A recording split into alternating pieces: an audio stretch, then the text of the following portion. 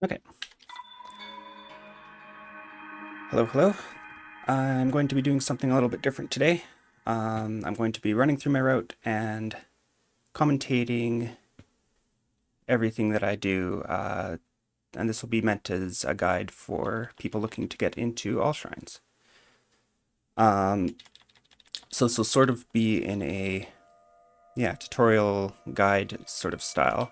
I won't be teaching all the usual Breath of the Wild speedrunning tricks, so before you learn from this video, you should know all the any percent tricks, like everything from Limcube's any percent tutorial, how to do plateau, BTBs, wind bombs, wind blight skip, that sort of thing. Hey Smitch, welcome. For wind bombs, you should know front hops, backflips, mid-airs, turned and delayed turn setups. You can learn those from Vvox's video, which I'll link in the description. Other things to know would be how to super launch. It's good to know how to ESC, though there's nowhere in the route that actually requires an ESC. And you should definitely watch Orcris' SCW video, which I'll also link. Hey Jason, good morning. And any other tutorial videos for tricks we use in the run, I'll try to make sure that goes in the YouTube video description. It will help guide you after your long slumber. So plateau will be mostly the same as other categories, though there will be a few differences that I'll point out when we get there.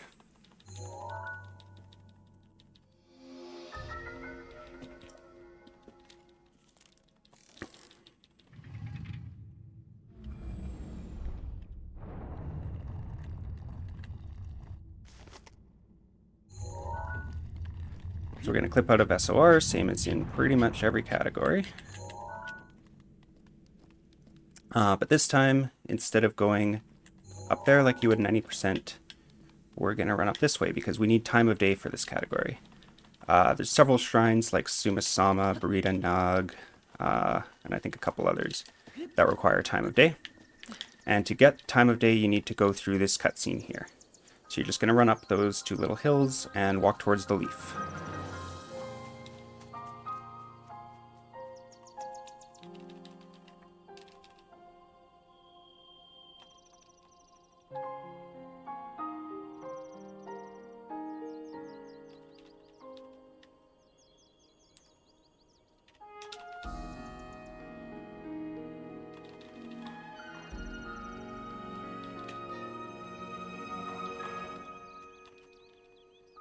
Get the nice inside view of Link's head there. Okay, and then as soon as the camera starts moving here, you're going to hold down ZL, that turns the camera, and then you're going to side hop several times to the left, and that clips you out. You can get out before the camera actually returns to Link, so just hold down ZL and immediately start side hopping. From here, we're going to grab a mushroom and head towards the Boko camp where we're going to pick up the pot lid. So the manipulation to make sure the Bokos don't pick up your pot lid, you're going to want to start whistle sprinting about here. Keep whistle sprinting until you see the little question marks, and then sprint without whistle sprinting until the exclamation points appear. Switch back to whistle sprinting, grab a couple mushrooms, grab the steak, and you should be clear to grab that pot lid. And then I like to grab all the peppers here, and the mushrooms. Because it's useful to have some food for the early game. And then I'm going to run up here and shield surf down, and we're going to get 5 pieces of wood. The wood's going to be useful for SCWs that we do later in the run.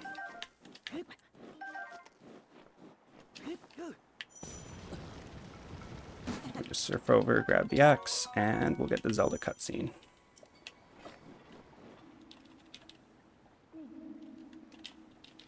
Link.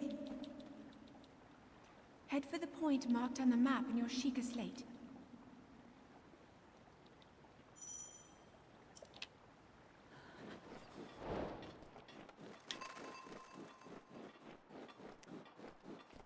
The rest of Stasis Split will be the same as every other category. We'll be getting the sledgehammer inside the Stasis Shrine. Now if you're fast enough at doing all the movement here, you should be able to make it out of the cold area without eating. We spend a bit longer in the cold area because of getting the wood. But it should be fine.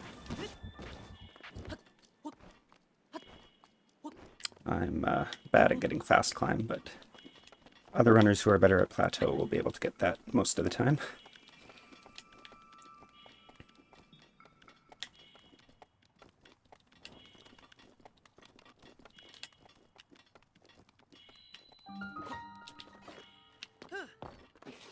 Okay, I'm not going to really describe the clips for the plateau shrines because those are covered by other tutorials.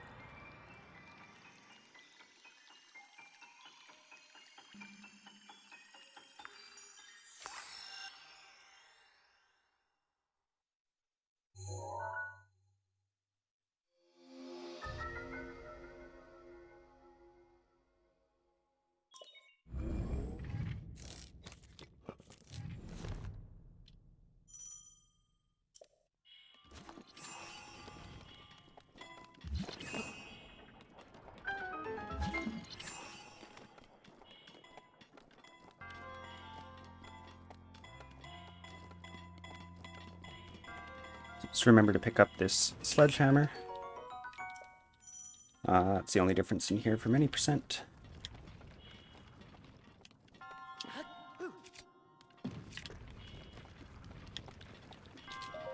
And that's one shrine down.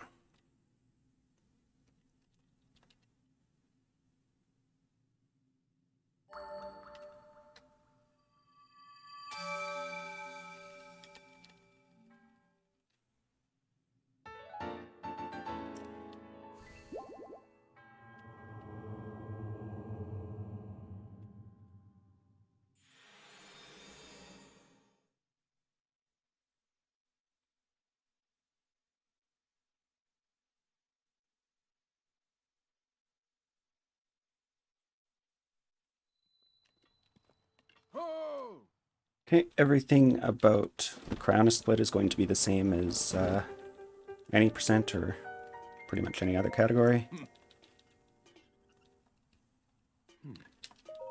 So I will just get through it as quickly as I can, but not much to say here.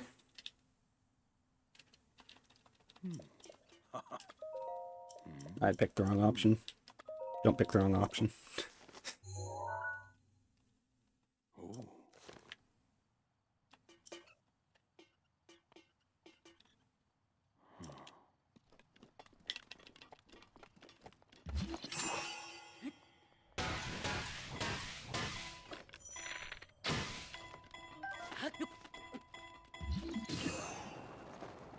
It's not crucial that you pick up that arrow, but every arrow helps. There's going to be enough arrows routed in to do everything, so extra arrows from RNG will pretty much just be for helping kill Ganon at the end.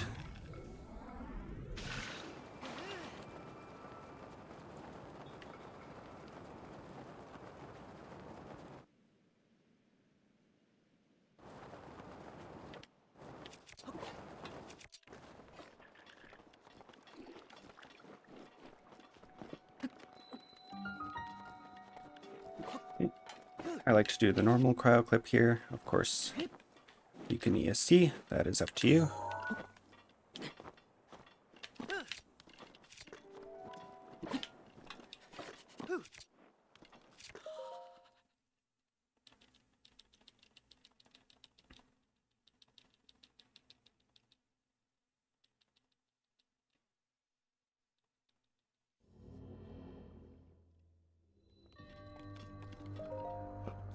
Okay, so I susted.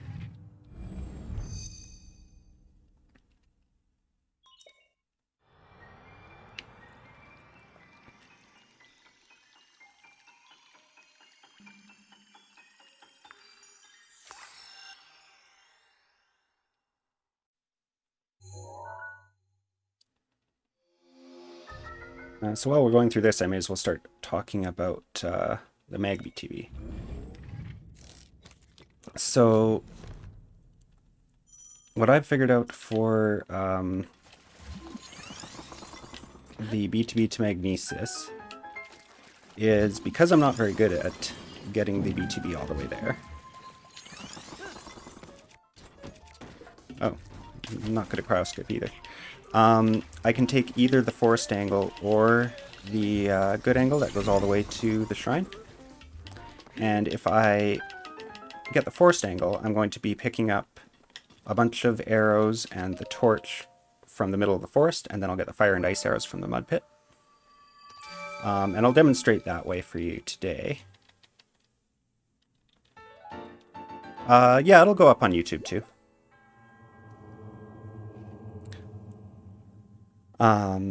So yeah, we'll get those arrows along the way, which loses about a minute on the Magnesis split, but it'll only lose about 20 seconds in the total run, because if you get the BTB all the way to Magnesis, you'll have to pick up, we'll buy and pick up some arrows elsewhere.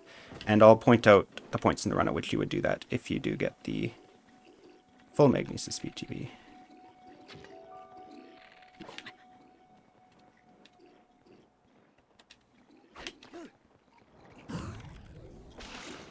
Okay, so like I said, we're going to get forest angle here. And I'll show you everything you would pick up in that case. So there's 5 arrows here. They often don't like to load in, and I unequip and re-equip the bow to get them to load in. For some reason, I've found using the bow helps them load in faster than equipping and unequipping shield. Don't know why that is, but there you have it. So 10 arrows and the torch.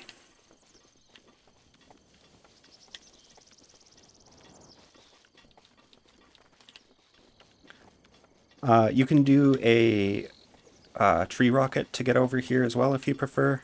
I don't know if it's actually faster if you're only going to the mud pit, but I'm terrible at tree rockets, so I just run.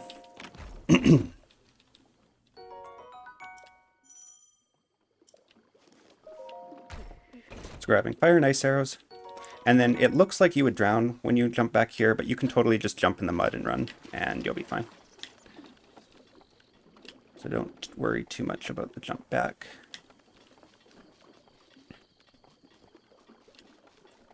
And then I like to smash these for a bit of extra food and arrows. It's not critical, and you can skip them if you want. And then we'll clip into Magnesis.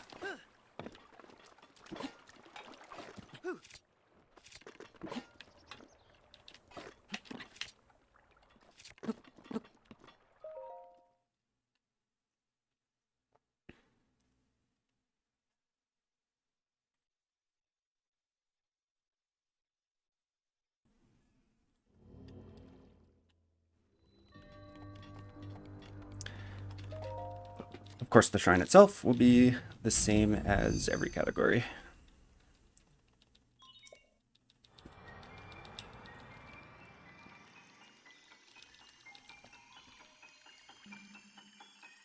Hey, Sloop, thanks. If I get the good BTB angle, what do I do about the torch? Yeah, so we got the torch, not the tree branch. No worries.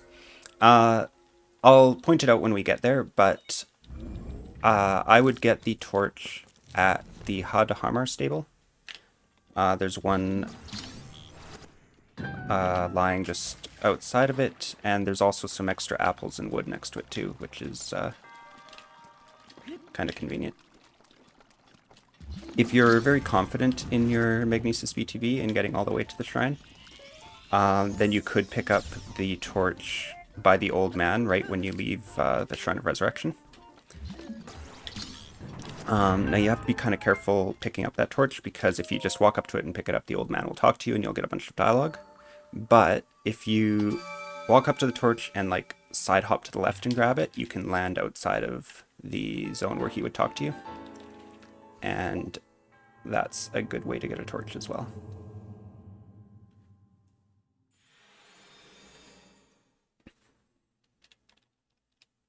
But yeah, when we get to Hodhammer, I'll point out the torch spot. The other thing you could do is just light. So we use the torch for Farage Farming. You could also just light the wood with 5 fire arrows, because you would have enough. The tree branch will not work for Farage Farming, no. Okay, so this DLC chest contains a ruby. I'll go ahead and open it up, but you would only get this ruby if you're BTBing all the way to Magnesis, because we would use that ruby to buy items in Kakariko. So I'm just going to drop it because we don't need it. Smash that if you like for a bit of extra food. I do the slab launch here. You can also box walk. If you do box walk, then you'll want to smash that crate before you enter the shrine so that it respawns when you get out. Ideally, you don't get hit by the slab there. I'm going to try bombs VTB. I'm not very confident in it, but okay, looks like we got it.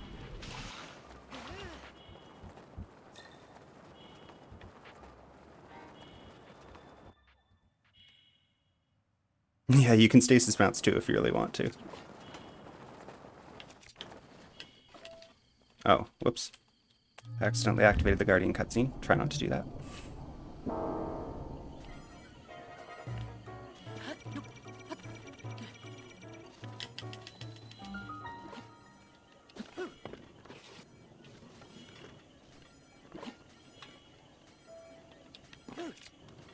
Ugh. There we go. I've been having a lot of trouble with these clips lately, I don't know why.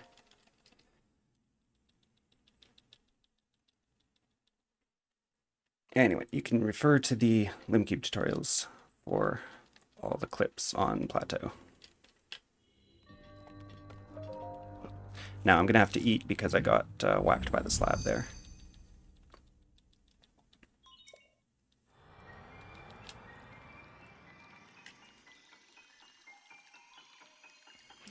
And then the one thing I do differently from most people is in the next split I'm going to be doing 2 wind bombs up to Temple of Time, and that's mostly because I just suck at tree launches.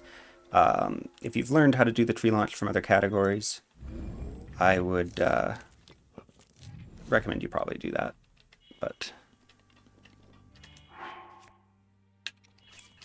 Okay, so I'll eat. I'm going to do the quick fix to fix Ragdoll, and wind bomb over here like normal. Gonna have to eat a little bit more. There we go.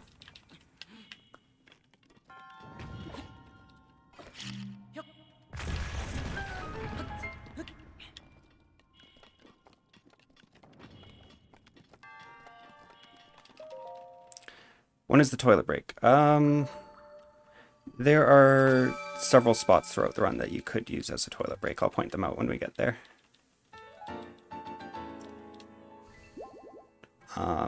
You do kind of have to be fast if you want to do a toilet break during this run. Or, you know, you can also just go at any load screen and, you know, you'll lose a few seconds, but it's a long run. Those few seconds don't matter a lot in the long run.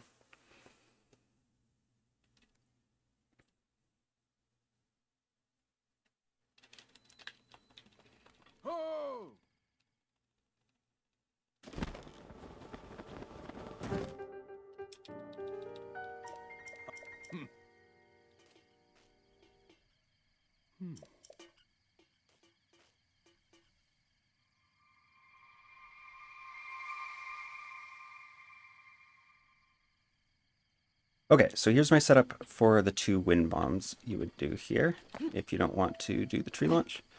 So I aim at this seam in the bricks just to the right of the leaves here. I'm going to slightly delay bullet time, turn this way and aim at these leaves. That's... oh, okay, I delayed a bit too long there. Normally that would give you a launch that... a launch that lands you right around this hill. Sometimes you can roll a bit further. So I'm going to have to eat some more food here.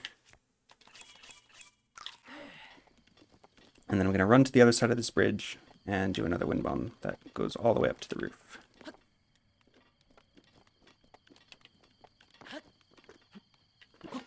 So I'm aiming at the second of these two open windows. Or maybe the first one's not open. Anyway, the second window.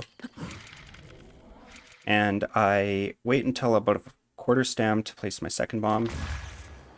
And then detonate. And ooh, that's looking... okay, just barely made it. You want to make sure you detonate immediately. Any sort of delay in your detonation will make it so that you're too low.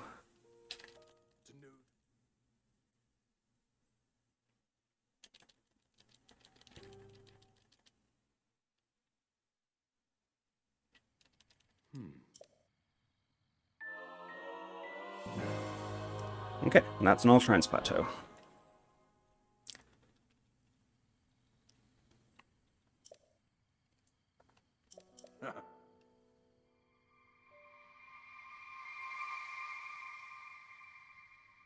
Hey, Kelsey. Okay, so as soon as the old man disappears, you're going to pick up this soldier's bow in the chest. And then run out to this little wooden platform. Aim, so instead of aiming directly ordinal, just aim a tiny bit right of ordinal. And that's going to push you a bit to the left. And vice versa. If you aim a tiny bit left of ordinal, that'll push you to the right. Then we'll do a normal wind bomb. Look at the forest here for lag. And super launch. And then we're going to activate the tower, because otherwise we would have to clip into every shrine in the run, and that doesn't sound very fun at all.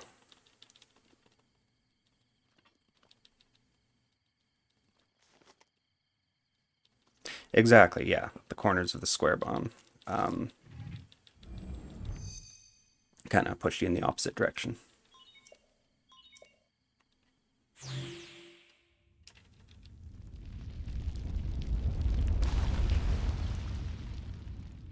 For anyone looking at the directions on my notes as we go, in the route doc, which will be linked in the description, I have a section on how to interpret all the shorthand for the directions that I use.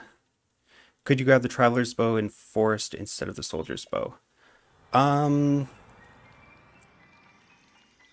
haven't really thought about that, actually. I'd have to check the durability on the Traveler's Bow, because you do want the Soldier's Bow to last you throughout the run. The only other thing I'd worry about there is the Guardian that you shoot in the Kayawan Shrine. You would have to make sure you get you shoot it directly in the eye if you're using a Traveler's Bow, because otherwise it won't die. But yeah, if the durability is similar to Soldier's Bow, I think you could use that. Okay, so I need to heal a little more so we can do one more wind bomb. So I'm going to aim towards this tower here. That's about directly east. And then do a delayed turn wind bomb. If you get enough speed from a delayed turn, you should not try and super launch this. But if you get a lower launch, you can turn, look back at plateau and super launch.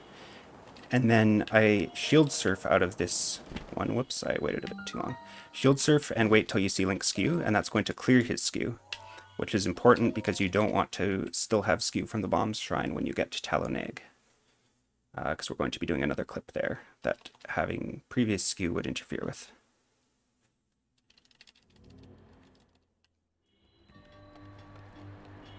Okay, Bashkala, not much to say here, just run through the shrine.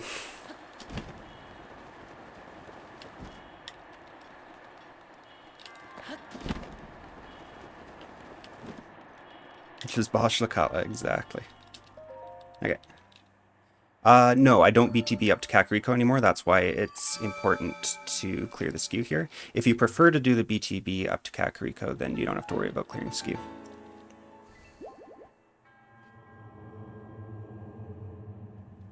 And the reason I don't BTB up to Kakariko anymore is if I skip those Mud Pit ice arrows, then I wouldn't have ice arrows to freeze the Lizalfos. But I also just find the wind bombs more consistent than that BTB anyway. So either way, I'm going to be skipping it. Okay, next shrine. we're going to go up to the pedestal here. A quick note on wind bombing from pedestals. You want to make sure you release your circle bomb late enough, and I usually delay the release of the circle bomb slightly when I'm going from a pedestal, and the reason for that is if you go too early, the circle bomb can start rolling down the pedestal, and then that'll make your wind bomb either suck or fail.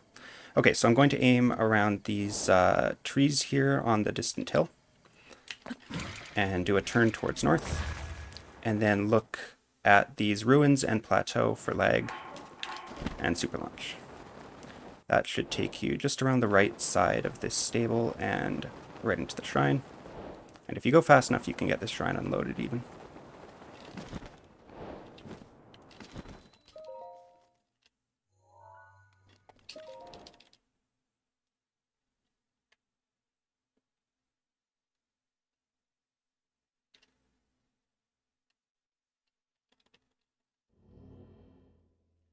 Okay, peg wind bombs, let's talk about those. So the easy, consistent way I like to get up onto a peg is I'm going to do a backflip, and then while Link's in the air, press Y, like that. And then when Link's weapon is fully extended out, just do a side hop to the left, and that's going to get you on the peg. Then I aim at this middle lighter texture.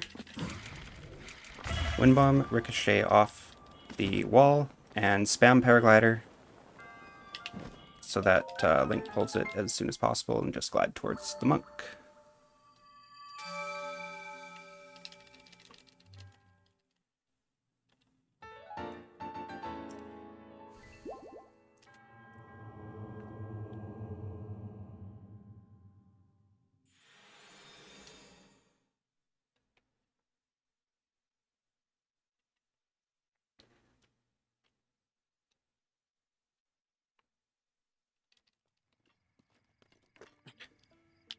Healer okay, so I'm going to stand about here on the shrine, aim at these two trees just to the left of the bridge, and then do a turn towards east.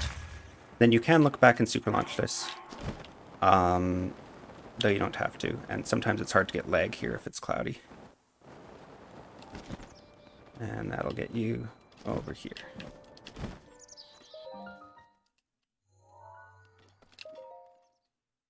If you miss the super launch on that one, it is not a big deal. You should still easily be able to get there.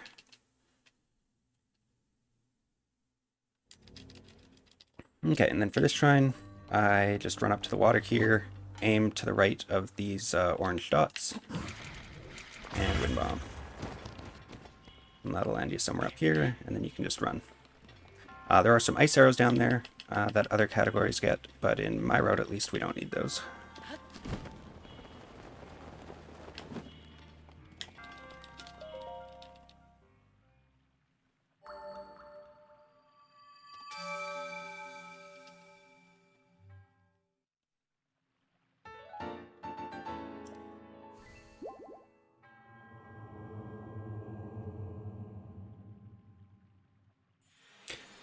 Yeah, if you have problems with dead angling in that shrine, maybe aim right at the orange dots. It kind of depends on where you run to, like your position for where you set up.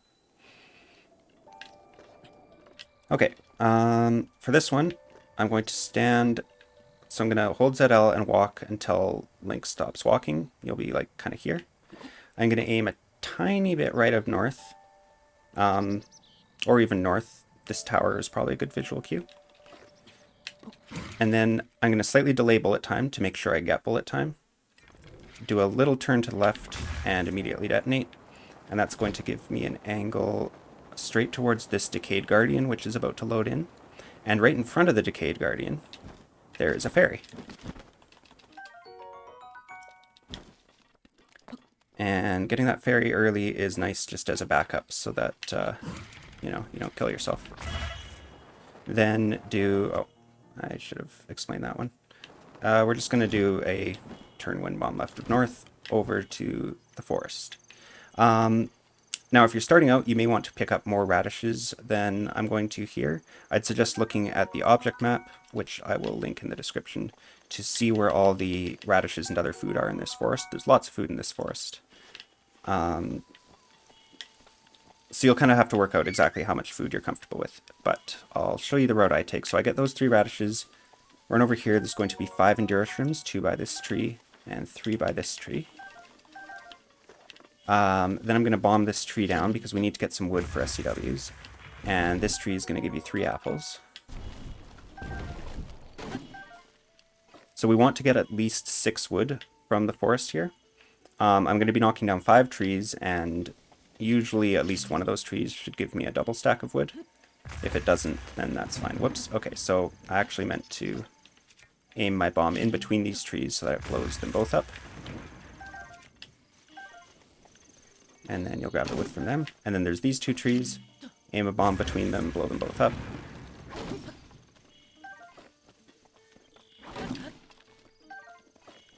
And then there's one more endurance and one more radish, and there's some more radishes over there that you can grab if you like. So you want to have 11 wood at this point.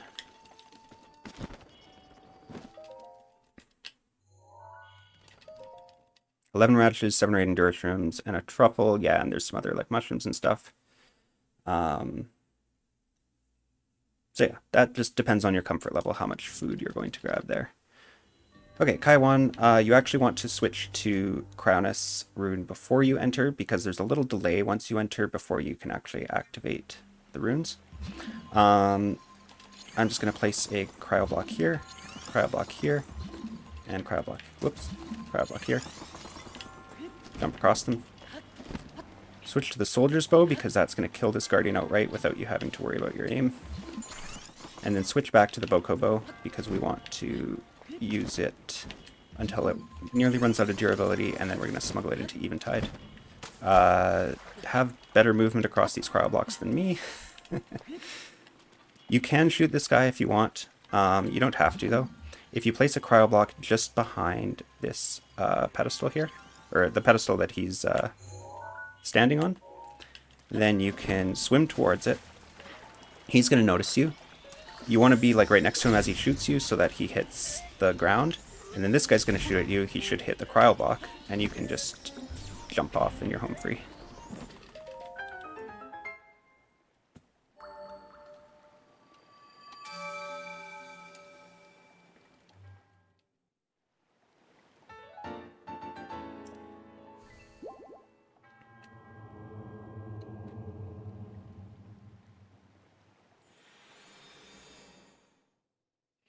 There are other wind bombs and fancy cryo boost jump things you can do in that shrine too, but I'm just going through what I like to do. Okay, so for this one, from the pedestal, aim at kind of the left edge of this forest. And then you're going to do a turn left, look down at the forest for lag, and super launch.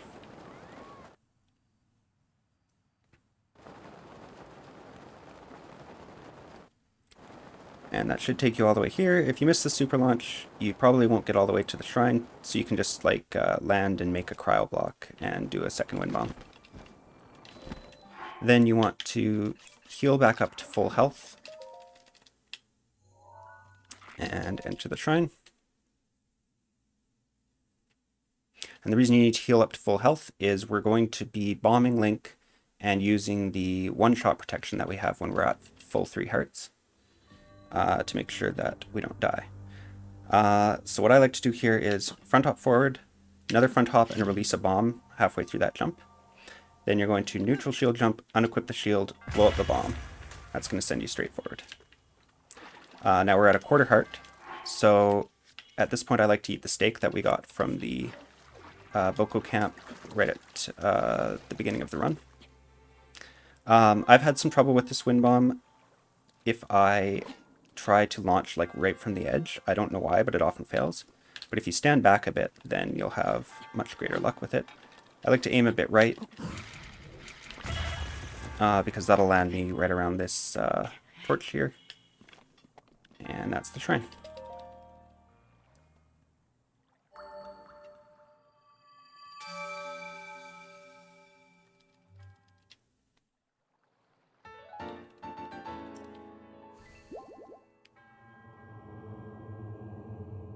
Wait, why is this not showing upcoming shrines? I did something wrong with my layout.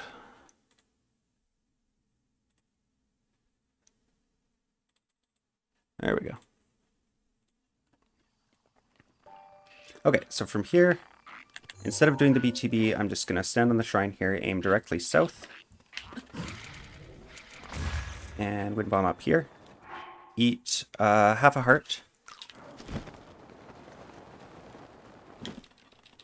So just like a mushroom or a pepper or something. Stand about here. I'm going to aim a little bit right of Ordinal, and that's going to send me a little bit to the left. Something like that. And then once the bomb recharges, you want to do a mid-air, pretty much straight south.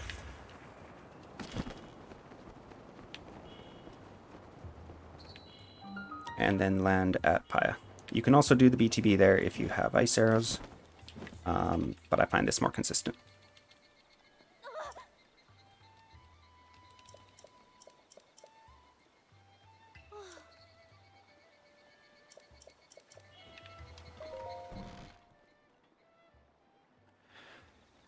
So we need to talk to Impa for this category because the dragons won't start appearing unless you've talked to her. And we also need to get the camera later on, which requires that we talk to Impa as well. Make sure you talk to Impa twice. If you only talk to her once, you're going to be very sad when you go to do Farage Farming and Farage doesn't appear.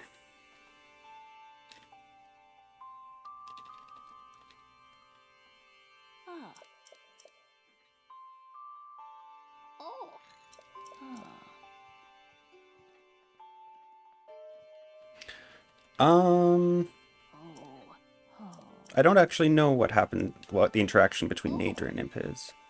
I just know that Farage doesn't appear. Okay, so we talk a second time.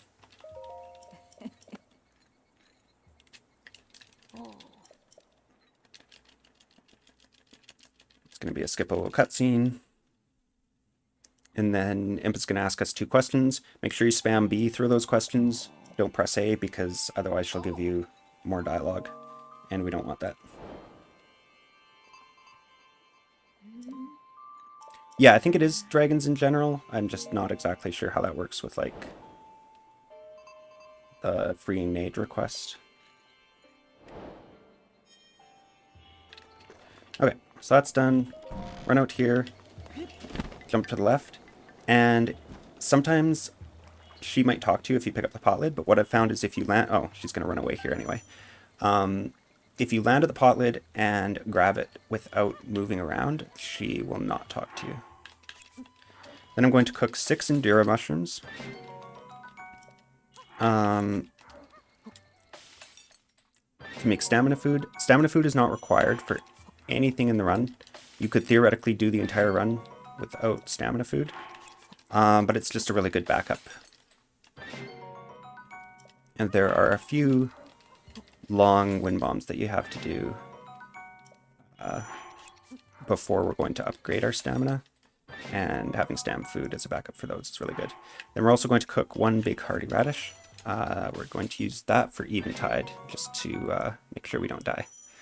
Okay, then, so at this point, I would run over to the fire and sleep, but if we were doing the good Mag BTB all the way to the shrine, and we got the DLC ruby, we would come in here, sell the ruby, buy these 10 arrows, and buy these 10 fire arrows.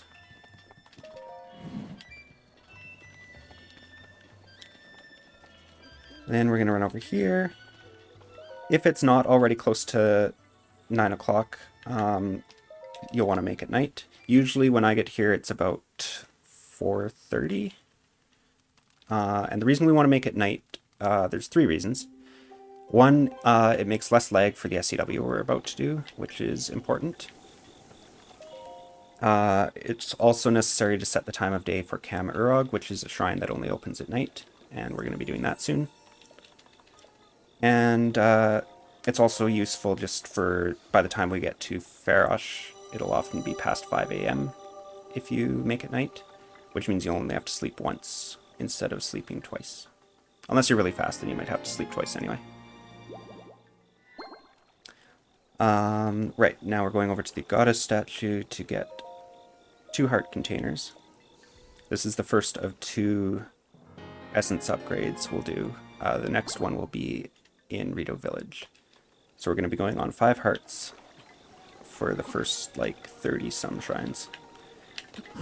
Then Wind Bomb North up to tell an egg. And activate it. So throughout this run, I'm going to be doing only inside skew on Test of Strengths. But there are outside skew setups for every shrine. I'm not going to go through them all. The one for this shrine is right there. I will link a video in the description that shows outside skew spots for every Test of Strength if you prefer to use the outside skew setup.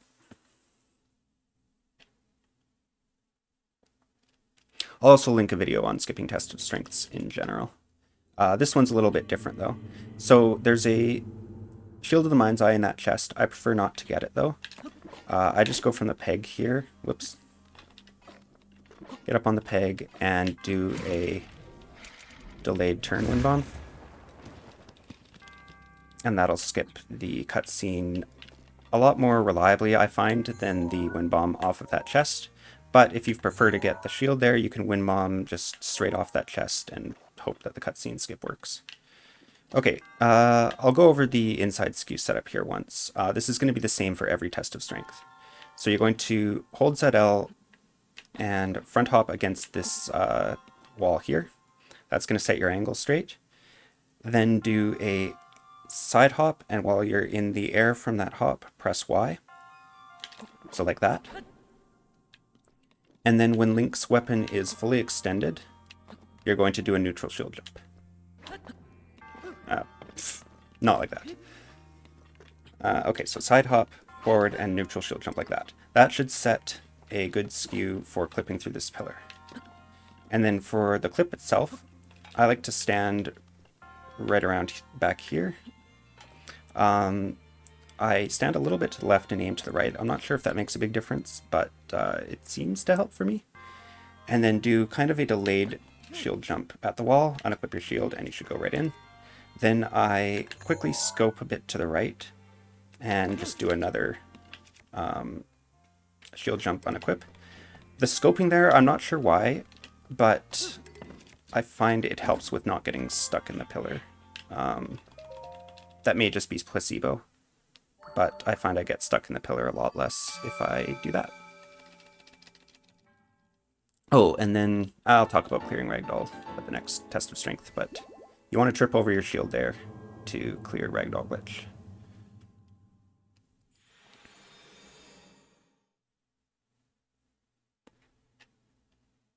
Hey, Ambi.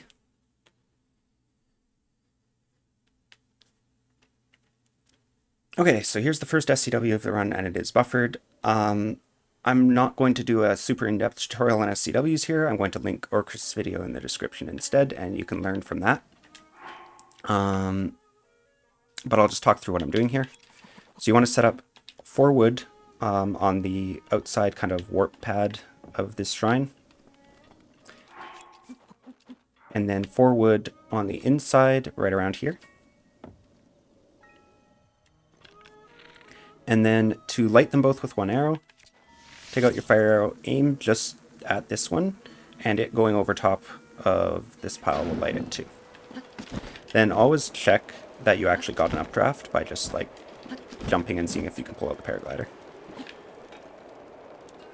So then there's a few setups to get storage. I use the one where I'm just aiming straight down, slightly to the right of the elevator. I'm gonna side hop, unequip shield, activate and jump forward, and then spam paraglider to jump out. And then for my wind bomb here, I like to aim a little bit right of east. So pretty much about here, kind of in line with the right pole of that little rope gate thing. And then I'm going to start the metronome and just glide out and do emitter.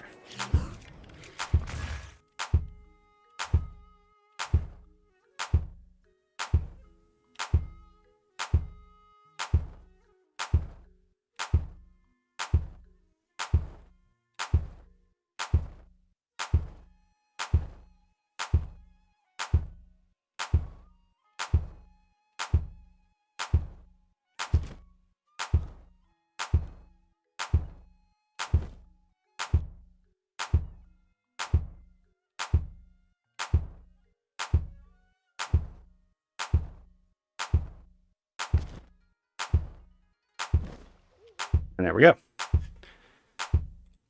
I'll also link some images with exactly where you can land and where you need to start buffering for these. But you want to generally land as early as possible while still being in the load radius for Laknaroki. So once you get into Laknaroki, you're going to open up the chest and get an Edge of Duality.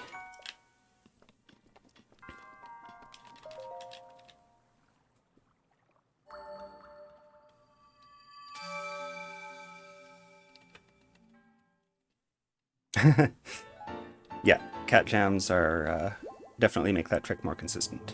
So of course, buffered SCWs, as Orcus will explain in his video, which I very much recommend you watch. It's an inconsistent trick, and it won't always work first try. And besides that, getting storage is tricky, and getting the midair can be tricky. So don't get discouraged if you don't get first tries. I have plenty of runs with second, third, fourth tries, which all have the potential to PB. So yeah, try not to worry too much about those. Okay, so for the next shrine, we're going to aim a little bit left of east from this orb pedestal thing, and fail the wind bomb.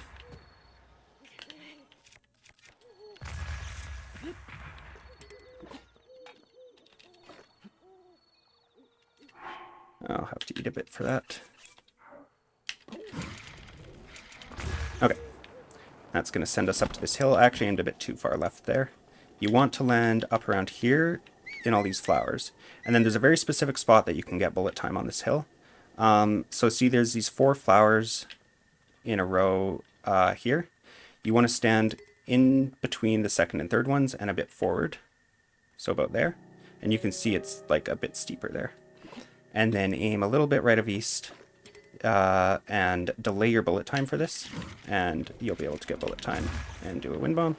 Then you can super it, looking at that bunch of trees there.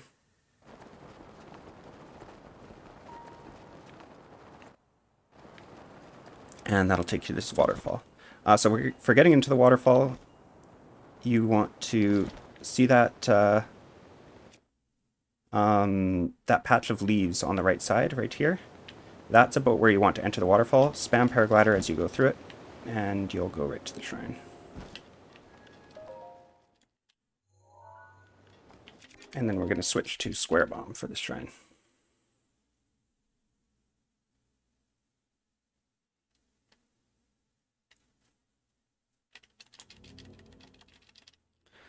Okay, and then there's a few strategies that I've seen used for this shrine. I'm going to need a little more so I don't die to ragdoll damage. But what I like to do is I stand just below where the ramp starts here. Aim kind of at the corner of this monk cage and do a very low height square first wind bomb. And that should land you up about here.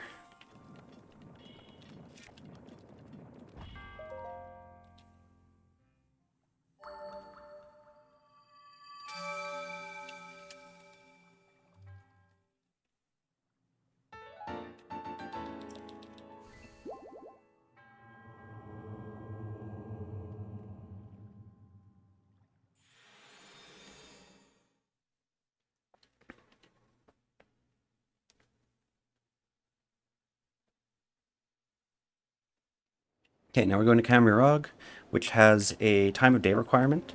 It needs to be between 9 p.m. and 4 a.m. for you to be able to activate this shrine. So we're going to walk over to the waterfall here, aim quite a bit left of north, but not so far left that you're going to dead angle. And that'll send you up to this little pillar sort of thing. And then aim a tiny bit right of south and do a turn. And that's going to send us straight to Camry Rag. So drop down into this sort of valley thing. And then see there's a group of those 5 statues. Shoot at that one. And shoot a normal arrow, not a fire arrow. Whoops. And that will open the shrine.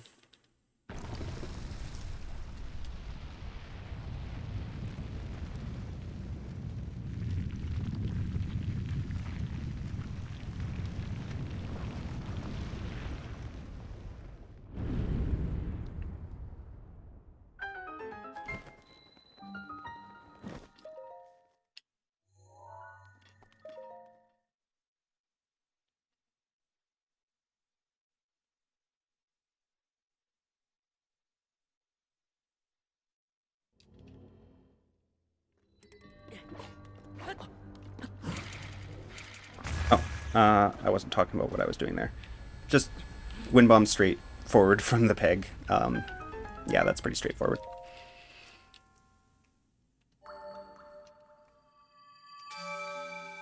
You should land up on there. If you find yourself going too far, just tighten up your wind bomb timing. Don't wait too long between the first and second bomb, and don't delay bullet time.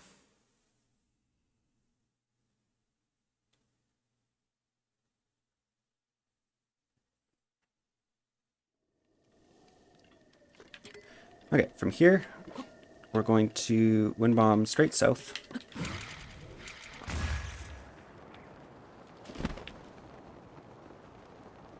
And glide to about here. And then this wind bomb is really tricky. I'll show you what I do, but you may want to play around with other setups. You can do some backflip wind bomb setups by setting up kind of back there. But what I do is I'm going to aim a little bit right of ordinal, so kind of aiming at the edge of this cliff wall. Do a front hop, and then look down at those trees and use VR to get lag for a super launch.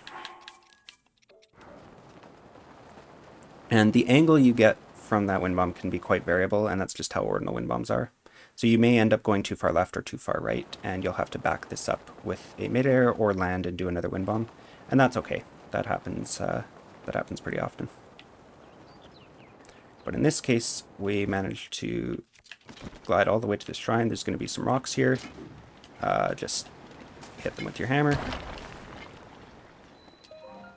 And into the shrine.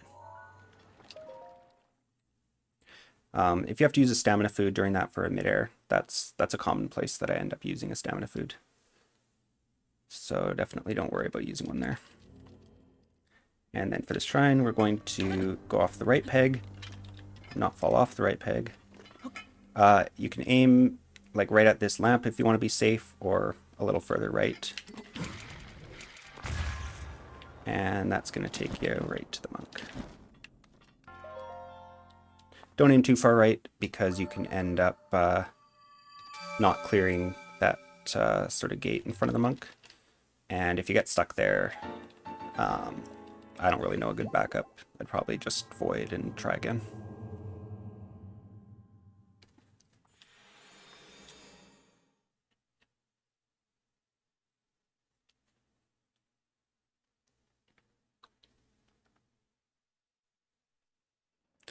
Okay, so for Hadahamar, if you skipped the torch on Plateau, you're going to want to grab the one from the stable. So I'll show you where to go for that.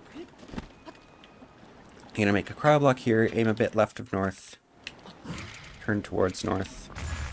You can super launch off this forest, although I find it sometimes hard to get lag, like there. Now, if you're not getting the torch, you're going to glide straight to the left of that waterfall, and you're going to get some swift violets. If I don't get the super launch, I like to land on that hill back there and do another launch, just to make sure I have enough stamina to get all the swift violets. So over here, there's the torch, which I picked up right there. Some wood and apples. And then aim at the shrine. And we're going to pick up 4 swift violets that we're going to use for speed food. They're all on the left side of this waterfall. So you can just kind of glide and grab those.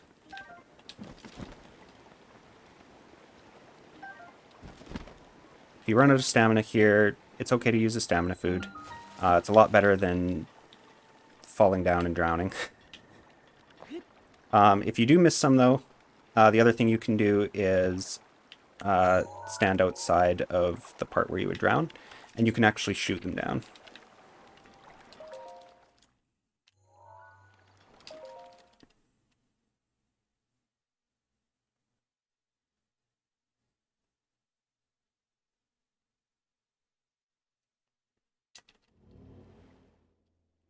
Okay, so for this shrine, go to the left peg. I aim at this second torch on the right side, and I'm going to do a wind bomb that ricochets off the wall here, pull paraglider, and land up on this corner. I always check to make sure my square bomb has respawned here, because sometimes it doesn't. and then aim at like the corner of where this waterfally part meets the shrine cage. Do a wind bomb, and then you're going to spam the heck out of paraglider and hope that Link opens the paraglider in time. This is one of the main reasons I get the fairy in the fairy I got a while ago, because if you don't pull paraglider in time, you'll die. So that's how we do that shrine. I'm also going to show the more casual strat for this shrine in case you don't get that nice ricochet up to the upper part, because sometimes ricochets could be weird. Or sometimes you'll just fail the wind bomb and you'll have to go over there anyway. So the other way to do this, make some cryo blocks here, or if you're doing the wind bomb and you ricochet and you just miss this upper part, then you'll end up over there.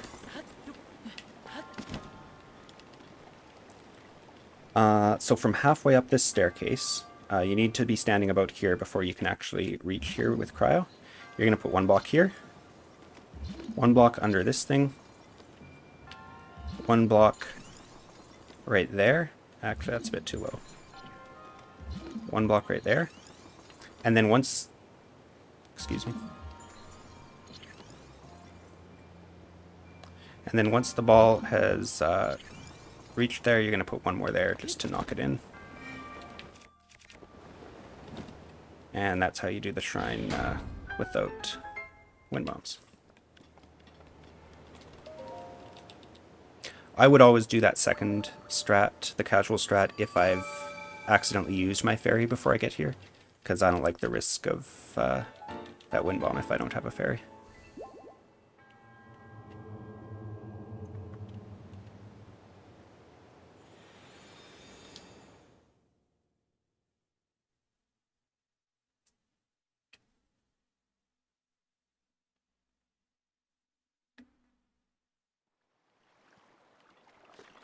Okay, from here, you can stand on this little portion of the shrine, aim left of west, and then just a normal wind bomb. And then you're going to do a midair that goes a bit right of west, and fail it. Okay. So if you get that midair, it'll look more like this. There we go. That'll send you towards Rita Key. There's also a backup here. If you missed one of the Swift Violets before, you can always just grab this Rushroom. And a single Rushroom can be used in place of a Swift Violet when you're making speed food. But no more than one. You have to have at least 3 Swift Violets or Fleet Lotus Seeds.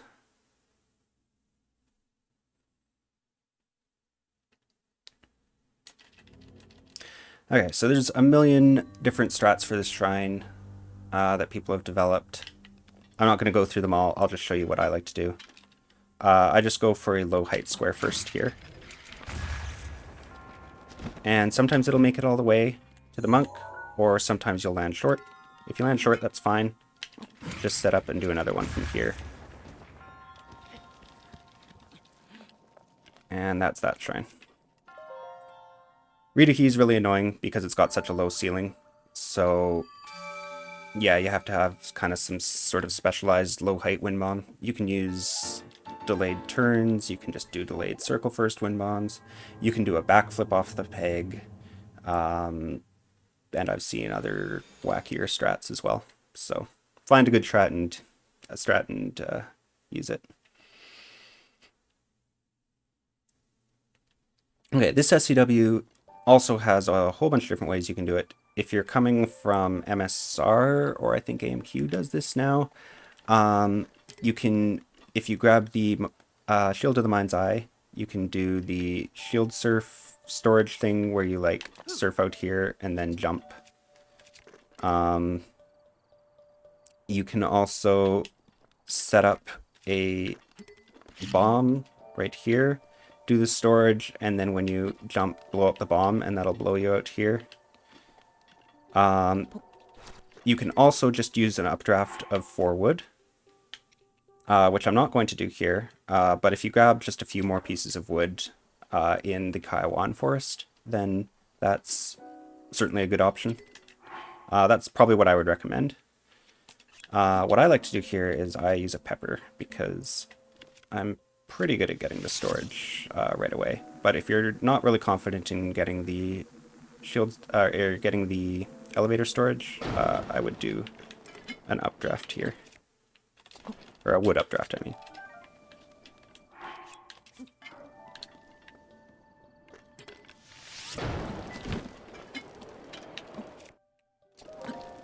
There we go. And the reason is those peppers will burn out quite quickly, so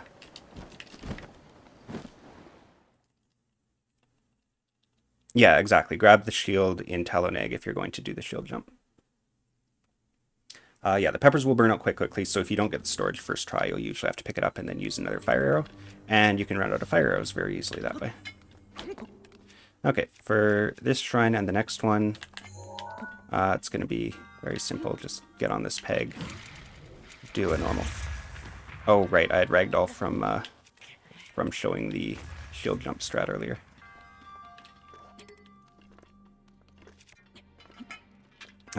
Just do a normal front hop wind bomb off the peg here.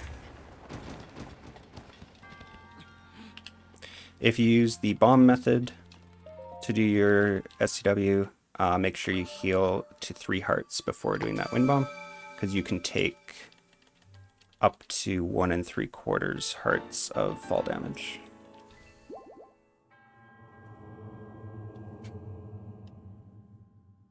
A bar of soap that looks like a hand, very nice. I don't know, that would be kind of creepy, like washing your hand with another hand.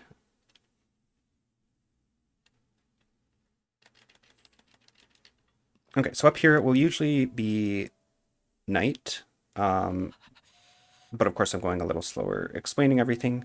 There's going to be 2 stall bocos that appear here, so just make sure you get out of the way quickly. If you're not sure about your durability for these 2 pot lids, you can shoot the one on the left to get his Traveler's Shield, and that will just give you a little more leniency on the test of strengths. Because we need these 2 pot lids to last all the way up to the castle split, which is not for a little while.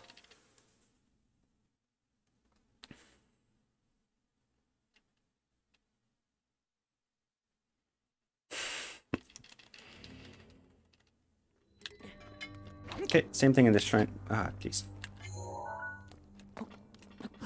Same thing in this shrine, just wind bomb off the peg.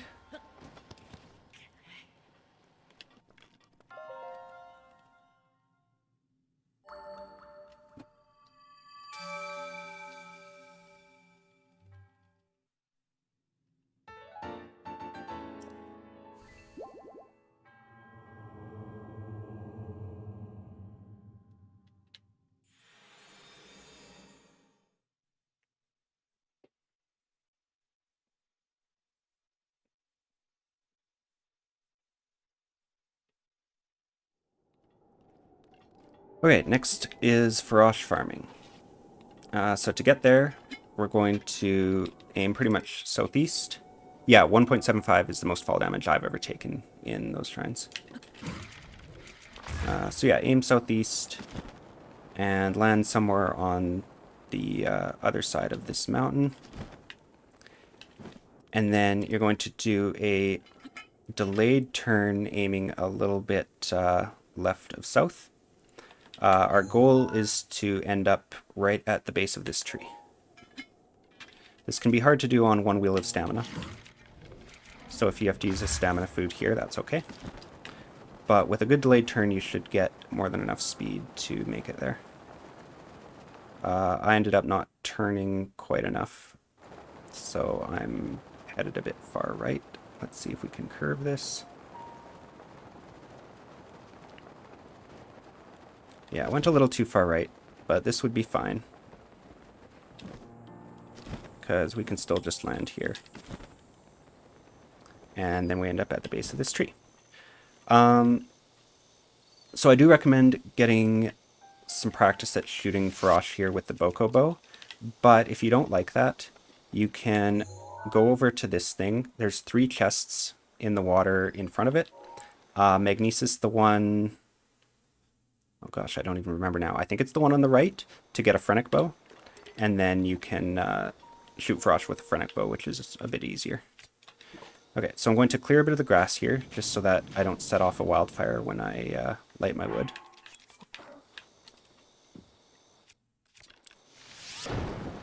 Light a campfire. How did I end up... Oh, right, I got 2 torches because I got that extra one in How to Hammer. Well, that's fine. Drop the torch. And so to get the sit prompt without grabbing the torch, you want to just sort of slowly edge up to the wood on the other side of it. You'll get a sit. Wait till morning, and Farage is going to start spawning out of the river here. It's the first time you shoot Farage. No matter where you shoot him, he's always going to give you a scale. And sometimes he'll just fail to register. There we go. Oh, shoot. Watch out for those. That can happen. Good thing I had the fairy. So then the number of horns you're going to need depends on how fast you're going. I only need to get 4 horns when you're starting out. I would suggest getting more. So I'll grab like 6 here maybe. So practice those shots to make sure you can get the horn. If you're using the Bokobo, you have to shoot quite a bit above him, and you'll just get a feel for where to shoot with a bit of practice.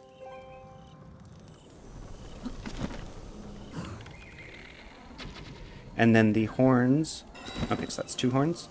The horns and scale are going to land either on the left side of this little lake thing or on the right side. So we'll have to collect parts from both sides. Okay, that's 3. Sometimes Frost can take a couple seconds to spawn. It's okay. Now that the Bokobo is badly damaged, I'm going to switch over to the soldier's bow. Okay, that's 4 horns, so I'll do 2 more. Yeah, you kind of have to just figure out how fast you're going at first to see how many horns you need. It could be anywhere from like 6 horns to 9 horns when you're starting out, mostly depending on how much experience you have with speedrunning other categories of this game.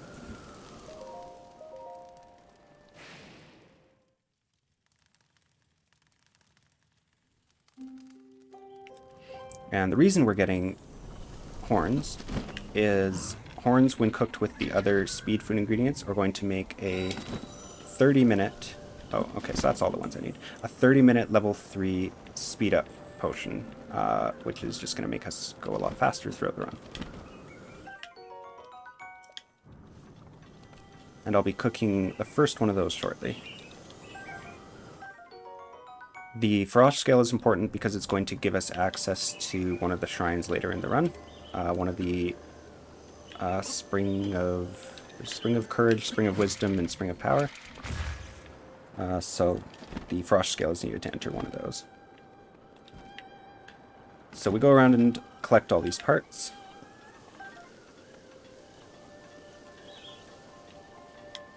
Oh, there's only 5 horns? Either I miscounted or one of the horns... Sometimes horns can like bounce away or fall off in weird directions. Hopefully that doesn't happen to you. Try to watch where they go so that you know if you're getting enough. We'll go with just 5 horns this run. I think it should be fine. And then you're just gonna fall down this waterfall and enter the shrine.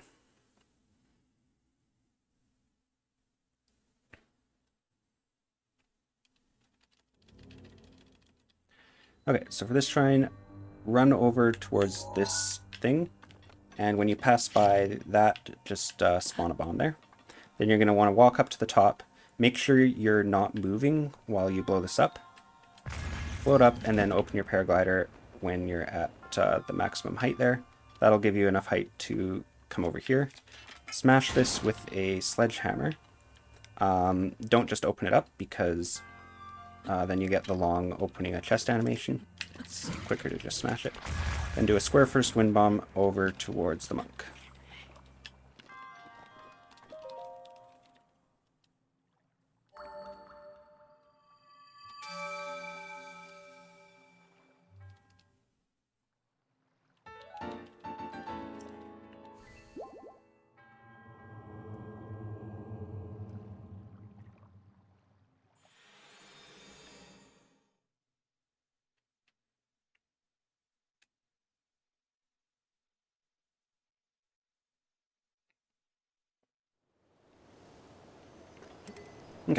from the waterfall here, I'm going to aim a little bit right of south and look up because the waterfall can be laggy.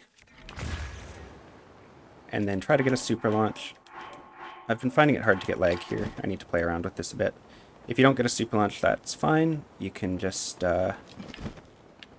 back this up with the midair in the same direction.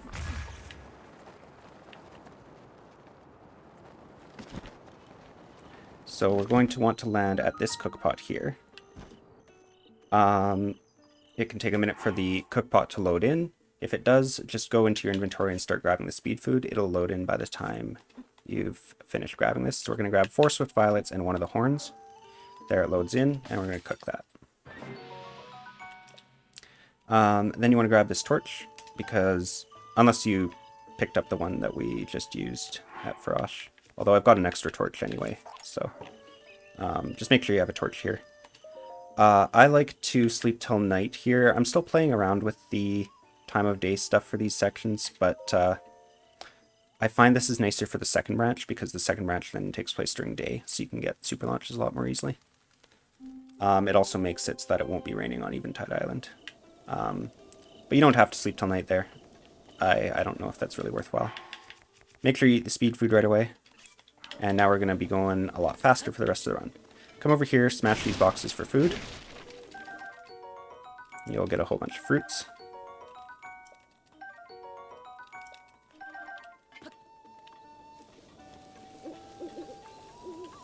And then the shrine is just behind these breakable rocks.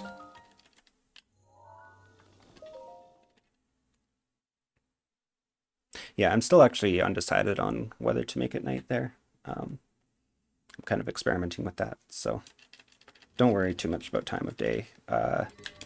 What time it is later in the run for you will also depend on how fast you're going anyway. So for this shrine, go to the left peg, aim. It's pretty lenient where you can aim here. Just kind of aim anywhere in this direction, a bit to the right.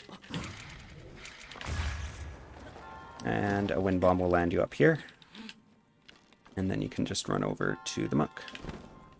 I'll quickly show you the backup. If you somehow don't land up there and fall down here, you're going to want to run over to this thing, swap it, stasis it, run up it, and then run over that thing.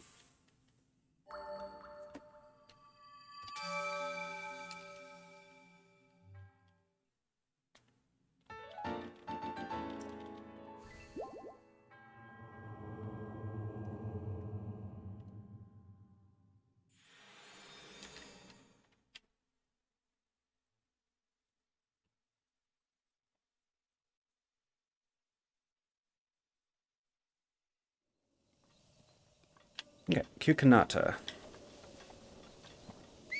So from this rock, I'm going to wind bomb, aiming like a tiny bit right of east, or just east works too.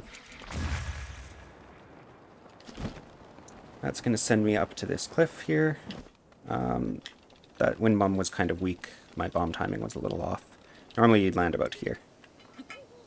Then do a turn wind bomb right of north. Oh, that wind bomb was also really weak. This is going to be interesting. So normally you'd be a lot further and higher from that. And then you would do a midair to get all the way up there, but I failed that.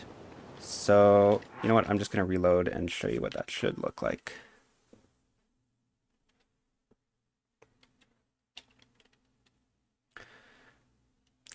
Yeah, this one can be kind of tricky. If you're not really confident in your midairs, this is a really bad midair to miss. So you can find a wind bomb path that doesn't require a midair. I'll show you what... Well, I won't show you, but I'll sort of point out where that would go. So if you don't want to do the midair from here, you can wind bomb and sort of land, I forget, somewhere over there. And then do another wind bomb that just goes up to, this is our goal, that's where we're going. But faster would be to... Why can't I get a good... Okay, I don't know what's up with my wind bomb from there. you would do that and then a midair. Okay, that almost got me there. Normally you should be able to clear that without much trouble. Oh, goodness.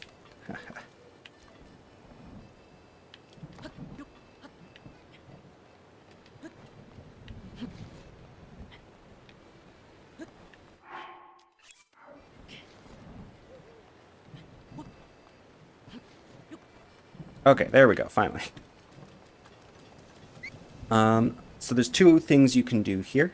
You can wait for lightning to strike your metal weapon, and then use Magnesis to put it up against this this thing, and that's like the normal casual way to open the shrine, but depending on RNG, that can take a while.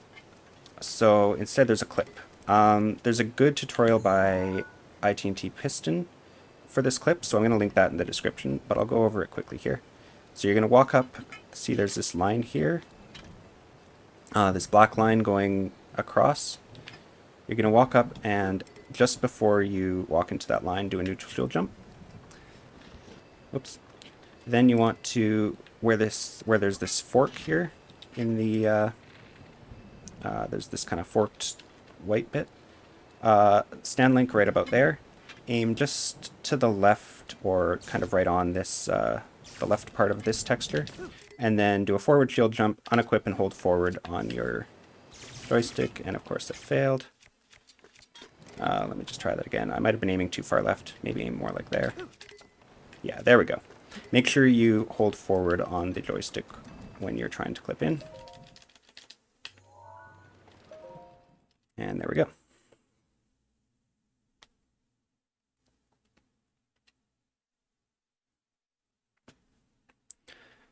If you do clip in, you're going to want to make sure to clear ragdoll. If your shield breaks there, that's fine. And then grab these rubber tights. We're going to be selling them later for rupees. I like to equip them. You don't have to, but if you ever fail a wind bomb in a way that the bomb blows you up, having those pants on will mean you'll take a bit less damage. So it's a bit of a safety strat.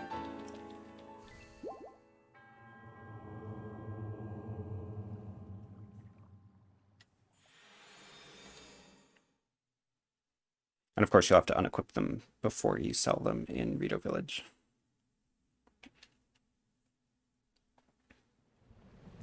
Okay, if you clipped in, then we're going to have to clip back out because we're still inside this invisible wall. You can sort of see Link climbing it there.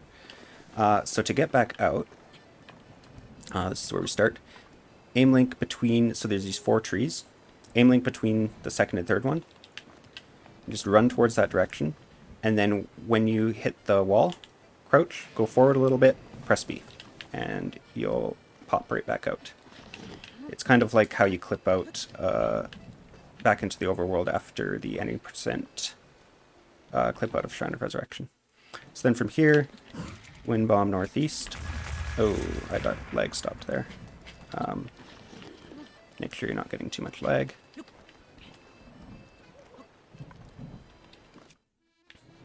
Okay, so wind bomb northeast. And look back at Farron for lag for a super. I missed my super input, and oh, I also went kind of way off to the side. That's fine if that happens, just do another wind bomb. But ideally, supering that should take you right to this grove of trees where we're going to get some Fleet Lotus seeds for more speed food. So equip the Edge of Duality, and there's going to be a blue bokoblin here. If you slam down onto him, he'll die. But I missed, so... Oh my goodness. Okay. Yeah, so slam it down onto him from the air, and don't miss him, and he'll die. And the reason we want to kill him is exactly that. He'll shoot you. With shock arrows, no less, which is usually lethal. But we get to try this again. Okay, so go towards here, crouch. I went a bit too far to the left. Crouch, press B. That takes you out. And then we're going to aim northeast. Wind bomb. Super launch. I don't know why I'm getting that angle. Maybe aim a bit more left than what I was doing to make sure you don't go that far left. Because this is an ordinal wind bomb, you'll go somewhat in the opposite direction of where you aim relative to ordinal. Okay, so let's try that again. Slam down onto him. Slamming down should hit him twice. Guess I didn't there. Then you're going to grab 7 Fleet Lotus Seeds here. Also, this Bokoblin can drop 5 shock arrows. It's RNG, but sometimes he will. You can grab those if you like. Then run over to here, and you're going to grab 5 more Fleet Lotus Seeds. Raise a cryo block in front of this guy so that he can't shoot you. Double check to make sure you've got 12 Fleet Lotus Seeds. That's how many we need. And then raise another cryo block. I like to aim directly east because you can hit these flagpoles, and that's annoying. So aim directly east to avoid the flagpoles. And then we're going to land on a Hinox. So there's 5 Hinoxes throughout the run that we need to steal orbs from. The way to do this safely is land right on its chest with your paraglider out, and that won't wake him up. Then you can slowly move. In this case, we want to grab the Knight's Bow. If you miss the Knight's Bow and you only get the orb, that's fine. There's a backup Knight's Bow later on. But we want to grab the Knight's Bow, grab the orb, and get out of here.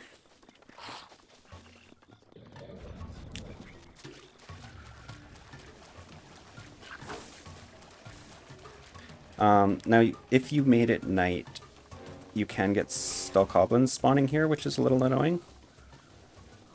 And they can snipe you. So that's one reason not to make it night. But like I said, I'm still playing around with that.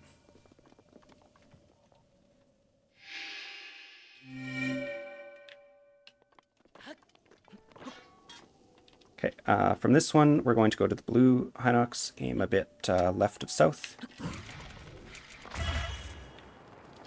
Since I had to do an extra wind bomb because I missed that super, I'll just have to eat a little bit. Same deal with this guy. Land on his chest with your paraglider out, and he won't wake up.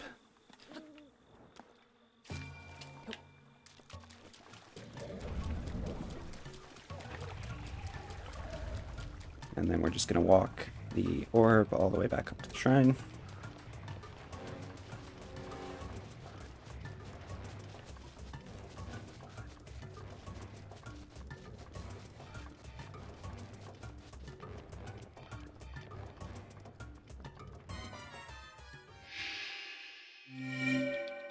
Okay, and then last Hinox can come over here, aim a bit right up north.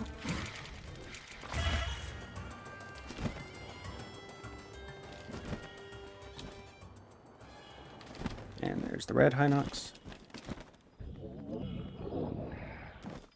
If you land too close to his neck, or like right on his neck, then he's going to wake up immediately.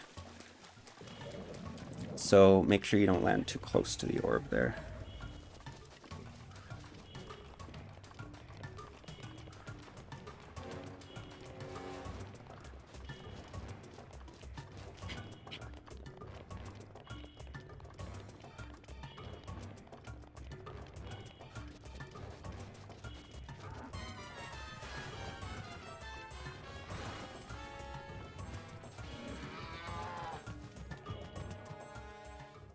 Nice cow.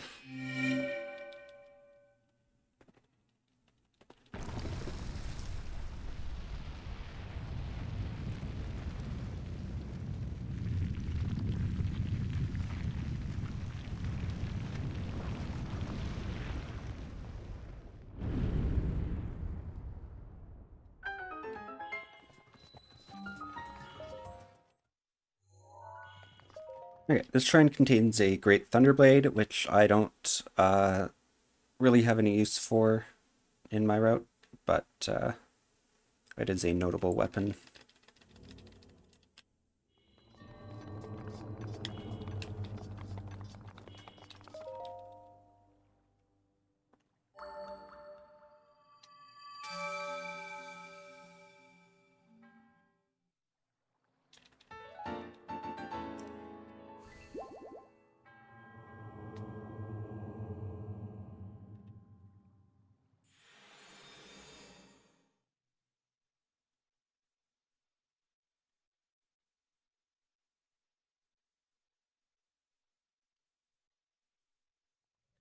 Okay, this is one of my least favorite wind bombs to get to Miyamagana. It's just at like, it's ordinal, but it's a little bit right of ordinal, and it's just hard to get a good wind bomb at that angle. So what I'll recommend, and what's probably the easiest thing to do here, is a backflip wind bomb off the shrine, but you can play around with other wind bombs to get there. So I'm going to aim at this tree up on Leneru Mountain.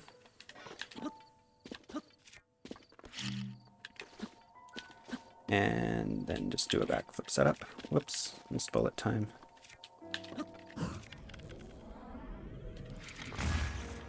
And then you can look here. I like to use VR because it can be a little hard to get lag.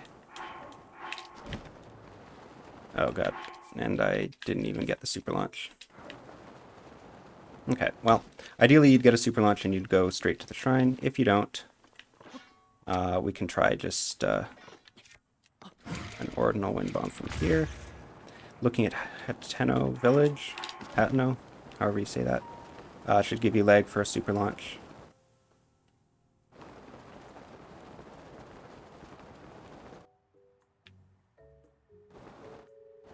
And yeah, somehow make it here. At this point, you'll want to check the weather gauge in the bottom right of the screen. Just see if it's going to rain soon, because then you'll know that you need to sleep at the fire just outside the shrine here when you get out. Because we can't have rain for the blue flame smuggling that we're about to do. Okay, in the shrine here, I just go off the peg and do a square first wind bomb, but with enough height to get over. Doing circle first will make you hit the ceiling, and then you won't be able to pull paraglider. So we go square first with a delayed bullet time. That gives lots of height, and then you get over.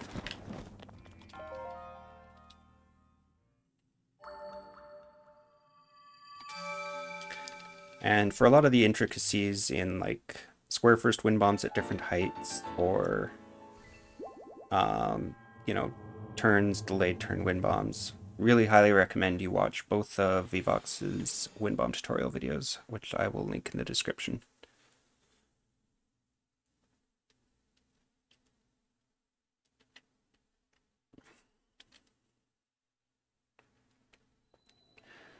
Okay, so you're going to want to look at your weather meter. If it's about to change to rain in the next minute, or it'll still be raining in the next minute, go to that campfire right there, which is still lit in the rain, and sleep so that it's no longer going to be raining.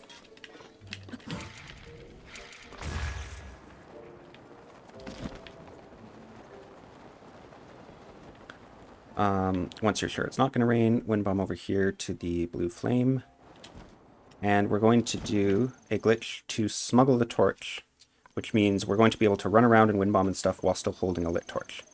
So to do this, take out the square bomb, place it in front of you, take out the weapon, and then you're going to press B and then unequip the shield as soon as possible, and then press A to pick up the bomb. So like that, you want to get that animation while he's putting away the torch, unequip and press A. And if you did it right, Link will be holding the torch but also holding the bomb. Then you throw the bomb, detonate it, and now you can run around and wind bomb and stuff while holding the torch. The only thing you can't do is throw aim to set your angle, because that will undo the glitch. So to set your angle, you're going to scope instead of using the throw aim. So I like to scope at the left side of this tree up here. And then do, oh shoot. And then fail a wind bomb. That's okay, I'll just eat some backup food.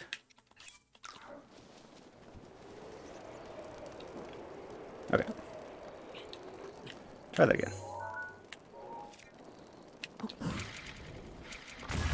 There we go. And then land on this house here. You can also just do a midair from there, but I don't really like doing that because Hateno's so laggy that doing the midair can be tricky. So then do another wind bomb straight east from the roof of that house, and you'll land here and light the blue flame. Okay. From here I like to equip the hammer. keep the torch. You don't need the torch for anything after this, but if there's any sections where you get lightning, you're going to want to have the torch just as a non-metal weapon to be carrying. Because all the other weapons we have are metal, and obviously you don't want that during a lightning storm. Then we talked to Pura to get the camera. We need the camera for 2 shrines later in the run. Those are Kaya, which we're about to do just after Eventide. And then you also need it for Shogatotone, which is the shrine where you have to take the pictures of the 3 guardians and show them to the lady with the orb. It is possible to use SCWs for those shrines to skip getting the camera, but those are both buffered SCWs and one of them is incredibly difficult, and I don't recommend doing that.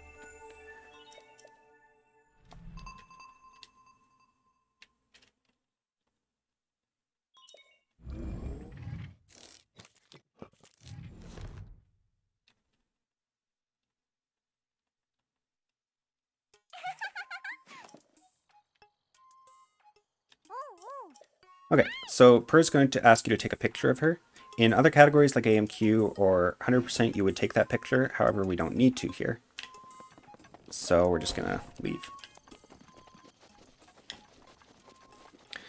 We're going to come over here. Our goal is to get to Muojim, which is the shrine way off in the distance. So I'm going to aim a little bit right of Muojim and do a turn wind bomb, and then I'm going to look at Hatno to get lag for a super launch.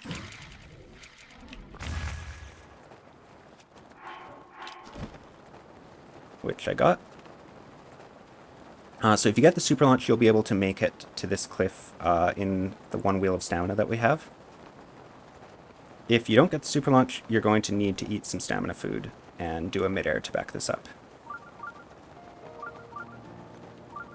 With a better angle, it's actually possible to make it all the way to the shrine. But I didn't tier, so I'm just landing here and I'm going to do another wind bomb. Oops. Make sure you're on the right bomb.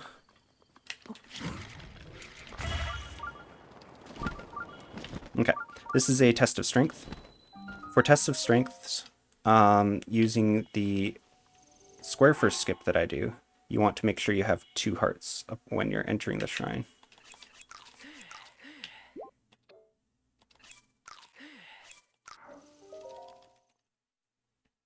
There's also a circle first, or sorry, I do the circle first skip. You can do a square first skip, which requires less hearts. Vivox goes over this wind bomb in his video, so definitely take a look at that. But basically how this works, I'm doing the circle first one. You place a circle bomb there, run around to this side, set your angle by jumping against the gate here, go in front of the circle bomb, do a backflip, get bullet time, turn around, place a square bomb, and then turn a little bit. And that's going to skip you over the cutscene barrier, which starts about where my bomb is, maybe a bit later, and extends about a third of the way or halfway up to the ceiling. It doesn't go very high, actually. So you just need to launch link over that, and then the guardian for the shrine will not appear. And then we're going to do the same skew setup that I showed you in Taloneg.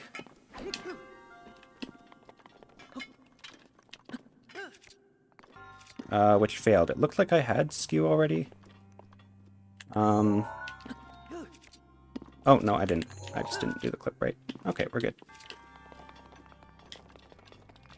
And then, as always, you want to make sure after doing a clip that you trip over your shield to clear ragdoll glitch. If you don't, your next wind bomb will fail.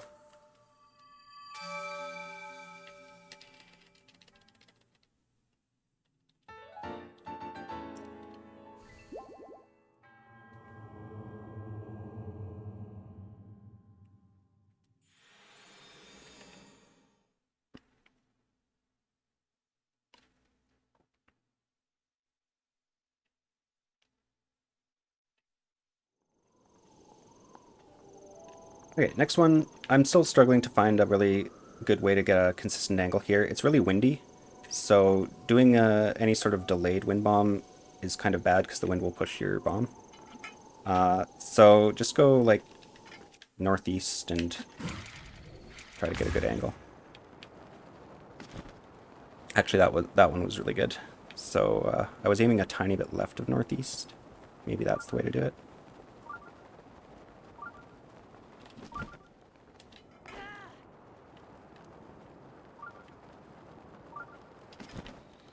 Okay, and then this shrine is another major test of strength. We're going to skip it in the same way as we do all the tests of strength.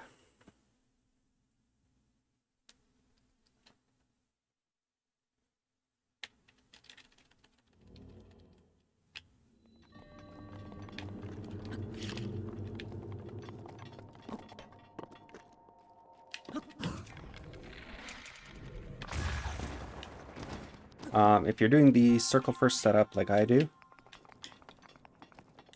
do recommend a tiny little delay before detonating, because sometimes if you detonate immediately, you can go a bit too high and whoops. And that will cause you to bounce off the ceiling and back down into the cutscene trigger.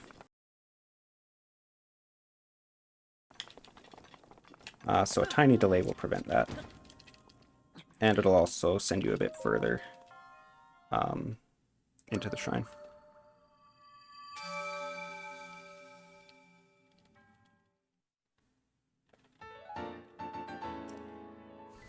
Okay, Eventide Island is next. This one's always a lot of fun. But I'll take you through what I do, which should be a consistent way to complete Eventide. I used to use a blizzard rod here, but I'm no longer doing that. Okay, so from this rock here, we're going to aim at these left trees on Eventide Island.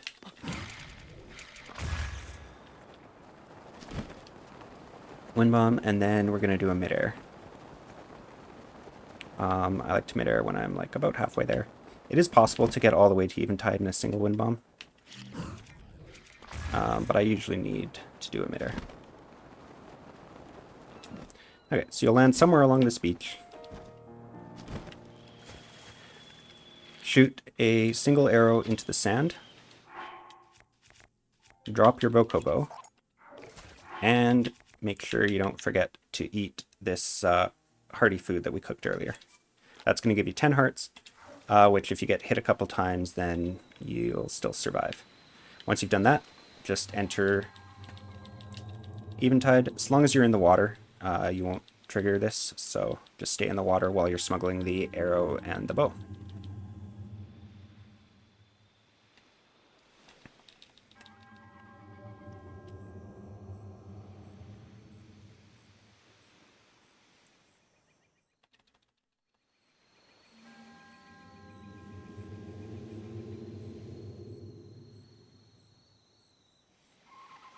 Okay.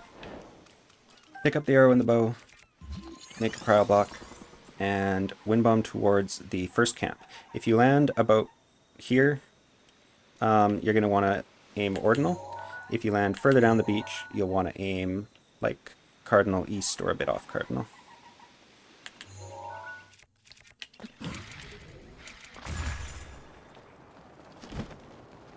I went a bit too far left there.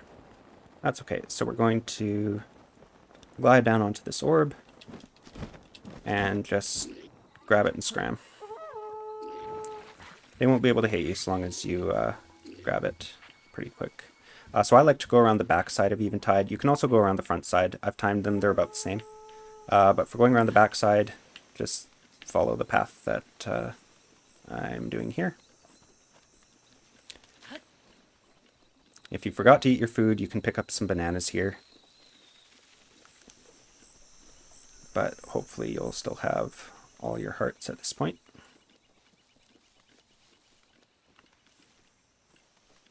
Some mushrooms here as well. And there will be some crabs on the beach. So from here, walk to the edge of the water, aim at kind of just the middle of the right side of this island. You actually want to aim a bit further right. Throw it, cryo block to get over, and then put a cryo block underneath it.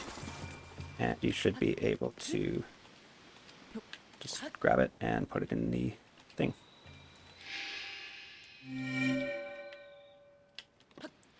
Okay, from here, aim south, wind bomb, and you can super launch off this forest. And we're going towards the Hinox. Same as the last 3 Hinoxes, you want to land on its chest with your paraglider out. And make sure you grab this weapon here. If you somehow get the orb and he wakes up and you miss the weapon, there's a backup rusty claymore that you can use that's just over by that raft there. Okay, now the manipulation for this camp. What I'm going to do is I'm going to whistle at a certain spot just up here, and that's going to cause the choo-choos and the bokoblins to walk towards me. If you whistle in the right spot, the choo-choo will actually walk over and stand in the fire, and then by the time you walk around the edge, he'll blow up and shock the other bokos, and that should give you more than enough time to put the orb into the thing. So right here, put that down, whistle, pick it back up, and then we're going to walk all the way along the outer edge here so that they don't see us. Keep them out of the view of your camera until you're about here, then it doesn't matter, so we can look there. It looks like he didn't quite walk all the way to the fire, so he's not going to blow up. But that's still fine because we distracted them with that whistle for long enough to do this. Okay, and then get out of there and wind bomb over to the next one. So for this one, try to keep all the bokoblins out of... Oh, that's bad. Okay, try to keep them out of your camera as much as possible. Land up here. Walk over here. Still keeping them out of your camera. Stasis. Hit it 6 times. Unstasis. Put the orb in the hole. Because I landed down there, they noticed me a bit early, but I still had enough time to do it. If you land up on the platform where the orb is, keep them out of your camera, then they won't notice you until you've already raised the shrine.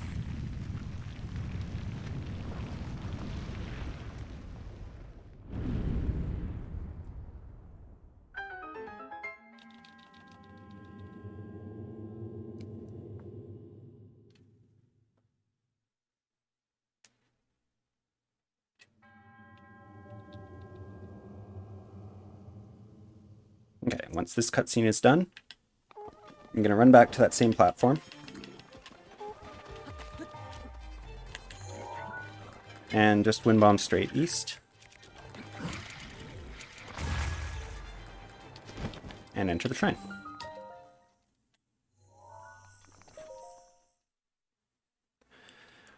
Inside the shrine here, there is a gold rupee in the chest. That's worth 300 rupees. And we're going to grab that.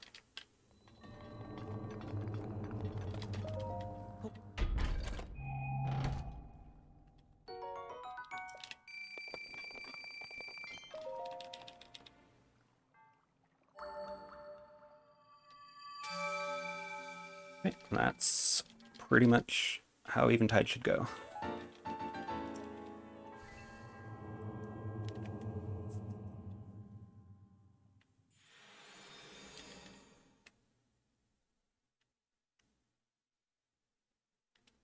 Alright, before I continue with the next shrines, I'm just going to take a quick bathroom break, because this isn't a real run, so I can do what I want. Whoops. Okay, I will be right back.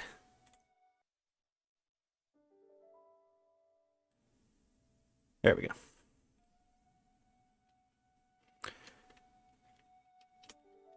Okay, let's keep going. So this wind bomb is a really long delayed turn that can be kind of difficult to do on one wheel of stamina. So if you have to use a stamina food for this, that's pretty normal. But you can do it without eating stam food. So what we're going to do is we're going to aim at the tip of this curvy, I forget the name for an island that's not an island, but at the tip of that thing, late circle, delayed bullet time, and turn past Cardinal, and that should give you a nice fast low launch.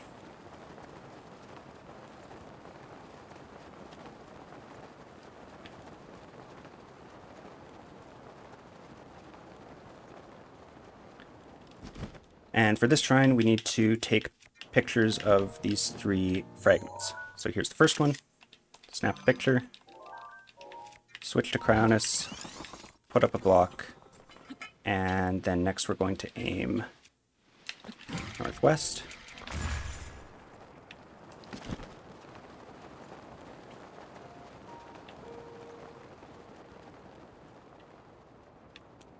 There's another one in this corner here.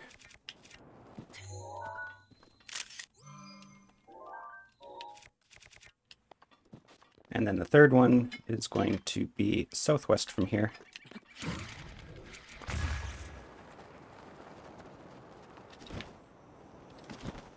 Nestled in these rocks. And then these 2 crates contain more fruit. When you're starting out, I definitely recommend getting the fruit from here, just as backup food. I don't get this food anymore, but start out with getting it, and then if you find you've got lots of extra food at the end of the run, then you can stop. And we're going to wind bomb, that was close, slightly right of north, and talk to the sky.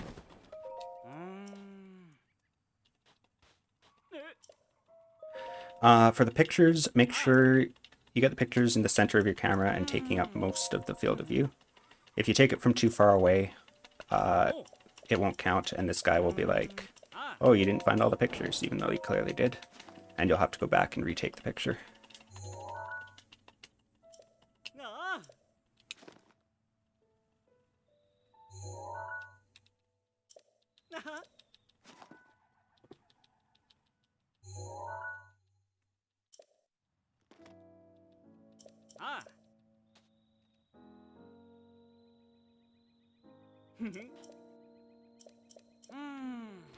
Okay, once he's done talking to you, go ahead and crouch on one of these. Wait for another long cutscene. Actually, this cutscene's probably long enough. It would make for a quick bathroom break if that's what you needed.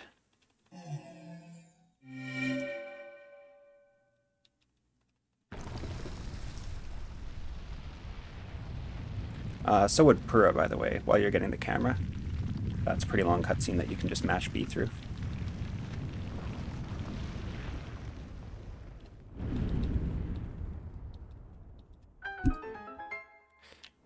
Okay.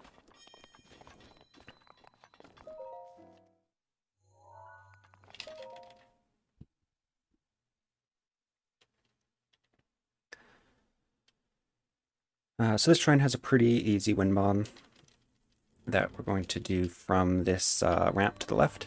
So stand a little bit up the ramp and aim. So there's sort of these pillars that make up the gate here. Just aim in the center of this left pillar. And a normal front hop wind bomb will put you right here. You shouldn't have to eat too much. I've never really taken more than a quarter or maybe a half a heart of ragdoll or fall damage, even though it looks like you should probably take a lot more.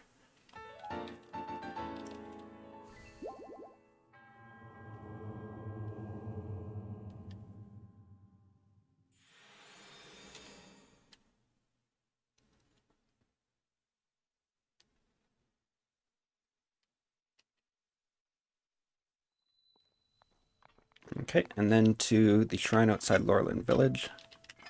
I'm going to aim a bit right of south. We're going to fail a wind bomb. Eat some food. Okay, aim a little bit right of south. And turn it. And then once, pretty much as soon as the bomb's recharged, you want a mid-air bit right of west. You could super launch off Loreland if you're close or fast enough. I didn't get the super launch here.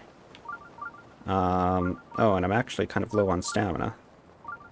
That hasn't happened before. Usually, even without the super launch, you would have enough stamina to make it there. But, I guess I wasn't very careful about my stamina, so now we're sort of having to wing some wind bombs here.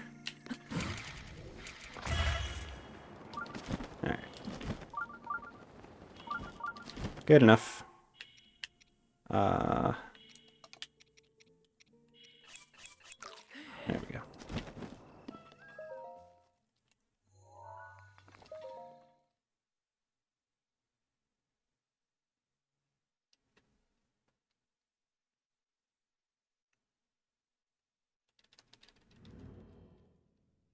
Okay, for this shrine, hop up onto the right peg, aim at this, I don't even know what this is called. Aim at this thing. And that'll put you up here. And then you're just going to run all the way to the end of the shrine.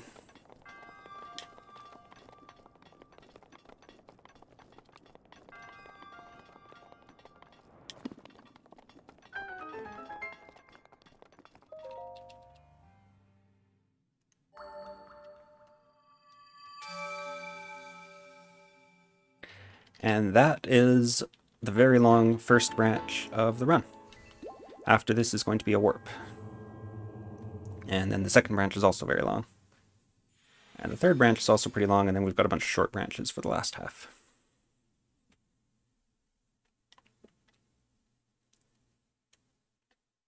So we're going to warp to Down A. That's the shrine behind the waterfall that we did earlier. Yeah, this will go up to YouTube. I like to just turn off the shrine sensor because the beeps are really annoying. It loses like a second, but I think I gain more than a second back in sanity, so warp up to Down A. Hey, see you, Kelsky.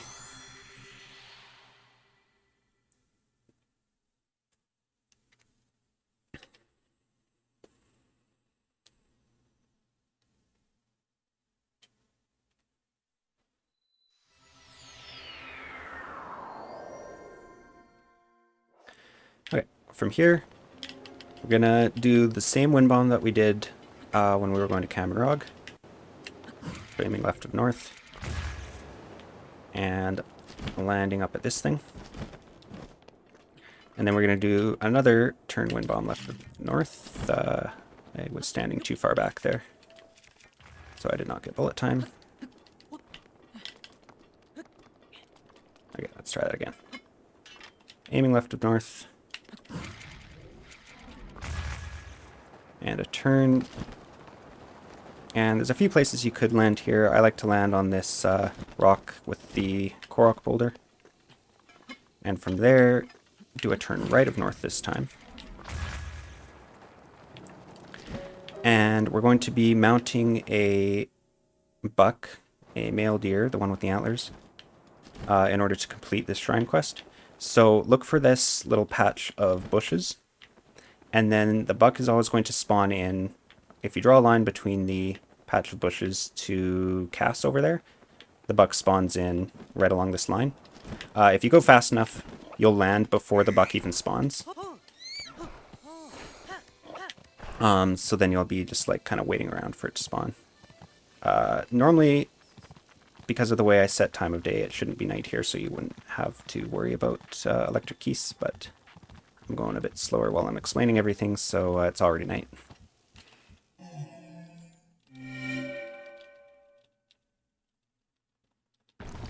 Oh yeah, no problem, King Bumble.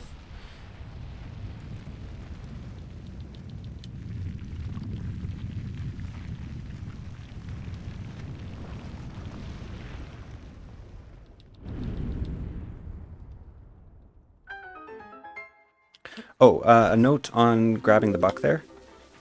When you hop on it, so of course you're going to spam L to try to tame it. But then don't spam A to try and force it forward. That'll kind of just get it stuck in a loop where it doesn't really move at all. You want to just like press A once, wait a second, and then press A again, and then that will make the buck move the way you want it to. Okay, so for this shrine, jump onto the right peg, aim at this, so there's this lighter indent in the wall. Just aim at the center of that. And I shouldn't need to eat. Yeah, that'll send you right to the monk.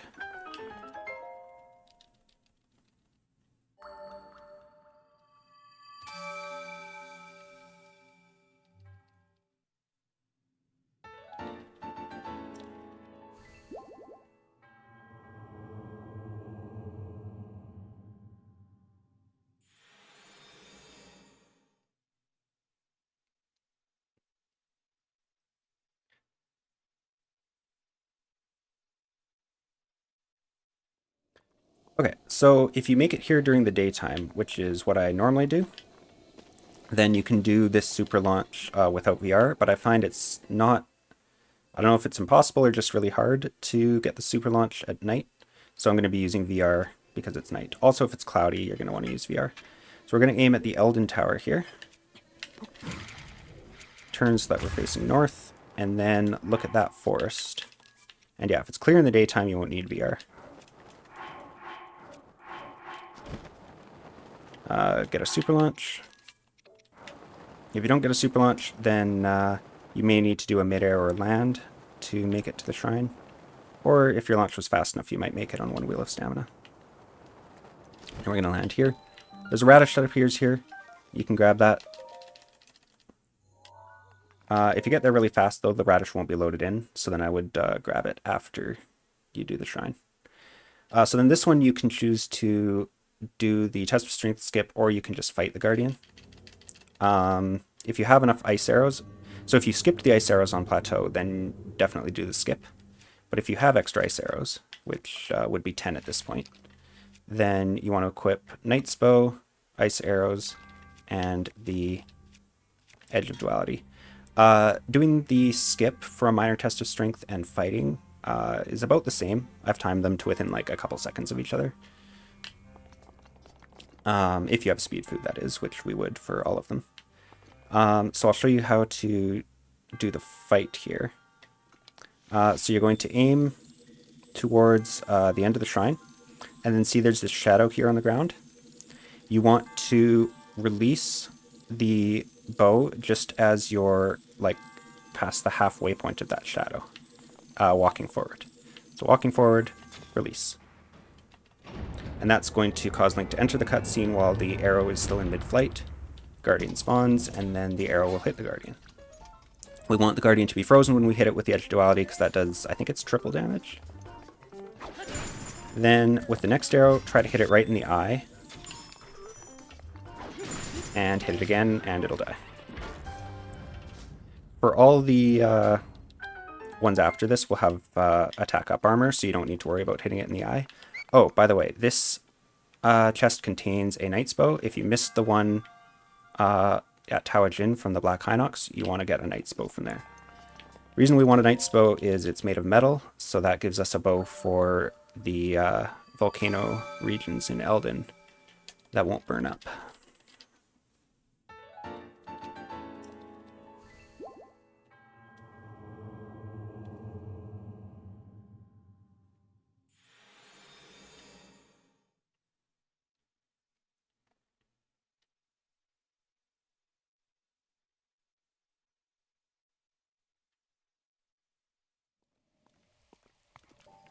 Okay, this wind bomb is kind of tricky, so I'll show you an alternative.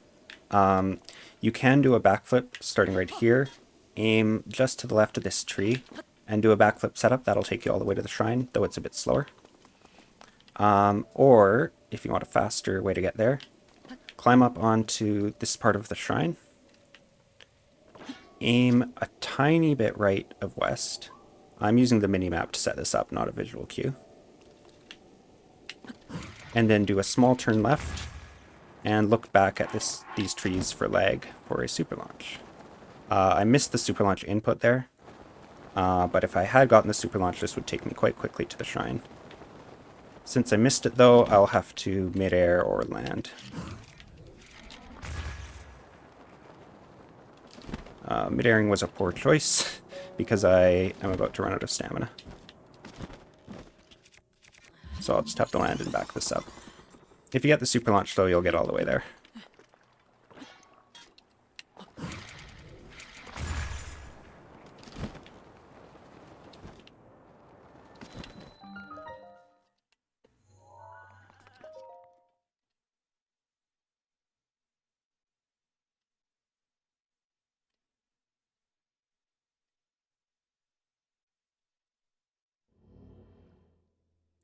Okay, inside the shrine, this is one of the easier ones.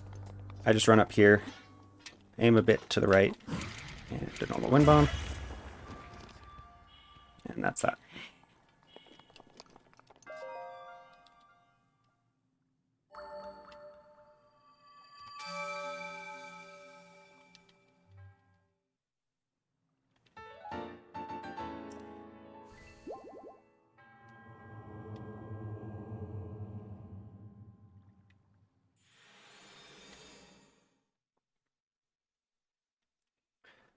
Okay, so the next wind bomb is another one of the reasons I like it to be day during this section, because that makes it easier to get lag for a super launch.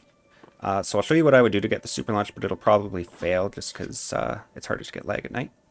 So I'm going to aim a bit left of north and do a turn wind bomb. Then looking back at this shrine,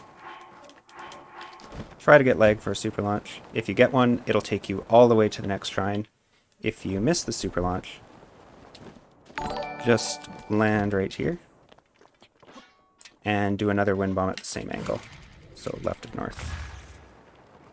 And that will take you all the way to Miro Shaz. Hey Cobb, thanks for the raid. You can be mean because you have worms. I like that raid message, that's a good one. Welcome in, raiders. I'm doing a very special episode of All Shrines today. Making a commentated guide for people looking to learn the category. So you're all welcome to ask any questions about the run or what I'm doing as I'm doing it. And yeah, just gonna have a good time doing that. So just run over here. There's not much to say about that. There's a shield clip you can do in this shrine. Getting skew there and then clipping in there. And then you have to clip a second time through an invisible wall. I've never been very good at that, and it doesn't really save all that much time. So instead I just stasis this thing and hit it 5 times. You want to make sure you have a full wheel of stamina to do that, because you need a full wheel. Otherwise you'll slam, and that won't be good. That'll send that in there. Then to do this part, stand in the corner here, throw a circle bomb, blow it up, and climb up the ladder. A weird raid message for a weird community. Love it.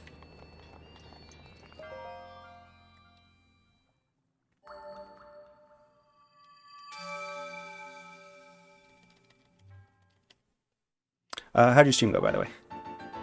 What were you guys doing today?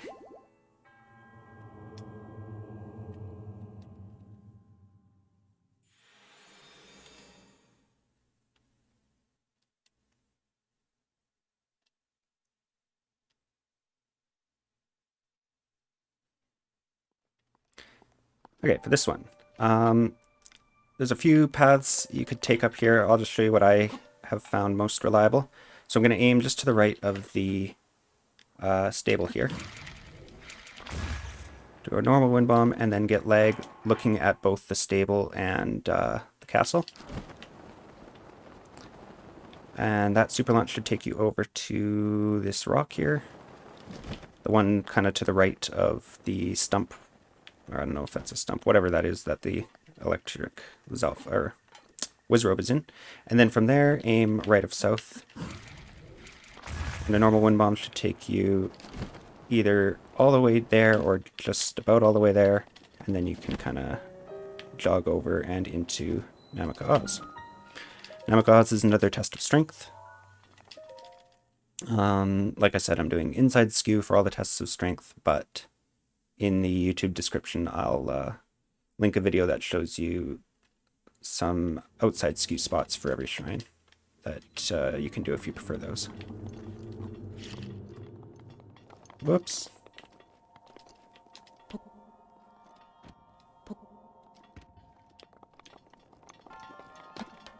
I'll show a couple square first skips as well. I'm not very good at them, but I can do them, so it's worth showing those, but Vivox does a better job of explaining them in his video, which will be, of course, linked in the description as well.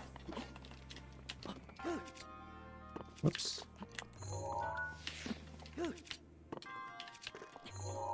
Just ran out of speed food, so... Oh. Means I guess we'll be doing the next little bit without speed food because I'm going slower here while I'm explaining things. Normally, we would already be at Rito Village, so I would have cooked more speed food by now.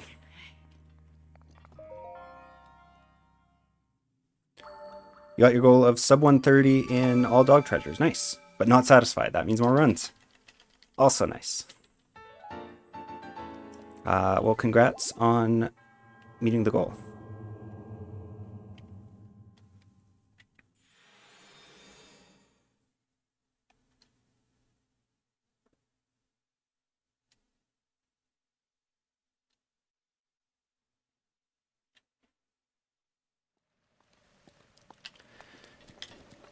Okay, so this split involves getting a bunch of stuff in castle.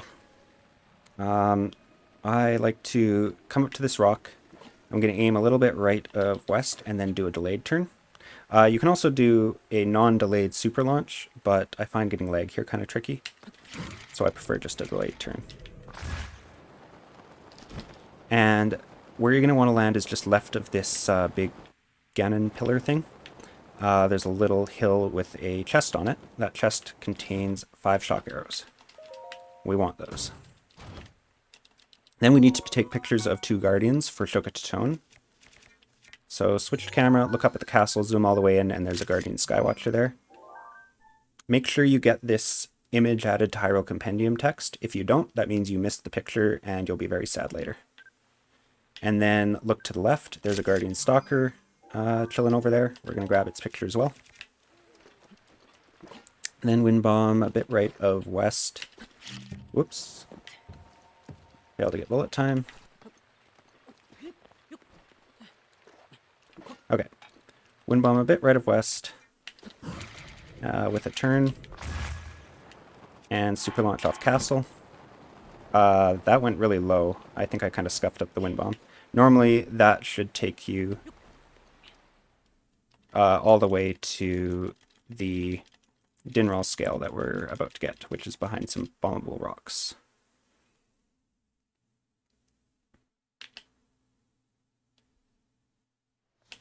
Oh dear. Okay, we're gonna drown and try that again. Or maybe it'll put me back at the part of castle, I'm not sure. Okay, yeah, we're just gonna try that wind bomb again. Okay, aiming right of west. With a turn. And super launch, looking at the castle. There we go. So that's gonna send you all the way over to this corner. Switch to hammer and break that, open the chest. We need this Dinral scale. Oh, thanks for the follow. We need the Dinral scale to open the Spring of Power, which will be later in the run. So I need to eat a bit here. Then I'm going to wind bomb. Oh yeah, so a note on when you're in castle. If you look at the minimap there, you can see the road leading up to Sanctum, which is the road kind of pointing at the big orange dot there. That's pointing directly north. So you can sort of see whether you're close to Cardinal or not by... So like this is Cardinal, this is Cardinal, this is Cardinal, because you can see that road is pointing straight north. So you're going to aim at a little bit left of Cardinal. Wind bomb, and glide over here for these fire arrows.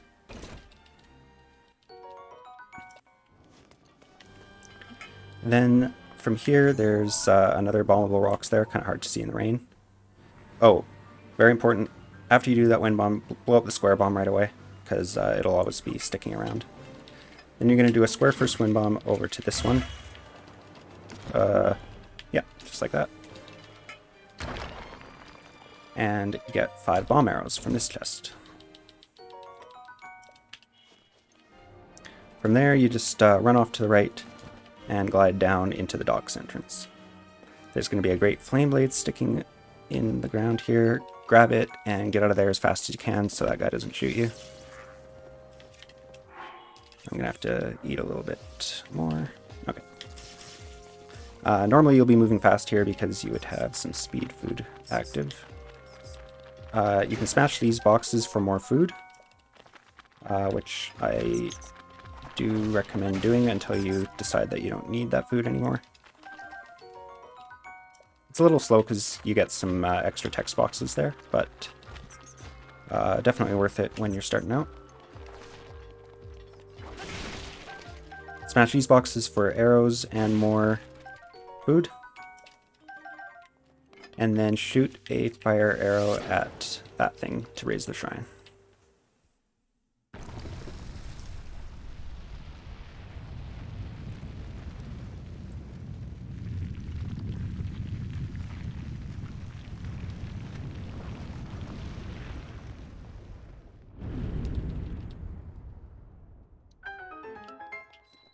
Oh, it feels so slow moving without speed food.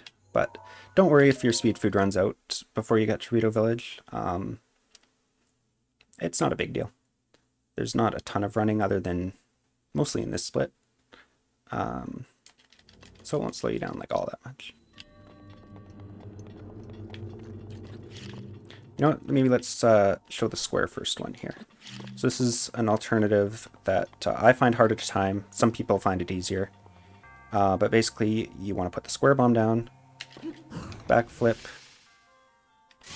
cancel so that you can see your stamina, and then at a third, place the bomb, and at 2/3 detonate. And that sends you lower so you don't hit the ceiling, and it lets you pull paraglider right away, which is a bit faster, but yeah, I'm just not very good at it.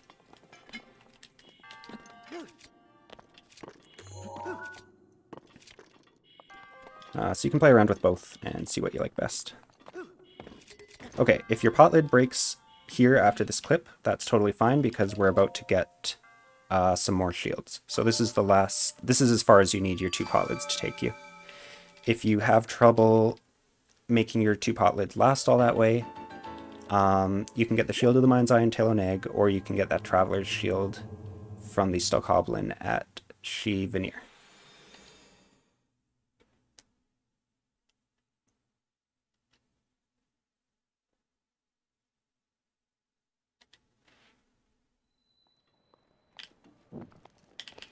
Okay, you can smash this crate. It's usually a scam. It doesn't have very much in it. Yeah, single arrow and an apple, but it doesn't really hurt. And you're going to wander all the way up this staircase. And there's going to be a Lizalfos in the library here. Use Magnesis to push this out, and then we're going to shoot the Lizalfos with a shock arrow. That's going to make him drop his weapon. We want this boomerang for Thunderblight at the end of the run. You can also pick up his shield, but you don't need to because we're going to get a rusty shield in Korok Forest right away.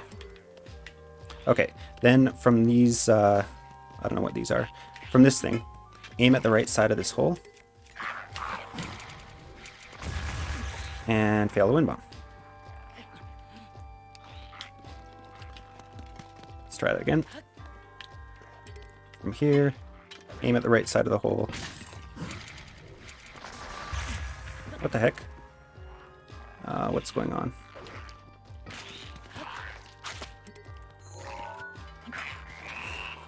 Okay, aim at the right side of the hole. Oh, my bomb is exploded. This guy's gonna be mad, but like, he can't really do much to you while you're standing up here because his Alpha's AI is weird. Oh, you know what? He's probably making the wind bomb weird. Okay, let's try this once more.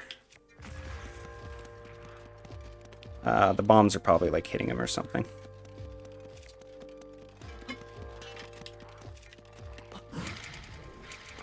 Okay, that's what that should look like. So wind bomb out here. I'm going to have to eat some more. And then turn around and do a midair back this way. Blow up this square bomb right away because it'll still be sticking around. And then stasis this slab, hit it, and get the Nadra scale. We need the Nadra scale so that we don't have to do that whole freeing Nadra side quest, which would take a long time, and it would also free Nadra. We don't like to free Nadra because Nadra is a butt. Do a turn wind bomb facing towards Korok Forest. You can super launch off the castle, which I missed there. If you don't get the super launch, that's fine. Just land around here. You'll have to run a little ways. If you do get the super launch, you'll be able to land right about here. And then from... Whoops. Okay, be careful of this ledge. It doesn't give you ledge protection, so it's very easy to walk off of. Aim right of north and do a turn wind bomb into Korok Forest.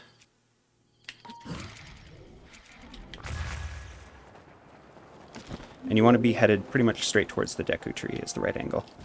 You're going to see this little clearing with a this rusty shield on a hill in the middle.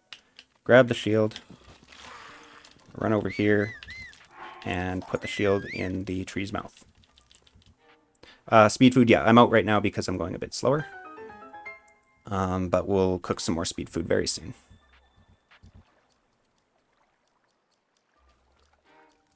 Okay, pick the shield back up. And then as you're running this way, drop a bomb behind you and blow it up. That'll just stop those still goblins from following you. Then grab the chest from this tree.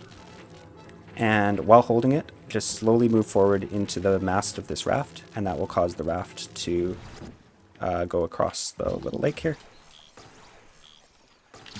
Then you want to put the chest into the mouth of this tree.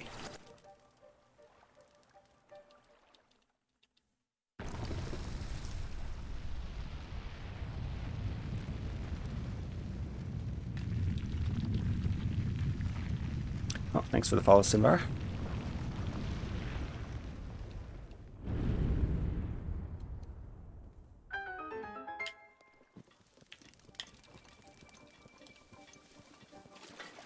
Run over to the shrine here. You can do the fancy cryo shield jump strat if you like.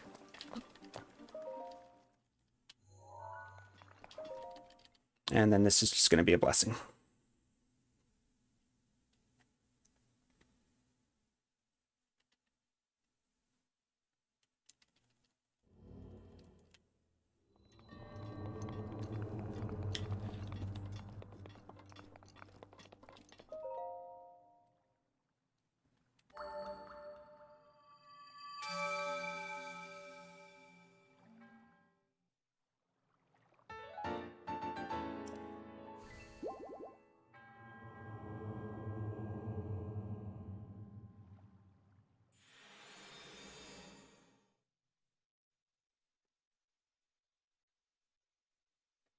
Okay, so now we're going to escape from Korok Forest going towards Monutoma. To get enough speed for this escape, you want to delay your detonation a bit, and you want to turn. So I aim at this tree here. Delay bullet time a bit. Turn and delay detonation a bit. And because I was explaining... Oh, okay, that was still fast enough to get out. I thought maybe that wouldn't be fast enough. With a bit of practice, you should be able to get that. It can be a bit hard at first, though. Then we're going to do aiming a little bit left of west. Another turn. Look at castle for lag. Oop, I actually got too much speed there and lagged out. Don't delay that turn because, yeah, castle is pretty laggy. There we go. Okay, so I supered off midair to back that up. Means I'm going to have less stamina here, so I'm just going to eat a stamina food. If I had gotten the first super like I should have, then it would look approximately like this, but I would have more stamina. So then, depending on your speed, you can... one thing I should mention, right below me is a bunch more Fleet Lotus seeds. When you're starting out, you can grab those if you need 7 or more speed foods. If you're going for 6 or less speed foods, skip them. So this should take you somewhere over here. You can usually land like down there and do a wind bomb, or midair, or land down with the seeds and use a cryo block to get bullet time for another wind bomb. But you make your way over this hill and to the shrine.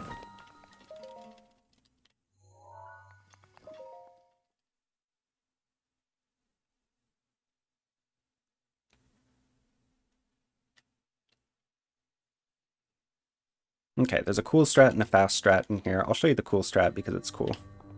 So you can grab this orb, walk over here,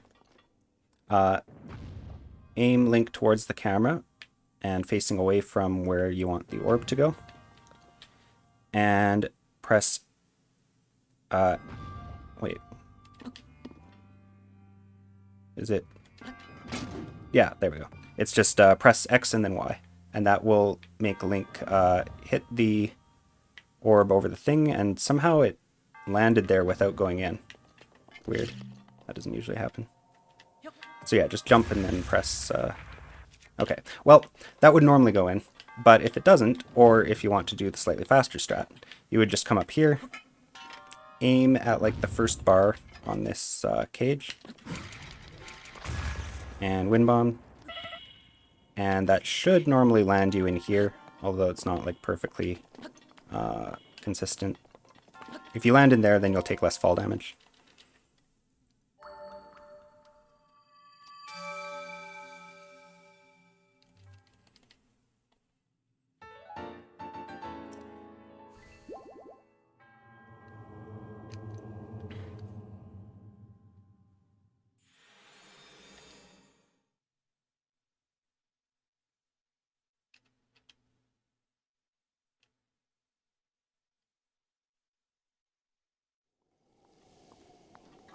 Okay, from here, it's just a single wind bomb over to this shrine hidden in the side of the cliff.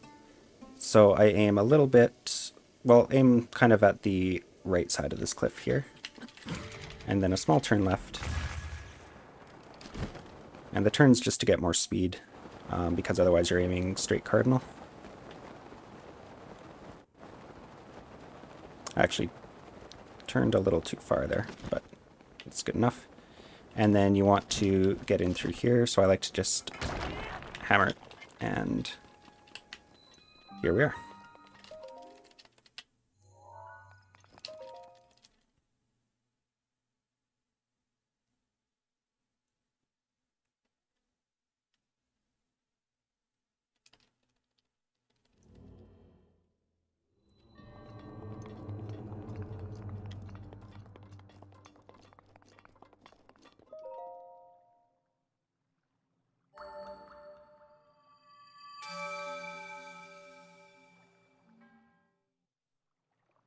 Okay, next is the first BTB of the Runoff Plateau. There's 2 setups for this BTB, depending on whether you get here at night or during the day. I normally get here at night, and I like the night setup better. I'll link a clip of both setups in the description. Yeah, we skip both Divine Beasts with SCWs.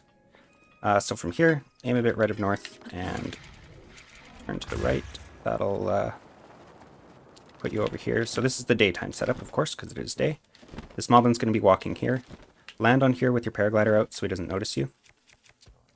Aim a bit to the right of over his shoulder. And then as soon as he turns to the left, freeze him. Oh, wait. No, I think I got that wrong. It's when he turns to the right you want to freeze him. Okay, so this might not be at the right angle. Then you just want to BTB off his back.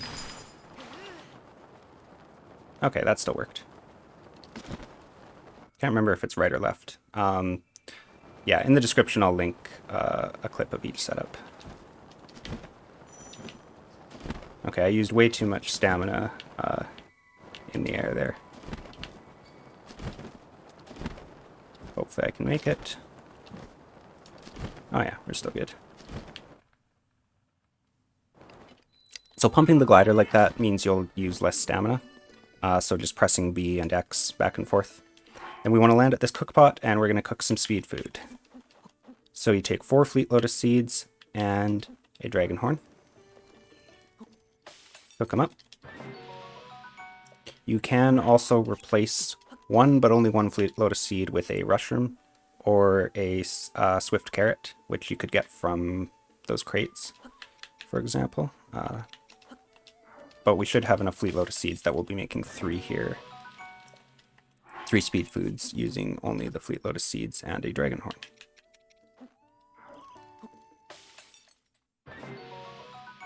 Okay, then I also want to cook 1 radish. That's going to be for Vuloda, because you can take enough fall damage in Vuloda that you die even at 5 hearts. And I want to cook anything that will give me a non-speed boost. So, for example, a spicy pepper is fine to cook, because that gives me heat resistance. That's for at the end of the run when we're doing Windblight skip. We want to cancel any speed food that we have, just so that the setup works properly. There's a setup for when you have speed food, but I'm not very good at it, so I don't do that. And then finally, you want to sleep until noon, and that's going to set the correct time of day for activating Rito Key.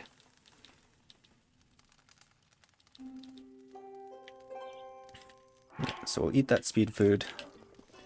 Now we're going fast again. We're going to farm a bunch of wood. That's going to be for SCW setups later.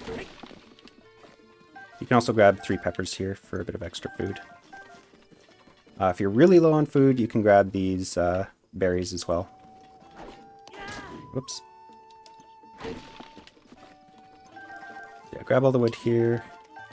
More wood here. Chop all these logs. And these ones, and you should have, I believe, 25 wood at least at this point. I didn't need the frog. 26 wood, yeah, so we're good. Then you want to do a wind bomb a bit left of west. You can super launch it looking pretty much anywhere around here, because this is a pretty laggy area. I missed the super launch, but that's okay. And then this stays activatable until 1:15. So plenty of time to get here, shoot a fire arrow onto the pedestal, and that opens the shrine.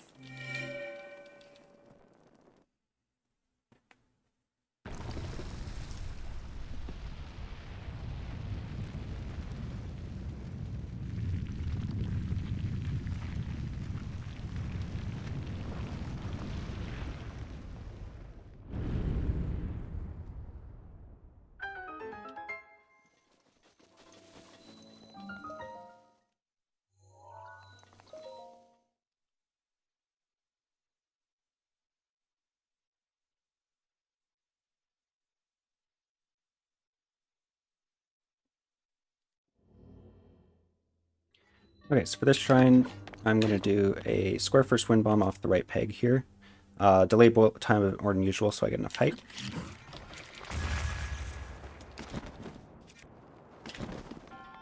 And that's it.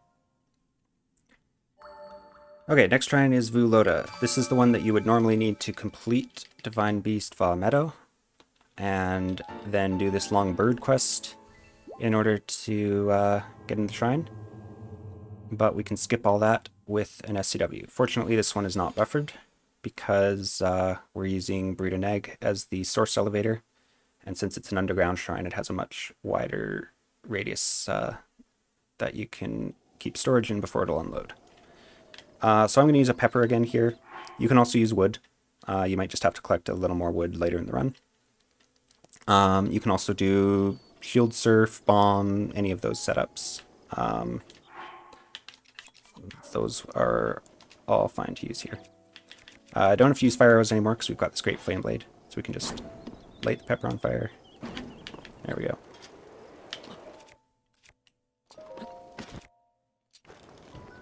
And hop out here. Using a pepper updraft means we can walk around after.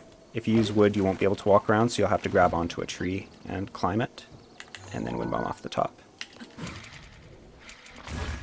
Okay, and then we just wind bomb towards Vuloda. You can super launch by looking pretty much anywhere around here because it's so laggy. And then to activate the cutscene, I like to land on this tree and grab an egg for the new item text box. Make sure Link is not like in a climbing animation while you do that. Make sure he's like firmly planted, both feet on the ground. If you don't get the activation, then put down a piece of wood, light it on fire, talk to the campfire, and then just cancel instead of sleeping, and that will also activate the SCW. And for this shrine, we've got a long walk up the tower, or no, what's that called? Ladder. That's the word. Once we get to the top, just hit this thing, immediately pull your paraglider, and do a mid-air straight forward. That should put you in here. If you miss the mid-air, I'll show you the... Yeah, I'll reload and show you the backup for that. But if you get the mid-air, then you're going to want to eat this because you can take 5 hearts of fall damage. We didn't take the 5 hearts here, but it can happen. Okay, so the backup if you miss that. Hey, Guardian Turret. I just explained that.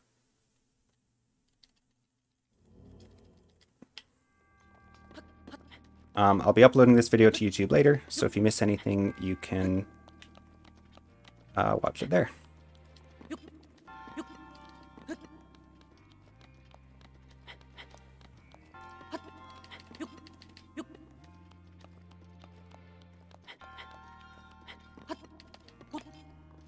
Okay, so supposing you miss the midair,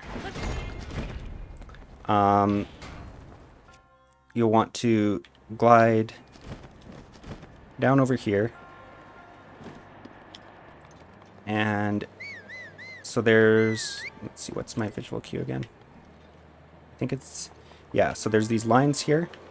Starting here, you want to go 1, 2, 3 over. And then from there, just aim straight at the tower.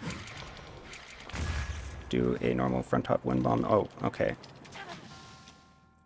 Didn't quite work. I haven't had to do this backup in a little while. Let's try that again.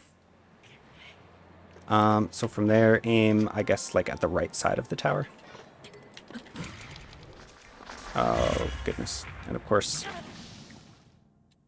one lovely thing about these lava shrines is bombs don't blow up in lava, even though they should. So you have to always remember to clear your bombs. Okay, so try it again. Aim at the right side of the tower. You should hit the tower, then eat your hearty food, and then you're good. So that's the backup.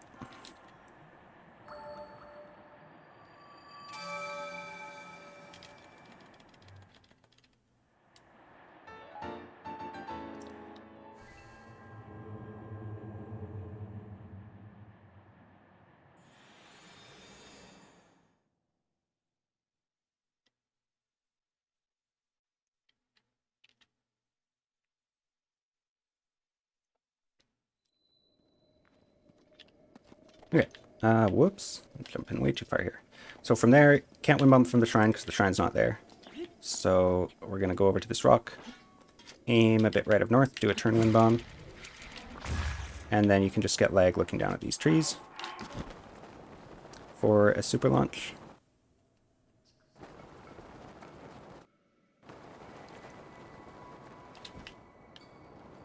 And enter Shawarvo.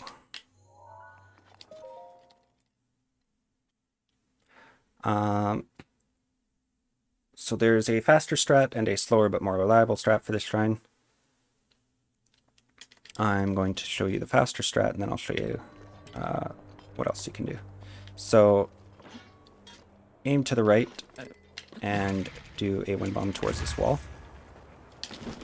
Pull paraglider and aim back in the other direction, aiming slightly right of straight in the other direction. do a midair, and hopefully get enough height to land right at the monk. If you don't get the height on the midair, then you might land somewhere down here. So then you just want to take this updraft and bring it around here, and then go up through here.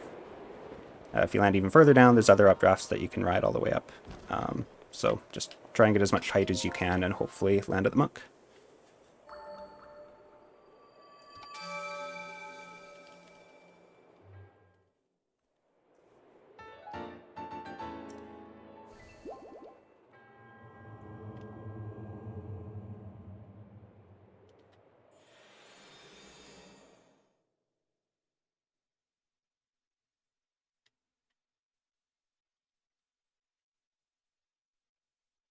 Okay, we're going to upgrade hearts and stamina now at the goddess statue at Rito Village. So to get there, it's going to be a wind bomb just left of south here with a bit of a turn. And, oh. Okay, you can aim back there for a super launch. Something went wrong with that wind bomb, but, oh no, it didn't. It just felt weird. Okay, that's fine. And you'll land somewhere around here. Yeah, you can wind bomb and divine beasts. But we don't do any divine beasts in this run.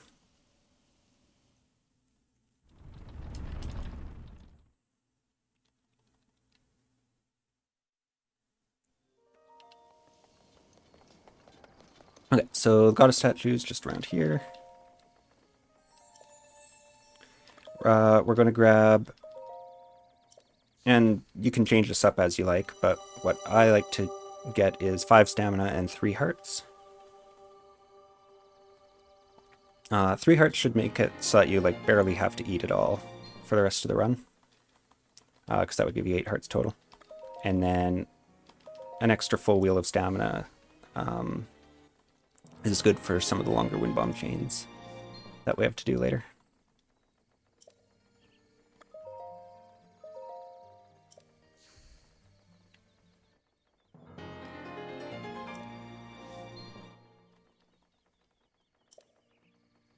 Oops. Okay, I guess we'll get a heart.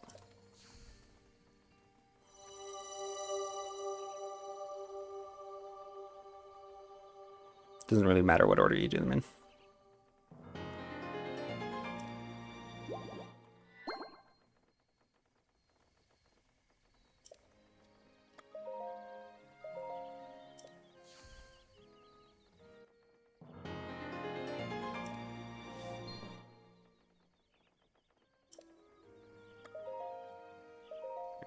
Actually, I drank a lot of coffee this morning, so I'm going to use this time for another bathroom break.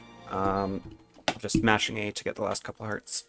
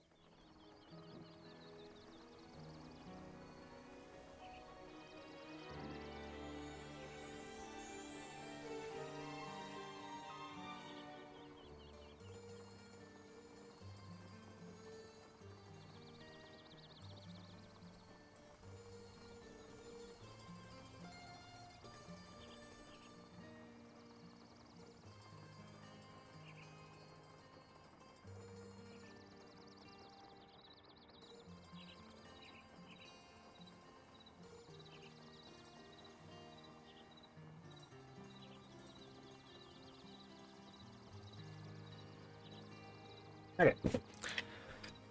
Let us continue.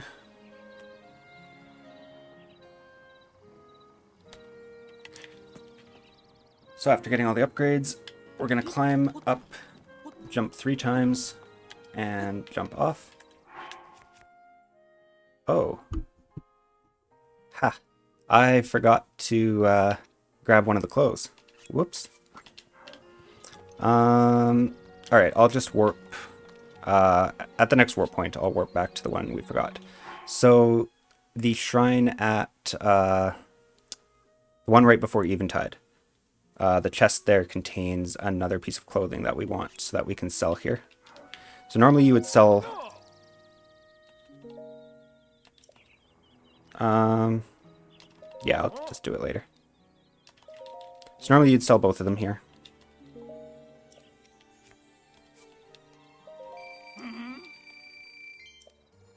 And then you would use that to buy the snow cold trousers. We're going to wear this for most of the rest of the run as cold resistance. So now whenever we're in cold areas, the Great Flame Blade plus the pants will be enough to not take damage. So then just jump out the window here, run over here, and climb all the way up.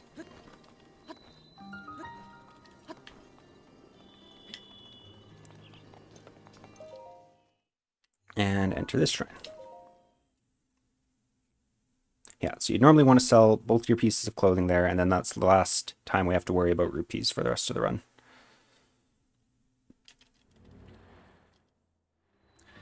So from here, you can do a square first wind bomb from the peg, but if you go too high or too low, that'll fail. So I do something slightly more consistent, which is just run forward here, land on this thing, aim about at the lamp there, and a normal wind bomb will put you right in here.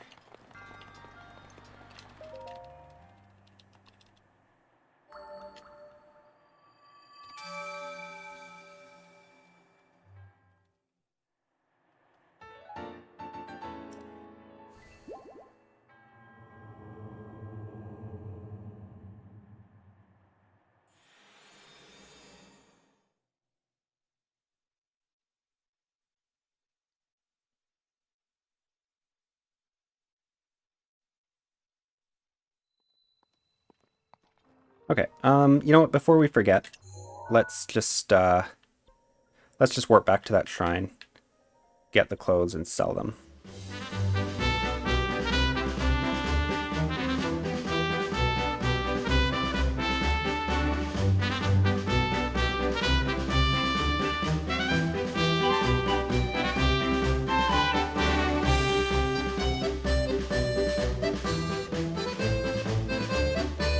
Okay, so after finishing Aquaquat, we're going to come over here, aim right of south, and do a turn wind bomb. And then, looking down at Rita Nag, you can get lag for a super launch. If you miss the super launch, I would recommend landing at this mountain right about here, and doing another launch, looking back at Rito Village for lag for a super launch. But a good super launch from there can take you all the way to the next shrine, which is going to be under a slab over there. Oh, hello, General. If you end up slowing down like I am here, then you can stop and do a delayed turn midair to give yourself a bit more speed to get there.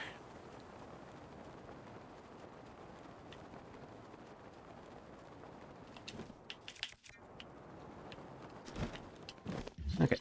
One hit in this direction with stasis should open it up.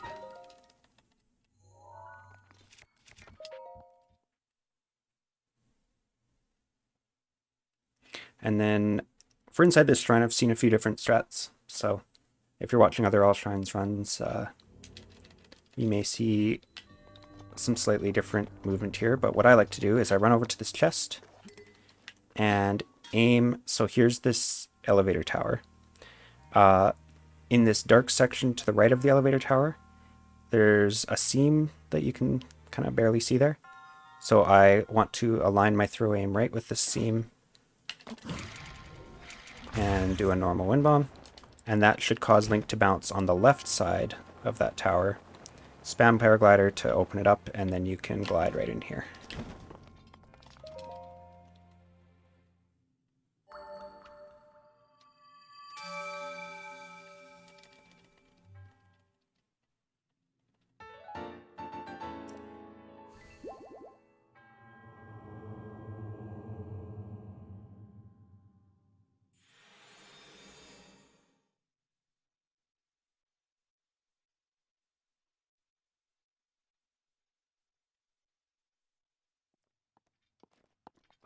Okay, from here, we're just going to climb up and out.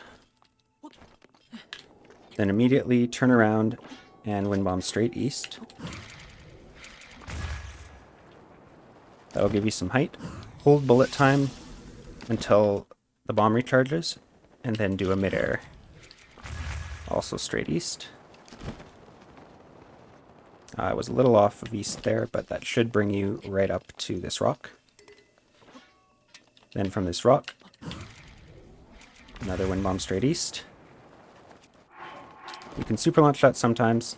Don't worry if it doesn't work, because then we're going to do another midair straight east, which you should always be able to get legged super launch, just looking straight ahead. I missed the super launch, but that's fine. There we go. There is also a BTB you can do off a nearby moblin camp to come up here. But I've timed that and it's not faster, and it's a lot harder to do in my opinion. But if you prefer that, you can definitely do it. So another test of strength. We're going to do this exactly the same way as we do all the others. Some people have different turn setups for that wind bomb if they're doing circle first. Like they might turn in a different direction or turn more or turn less, whatever. You can play around with what you like there. I like just turning a tiny bit to the left. Seems to work pretty well for me.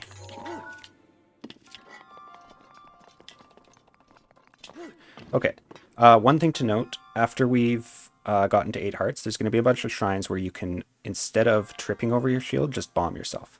So you can still shield surf a bit, like do a shield surf to clear skew, and then just blow yourself up with a bomb like that, and that will clear ragdoll. The amount of hearts that a bomb does is 3 hearts if you're wearing no armor, 2 1/4 hearts if you're wearing 1 piece of armor, which we are now. It'll do 1.5 hearts if you're wearing 2 armors, and it'll do 3/4 of a heart if you're wearing 3 armors. So you'll want to be aware of how much armor you're wearing and where your hearts are at, and then that'll tell you whether you can bomb yourself. And I would recommend bombing instead of tripping over your shield if you have enough hearts to do so, because it's like a few seconds faster.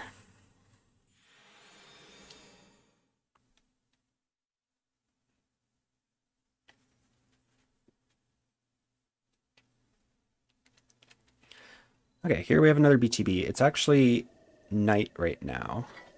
Normally it would be day. I have some clips of the setup for night and the setup for day, so I'll include those in the YouTube description. I don't really remember. We'll see if I can remember the night setup. It's usually day here, so day is the one I've practiced.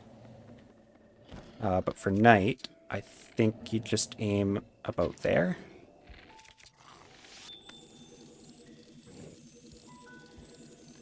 And then shoot him when he looks right.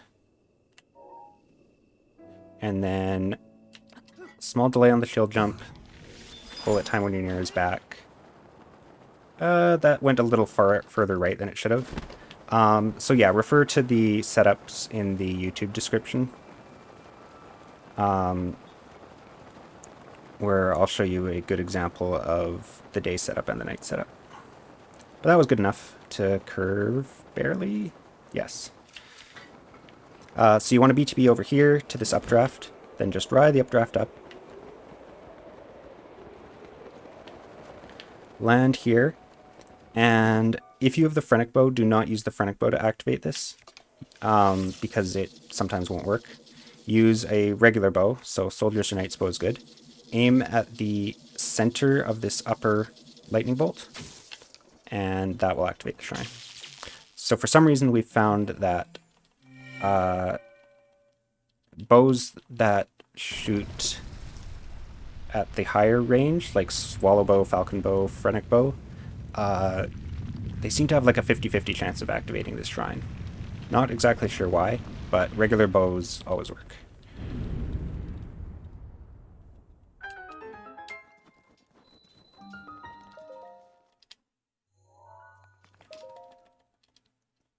Let me write a note to myself.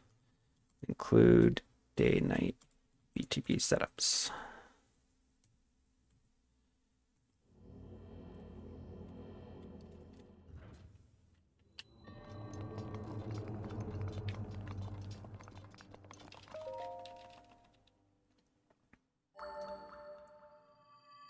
Yeah, it is really weird. Shout out to Swiffy for discovering that the slow bows work.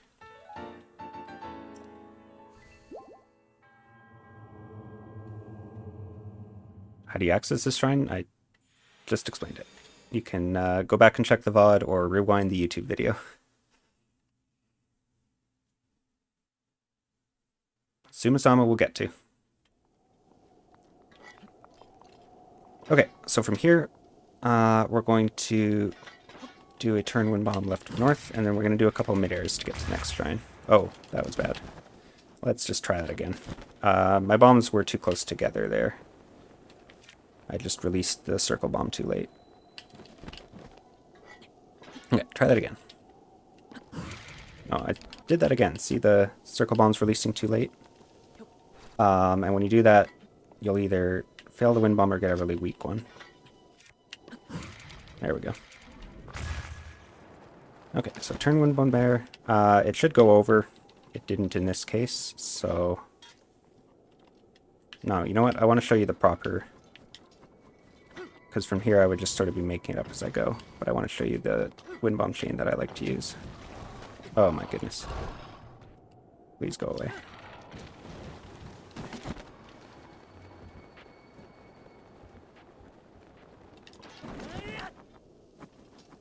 Okay. Third time's the charm.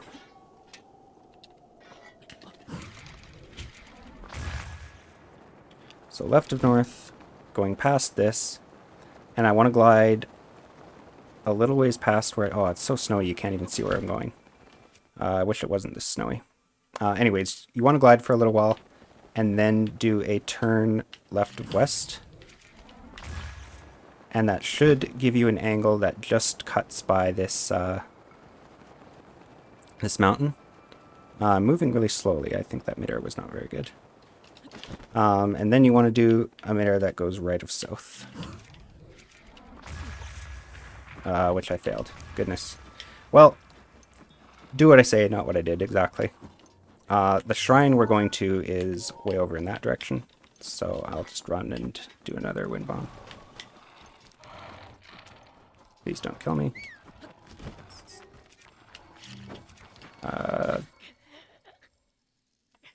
This is going terribly. Yeah, so in my route doc, I have a description of like what all those shorthands mean, but basically a big L or a big R is going to be like 20 degrees or so. So like a larger turn, and a little L or a little R is like, 10 or 15 degrees, something like that.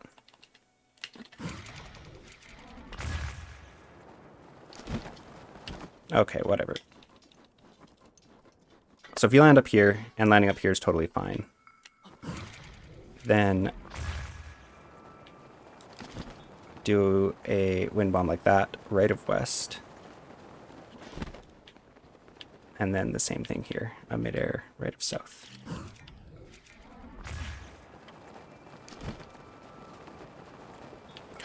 Oh, yes. So you can turn in either direction. Vivox explains that in his advanced wind bombs tutorial. But I prefer to always turn back to cardinal. That's just what I've gotten used to. Except in specific wind bombs, I will turn towards ordinal instead, because I find turning towards ordinal gives you it gives you an angle that's more towards the direction you're turning, if that makes sense. I don't know if that's actually the case. That's just what I've found. Right, so tests of strength that have water, we're going to skip a bit differently. You can skip them the same way, but I prefer this skip for these type. So when you run past here, there's these like seams in the like the floor tiles. Okay, Swiffy confirms that's true. Great. So you want to go to the second seam and put a cryo block there. So running this way, there's the second seam, put a cryo block that's like over it. Whoops. Get onto the cryo block, and then you can just do a normal front hop wind bomb off of it.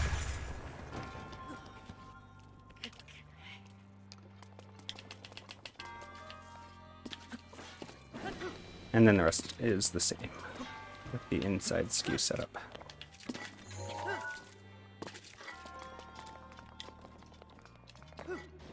And again, I can bomb myself here because I've got enough hearts.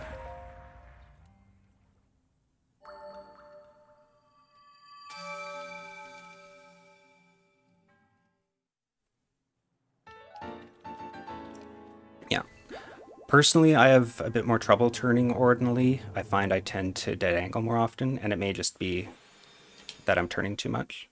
But yeah, I've just gotten used to turning towards the cardinal side for most of my wind bombs.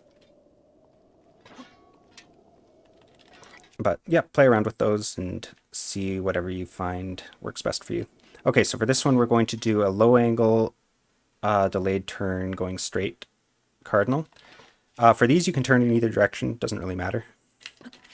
But you want to do late circle release, delay bullet time a bit, and then turn and delay detonation. And while I was saying that, completely forgot to put down the square bomb.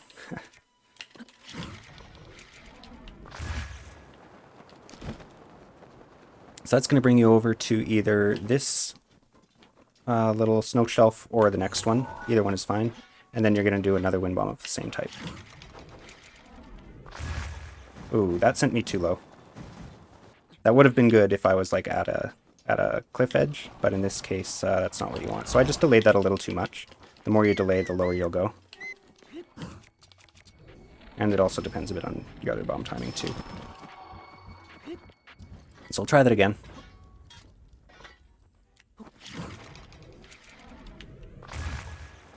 Okay, there I didn't delay enough, so I got a lot of height and not quite as much speed. But if you play around with those, you can kind of get the happy medium where you go low and fast, but not so low that you drag yourself across the ground. That was still good enough. Oh, right, I forgot. For the last shrine, you don't actually need to clear skew, because you can just shield surf to drop, and that will clear your skew. But you do need to clear ragdoll still.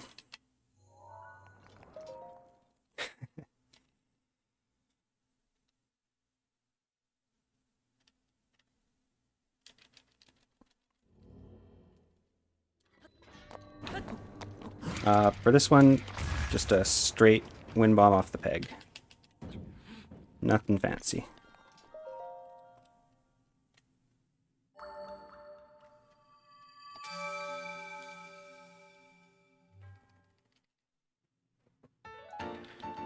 Okay, so the next shrine involves, we're going to get some fire arrows from a camp, just because there's a convenient chest with 10 fire arrows.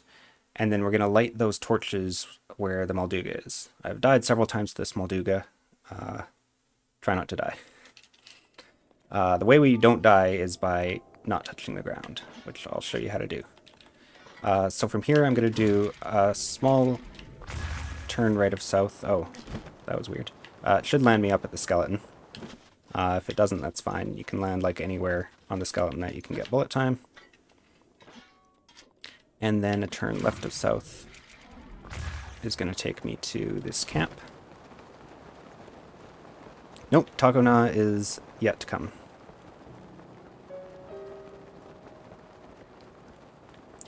Okay, so at this camp, just past the big box here, there's a chest. We're going to smash that open for fire arrows. Smashing chests is faster than opening them, so make sure you smash it. And for this one, this is an example of, speaking of, where I like to turn towards ordinal, just to get a bit more of an angle. So I'm going to aim left of west, and then turn left. And that's going to put me around here. So you want to practice this shot if you don't have a phrenic bow, because it's easy to miss. But I did hit it here. So get those two in midair, and then hopefully you'll have enough height to glide all the way here without touching the ground. If you touch the ground, the Molduga will probably kill you. And then this one you can light both at once by... oh, there's a pebblet there. I've never seen a pebblet spawn there. Weird. Yeah, so you can light both of those with one fire arrow by aiming where I did.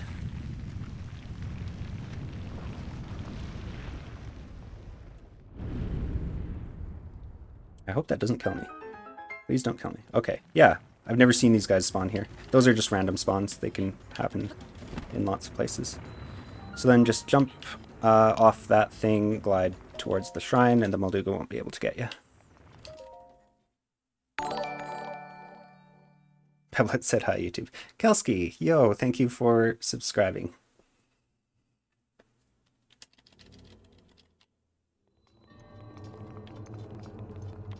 Okay, Blessing Shrine. I don't know what's in that chest, but I'm pretty sure it's useless.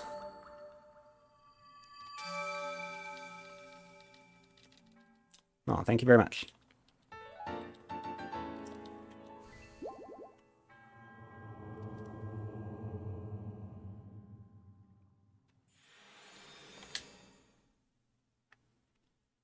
Okay, next shrine we're going to get 4 fairies because there's a fairy fountain.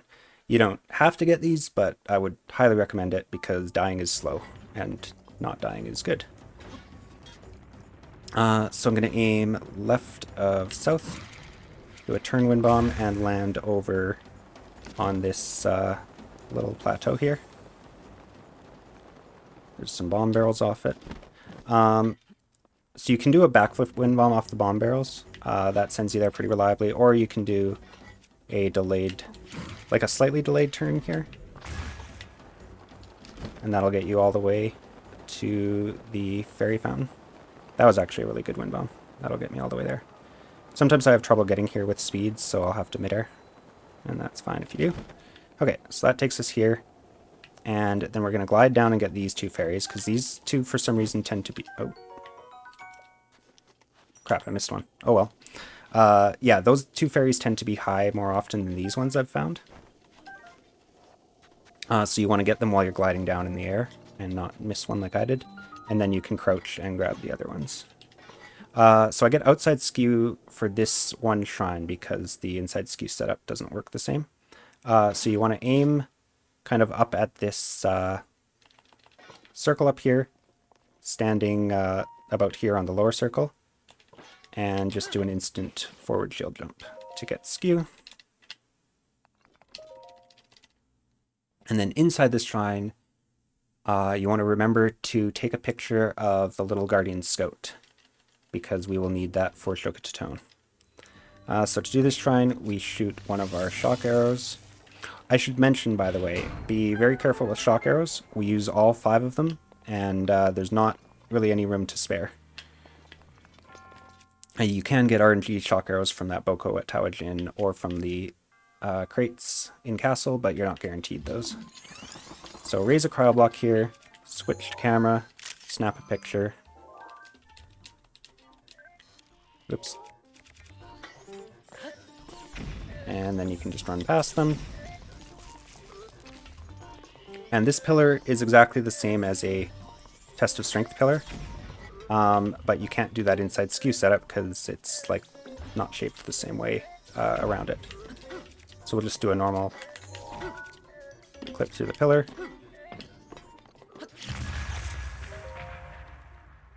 And bomb yourself to clear ragdoll, shield surf to clear skew.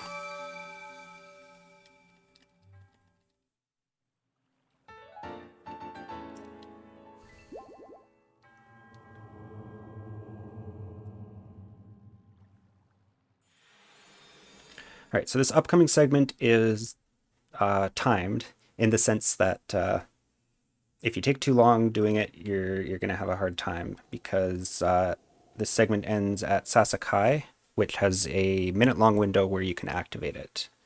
So we're going to warp to Kiyug. I like to sit at a campfire until noon immediately after warping. Though when you're first starting learning the run, you may wish to wait until after you do cut to car and make it noon then. Just depends how fast and how confident you are.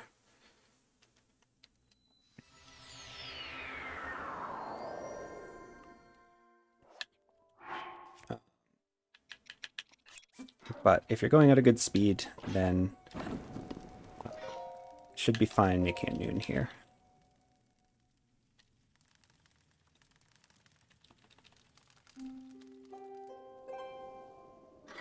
Okay, so from here, we're going to go east and do another one of those delayed turns.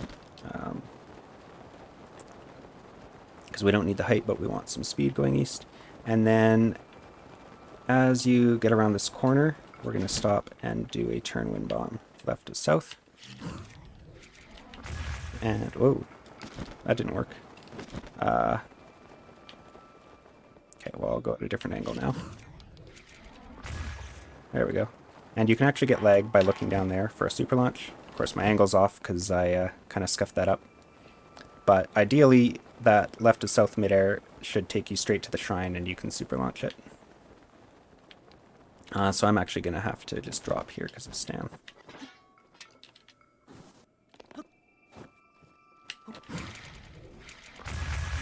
Oh my goodness. It is slightly harder to do things while explaining them.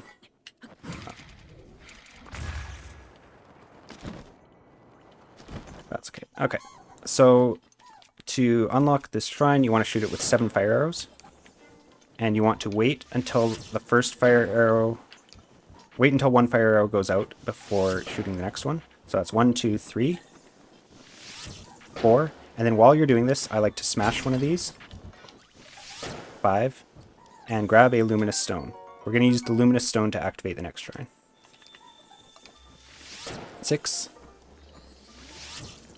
And 7. And then in case you didn't time these correctly, you can light a regular arrow off the last one and just hold it there. And that will help finish off the last bit of ice in case you didn't get all 7 in there. I'm probably going to sleep till noon again after this shrine, just to make sure for us. Because I messed up a couple of those wind bombs. Okay, so then inside the shrine, you want to make sure you unequip your flame blade, because that's going to melt the ice that we're going to use here. Walk forward to the end of this kind of dark texture here, and throw a square bomb. You can use a circle bomb as well. I'm just used to using the square, and they throw slightly different distances. The reason we want to throw that square bomb to move this towards us is if you step like any further than this, there's going to be a cutscene where the monk starts talking to you, and that's slow. So we don't want to activate that cutscene. So then you're going to bring the ice block over here, set it down somewhere about here, even with the edge of the thing. It's not super precise where you put it. Stasis it, hit it 3 times with your hammer, and then go down here, shoot an arrow aimed a little bit to the right, just like that. And then if you're fast enough, you can... Okay. If you're fast enough, you can get up and... climb on top of the ice block, and then when stasis releases, you jump, and then it'll push Link up in the air and also activate that. You can watch some of the Top All Shrines runs, you'll see them do that.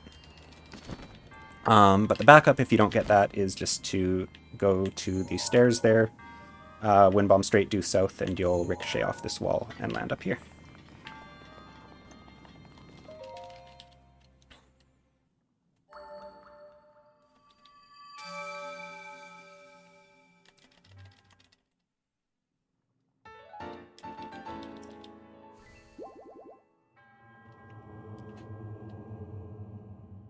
Oh, I forgot to split. Let's split. Okay, so I am going to make it noon again here, just because I took a bit longer inside the shrine and took a bit longer outside of the shrine.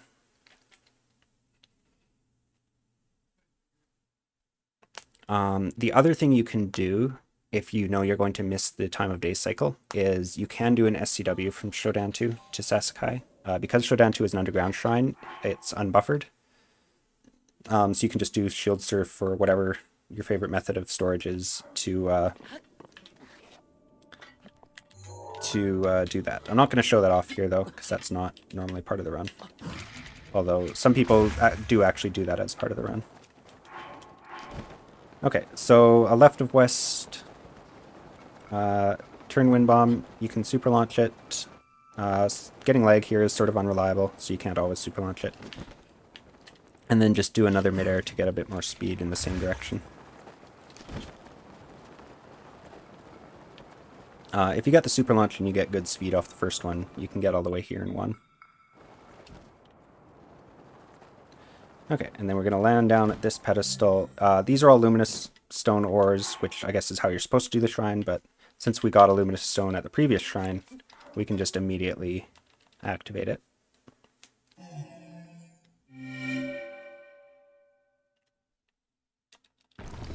Oh, I said I was going to sleep till noon, and then I totally forgot to. Well, I guess I'll do it now, and we'll just have to wait around a little while.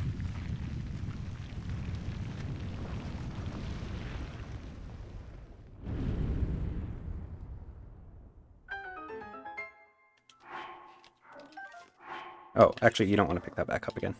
You want to just leave it.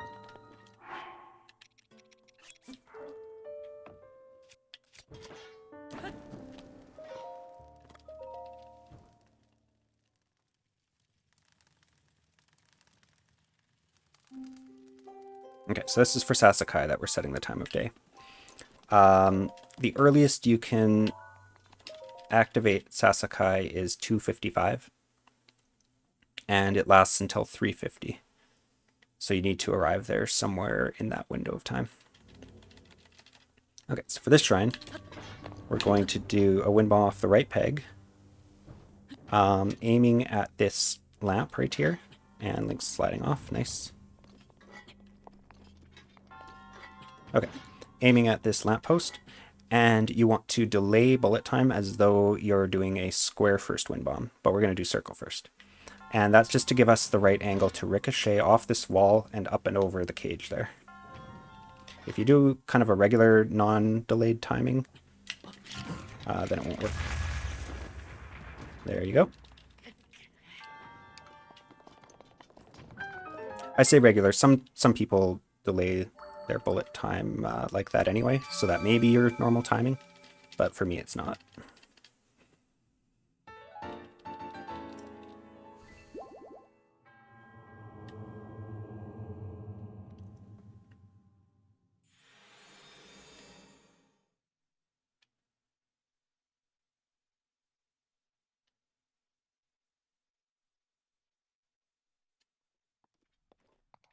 Okay, so from here, again, like I said before, you can SCW from here, and then you would follow the same path that I'm about to, just being careful not to look at the shrine. But we're not going to do that right now. So just come over to this rock, aim due south, and you want to get enough height on that, so don't delay detonation at all. And then once your bomb recharges, you can do a wind bomb turning right of east. And that'll take you over to this pedestal. Now, because I had to make it noon again, we're going to be waiting here for like a minute and a half. If you don't know how the in-game time works, it's 1 minute real time is an hour of in-game time. So waiting from 1:25 to 2:55 is going to be a minute and a half here.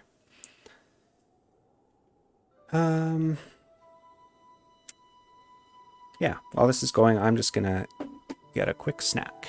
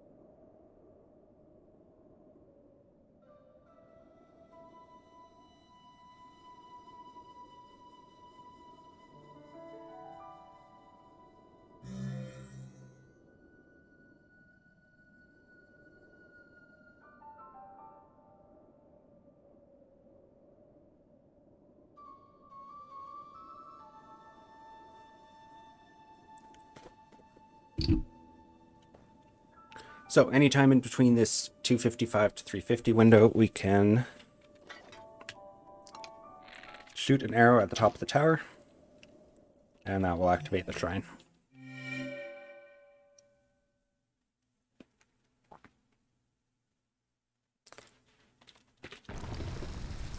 Fun fact, you can also activate this shrine, I think it's around like 1 in the morning, using the moon's shadow instead of the sun's. I don't know the exact time range for that though.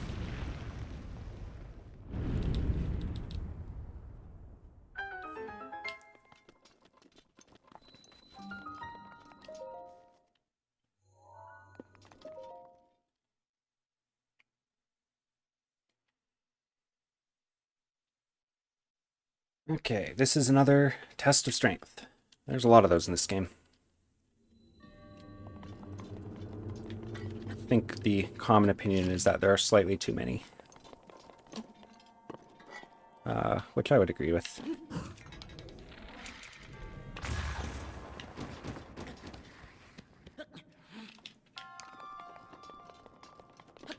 We're gonna do it the same as everyone.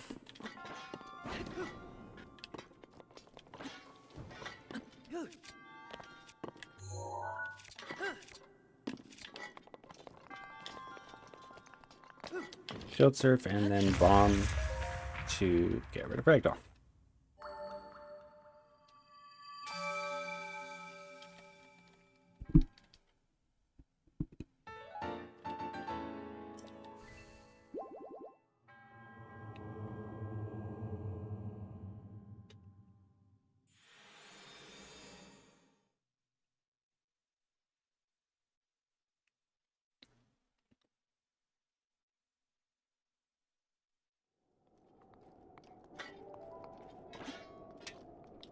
Okay, this is another long distance wind bomb, so we're going to aim a little bit right of south and do the delayed turn setup. So releasing the circle bomb late, delaying bullet time, and then delaying detonation. That's good. And the reason you want to delay all those things is it lines up the bombs at a more horizontal angle with Link instead of at a kind of diagonal vertical angle, and that's just going to make most of the momentum go forward instead of upward.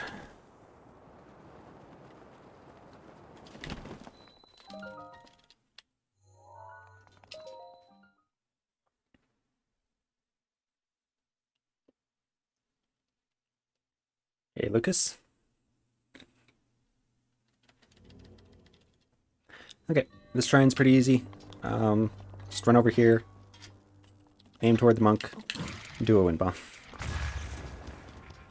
That's all there is to it.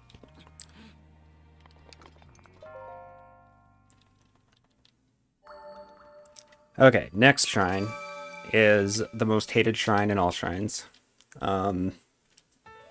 It's a rather difficult buffered SCW. Don't be discouraged if you're not getting these first try.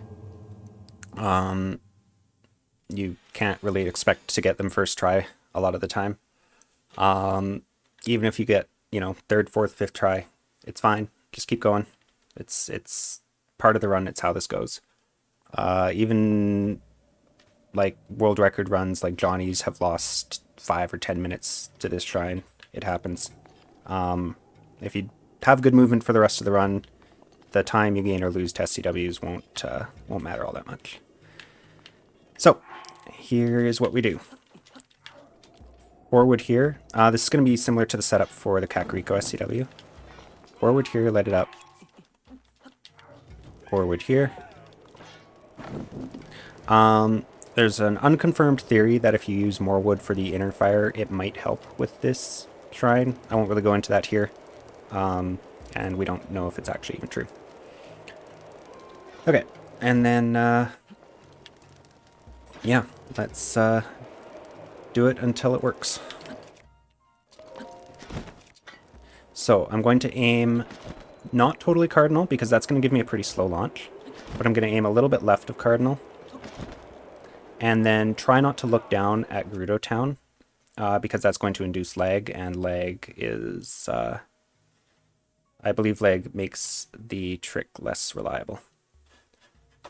So we'll start the metronome, and here we go.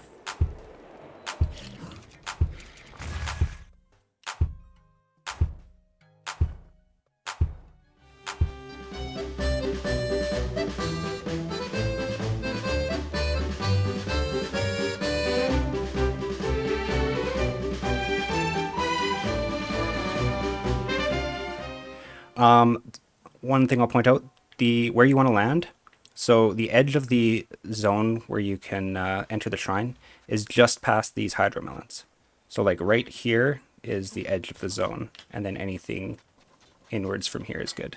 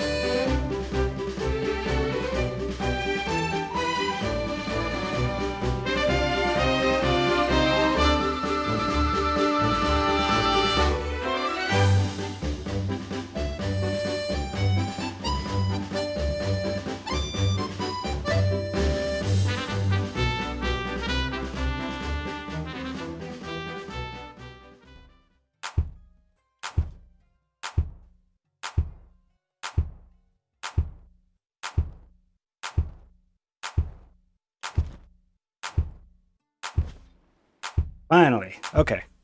Now we can continue with the run. So yeah, sometimes that just takes takes a few tries.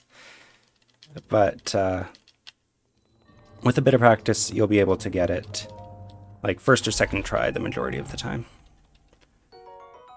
Okay, so we pick up a radiant shield here, and then I like to swap the order just so that it's always the one to the left for shield clipping.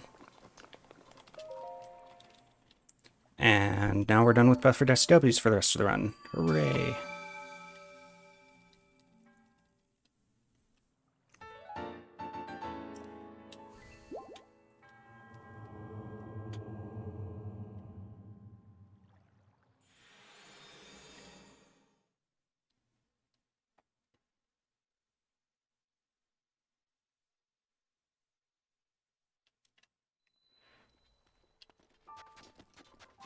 Okay, so for Dakota now, we're going to wind bomb from the edge of this thing. Looking right of north, you can look up at this shrine up here for a visual cue. And then looking... Oh, dear. Try that again. Looking at Gerudo Town for lag. For a super launch, which I failed to do here. I've had some trouble getting lag there, and then I go and practice it and I can get lag every time, so I don't know. If you miss the super launch, just back it up with another turn midair. So ideally the super launch will take you to about right here. And then you want to do just one more wind bomb. Up and over. Kind of hard to see where the shrine is, so you may have to practice this a bit to get an idea of where it is. But you'll drop and the shrine will be right there. Alright, now this is another one of the most disliked shrines. I will show you the fast way and then a safer, somewhat slower way that I have to do it. So the fast way is going to be from the right peg. I'll aim up to the right here. I'm going to do a square first, and then I'm going to stay in bullet time until almost an entire wheel of stamina has elapsed. And then I'm going to immediately place the circle and detonate.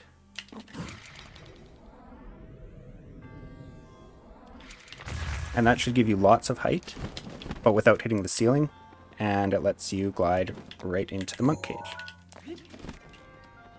So that's ideally what you would do.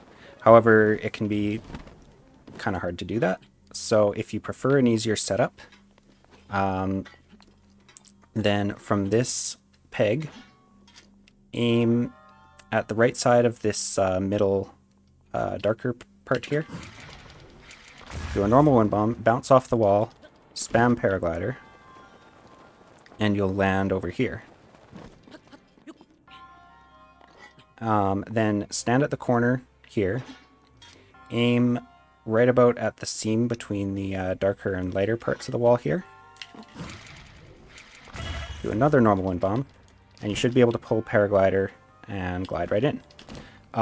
Sometimes you won't be able to pull paraglider, in which case you should land up on that platform there, and then you'll just be able to walk in.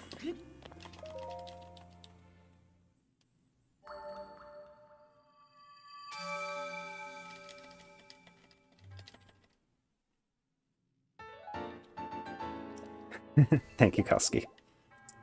I know this is one of your favorite shrines.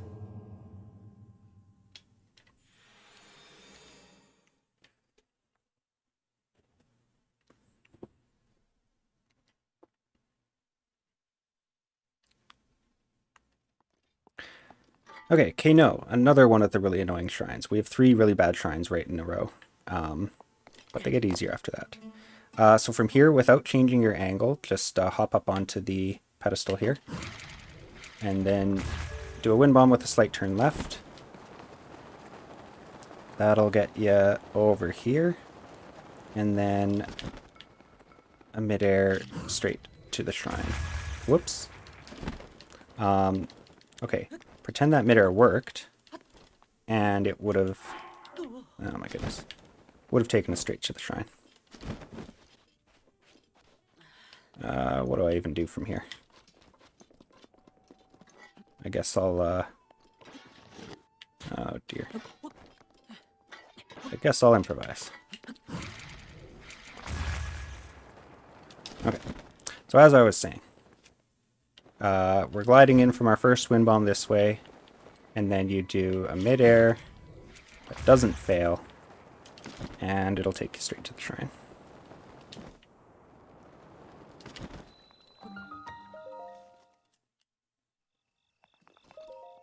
Oh, and I'm out of speed food. I should eat some more.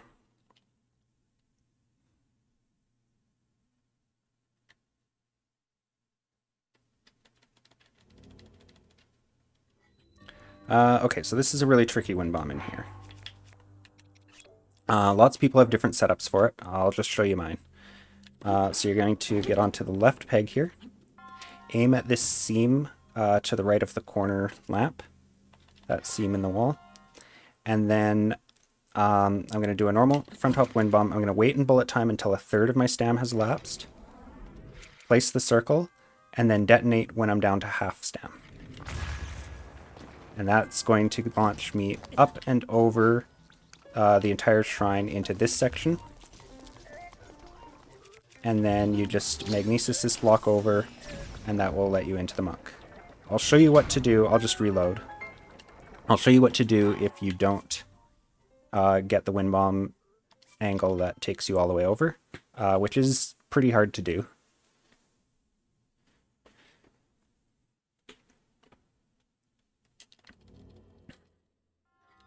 Okay, so if you don't manage to get all the way over, you get something like, wait, why did that work? Dude, I don't know. Ricochets are weird. Okay, so pretend I fell down here, which is what will happen a lot of the time. Then you're going to want to stasis this thing. Just hit it once, and it'll fall into here. Run over here. I need to eat speed food again because I reloaded. Grab this key.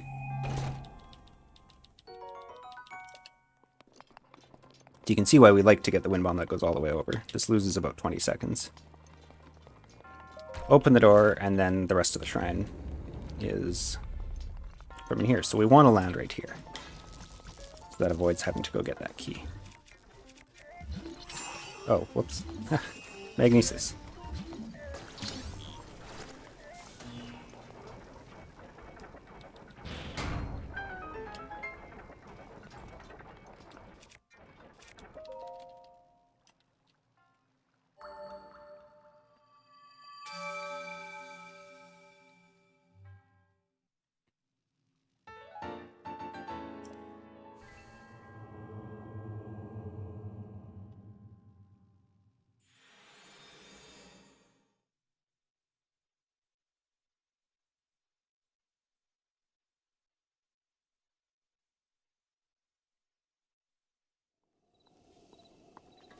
Alright, going over to the next shrine. Keep the same angle that you start out at. Hop up onto the pedestal. And just a normal cardinal wind bomb. And then as soon as your bomb has reloaded, you're going to want to midair a bit right of south. That might have been a bit too far right, but we can curve it back.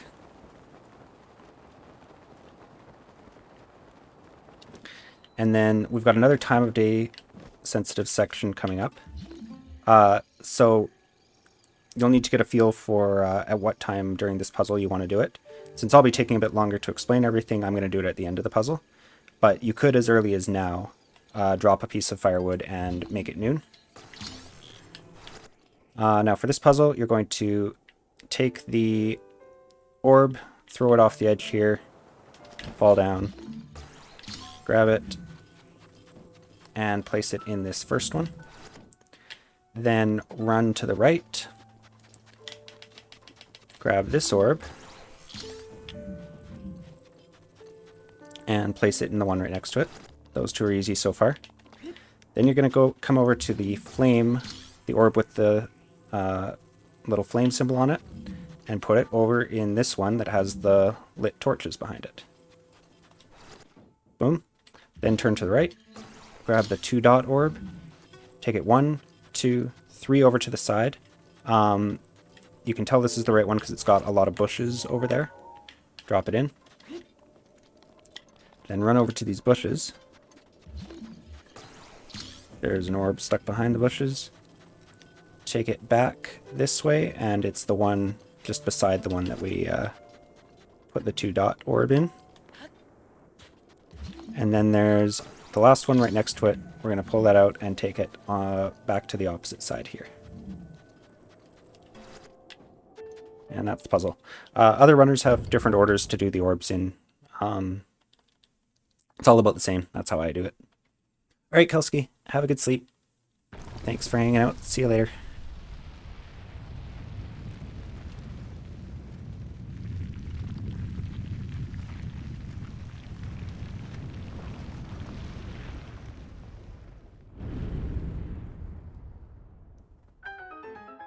Okay, so now I'm going to make noon. Like I said, get a feel for how fast you are, and you can decide when the best time is to make it noon. There's a 1.5-minute window for Sumasama, so it's fairly lenient as long as you know about how long it takes you to get there.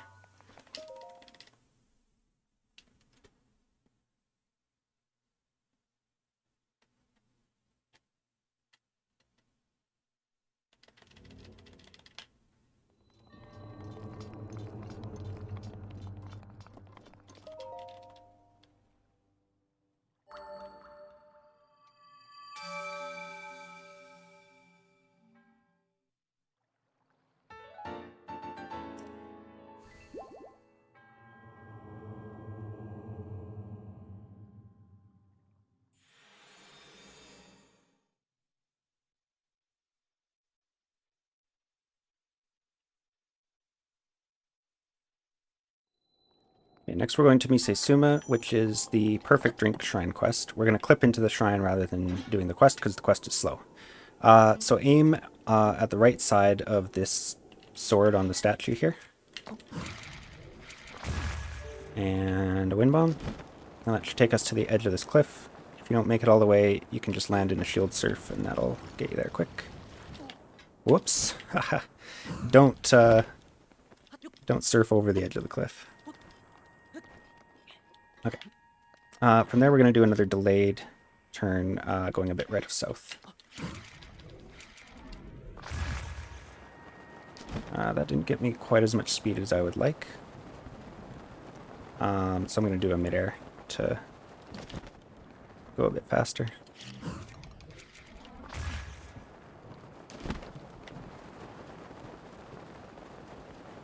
There we go.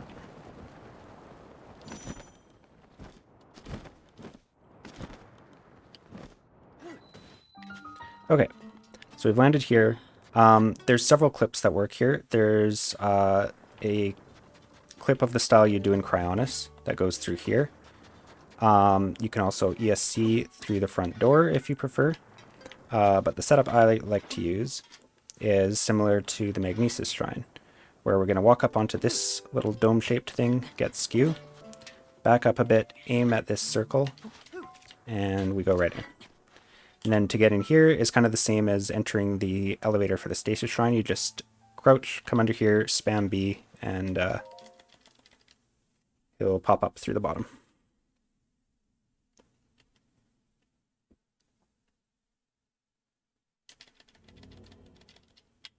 Okay, remember to clear your skew and ragdoll.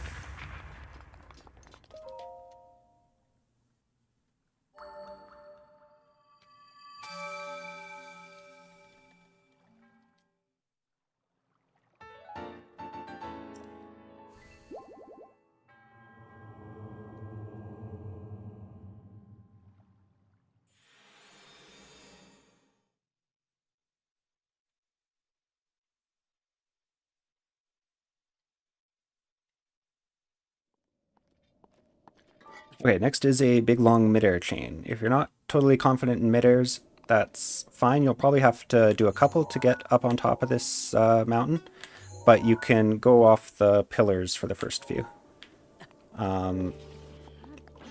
So, fastest way I know of to get there is going to be to do several cardinal wind bombs going straight east. As soon as your bomb recharges, stop and do another, because you want to be getting height for these ones.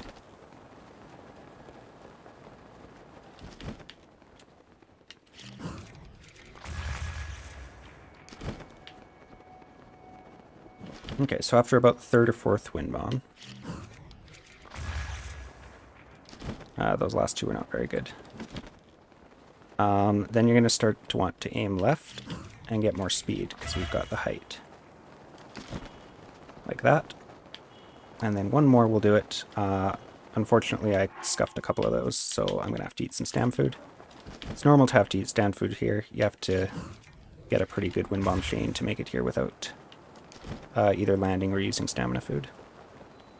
And then the place in the maze that you want to drop is, so from the center here, there's these two parts here that you can drop down into. You want to drop down into the right one, and you can see there's some malice there.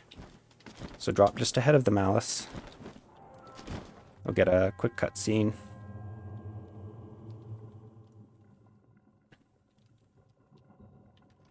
And then walk back and to the right and to the left, and there's the shrine.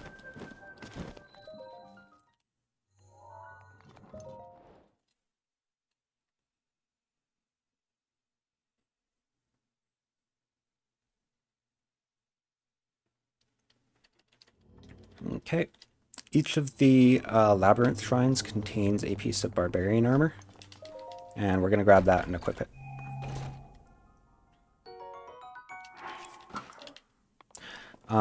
Alternatively, you can skip all the barbarian armor and cook and attack up food for the fights at the end. I haven't really played around with doing that yet, but it is an option.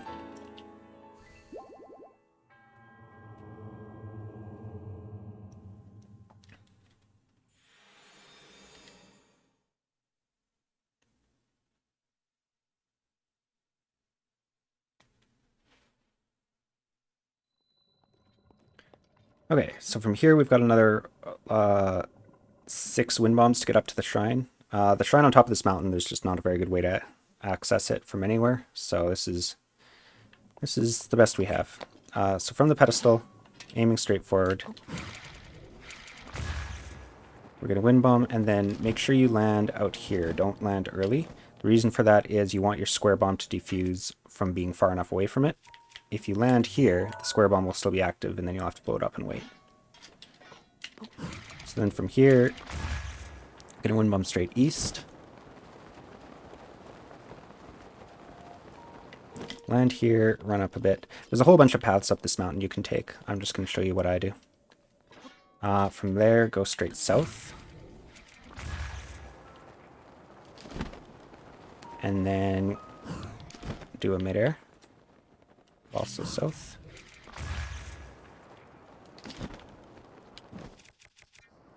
In here, make a cryo block and aim a bit right of east.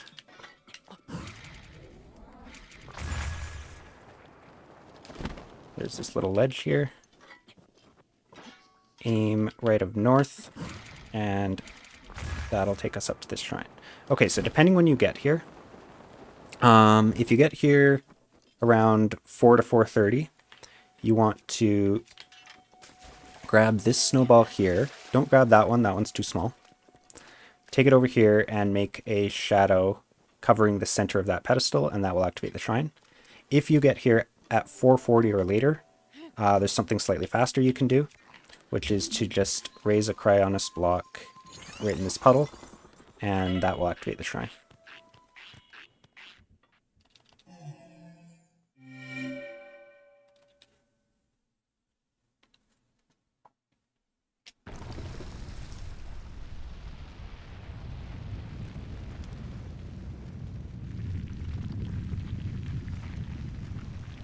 And then from here, you're going to want to equip the Edge of Duality if you're planning on fighting the next minor test of strength, otherwise the hammer. Watch out for that guy too. I am planning on fighting the next one, so I'll equip Edge of Duality.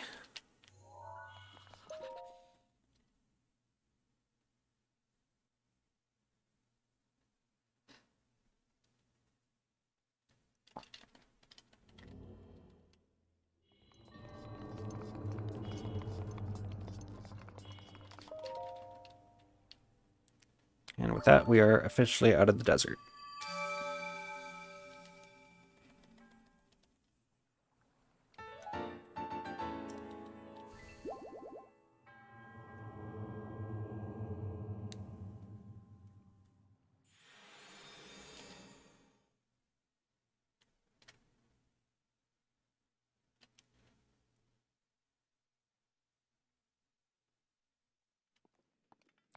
Okay, from here, I'm just going to do a delayed turn a little bit right of east.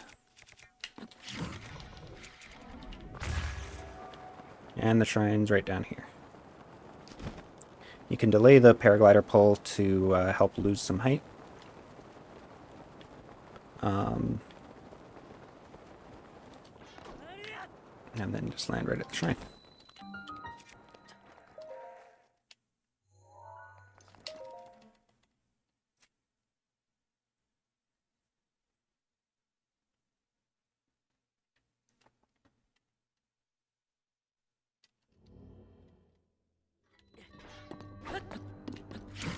From here, off the right peg, just do a low height square first wind bomb.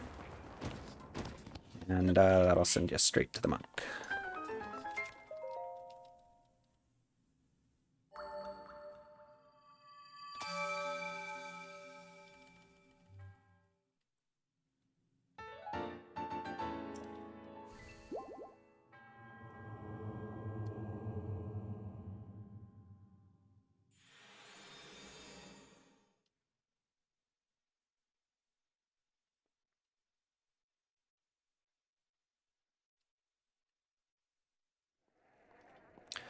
Okay, here's Shogatotone. This is the reason we took those pictures.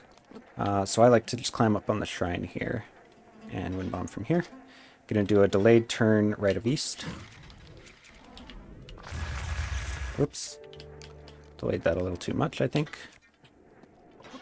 Try again. There we go. That looks good. So yeah, just get as much speed as you can here. Obviously, you don't need any height.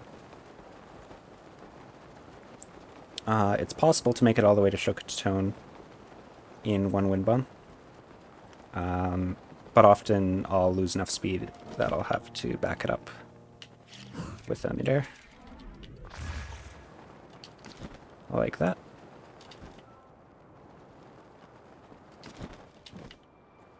Here we are.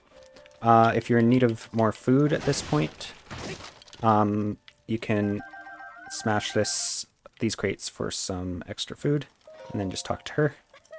I don't bother going for this food at this point because with 8 hearts, you just don't need to eat very often. But the food's there if you want it.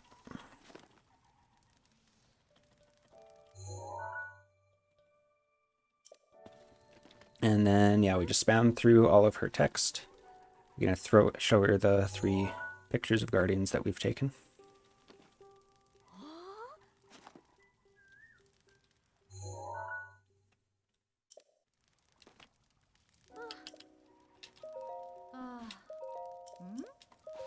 Oops. Don't accidentally talk to her trying to pick up the orb. Place it, and we're going to have yet another test of strength.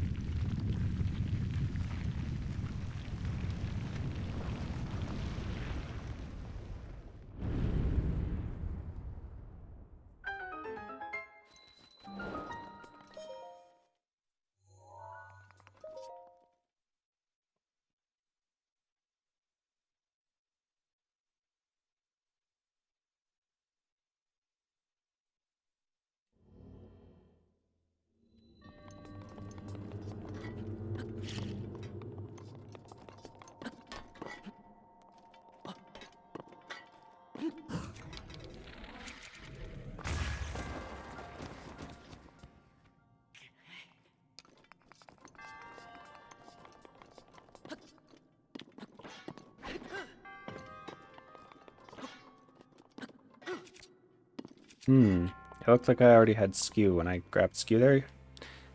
If you notice, Link sort of flicked as he landed. I'm not sure why I would still have skew there. I'm pretty sure I cleared it after Mise Suma, but yeah, apparently that didn't work, so we'll just get skew again.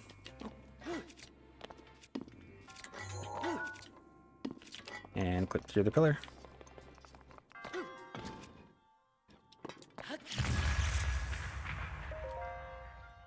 Notice now that I've got 2 pieces of armor on, I only take 1.5 hearts of damage bombing myself, so I'll be more able to bomb myself after these tests of strength instead of tripping over the shield.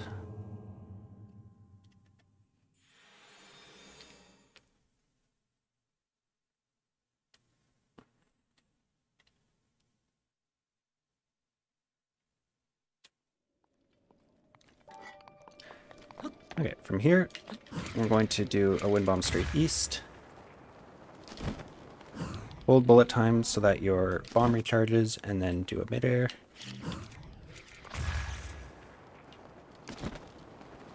And then right about when the bomb's done recharging from this, we're going to turn a little bit right of north and do another midair. And that will take us straight to... I have no idea how you pronounce this shrine properly, so I'm not going to try.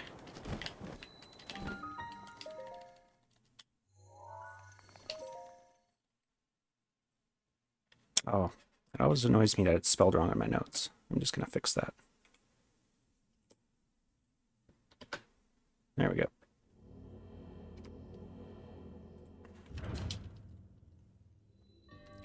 Okay, this is an easy shrine. Just from the right peg, wind bomb straight forward, and then hold right to curve a bit, and you'll land right up the stairs.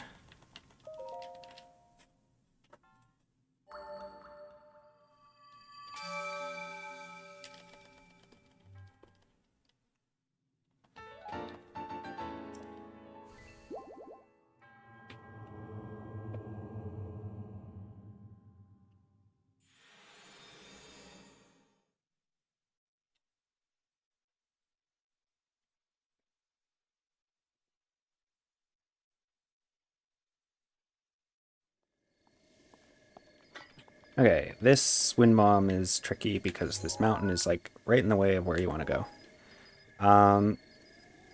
So there's a few things you can try. You can do a turn left, slightly left of north, super launch off the stable. You can do a bit right of north, super launch off the stable, trying to get around that mountain. What I like lately is a delayed turn just a tiny bit right of north, and then not going for the super launch, because if you try to super launch a delayed turn, you'll usually be going too fast and you'll lag out. In that case, yeah, I didn't go enough to clear around the mountain. I don't know, try some different wind bomb setups there and see what you like best.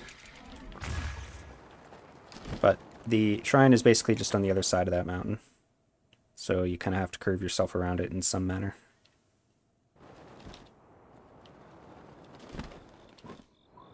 And this one is a minor test of strength, which I prefer to fight, because it's a bit more consistent than doing the skip and the clip.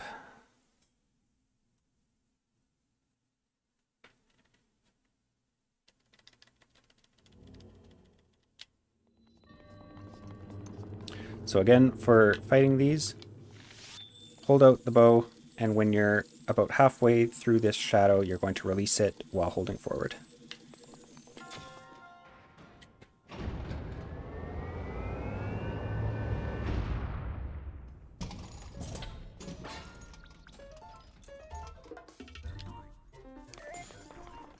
So that freezes it, run forward, smack it, hit it again, smack it.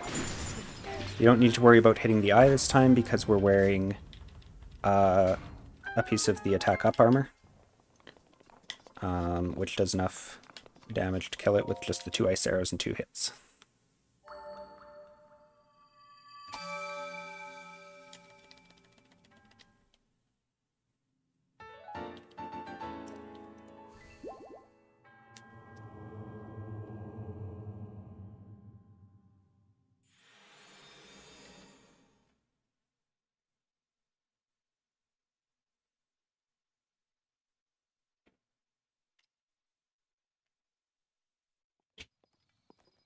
Okay, this one's a fun one. So you can grab this radish if you're worried about health. I don't usually grab it, but it is right there. So climb to the top of this pillar, and then from the edge of it, so there's this kind of bowl-shaped thing up here, and there's the little dip right here, where this sort of makes a wide V shape. Aim just a little bit left of that. It's kind of precise where you need to aim to clear this mountain. So aim there, do a front hop wind bomb, and then look at Farron here for leg, and super launch. And if you get it, that should take you straight to the shrine. Otherwise, you'll need to land somewhere or midair to get all the way there. But the shrine is just in through here, behind this like dragon-shaped stone structure. And this is the Spring of Courage, so this is the reason that we get the Farage scale. Place the Farage scale in the spring, and it'll open.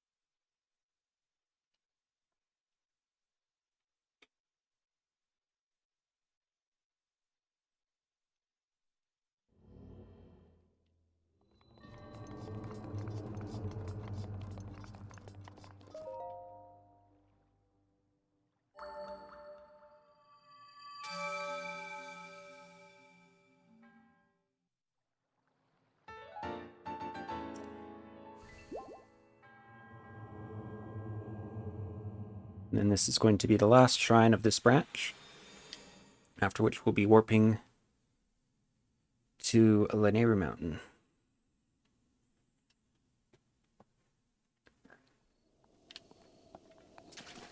So, run out here, the base of this goddess statue, aim left of west, and wind bomb up here. You'll probably have to climb just a tiny bit, and then you can get bullet time off this edge here. Then aim just a tiny bit left of west, turn, and super launch looking back at Farron. And if you get the super launch, that'll take you all the way to Yanaga, which is in this island in the middle of Lake Hylia. If you miss the super launch, you'll probably just want to do a midair or land and try another launch.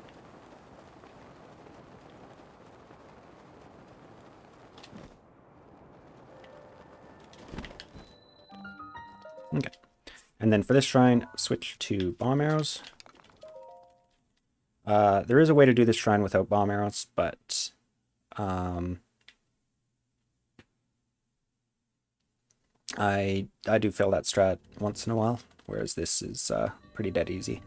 So just shoot straight up, blow that up, and then you want to go straight forward. When you're at this this like T part of the tiles, throw a bomb straight forward. And of course, I screwed up my aim there. You can also just like run forward and place the bomb there.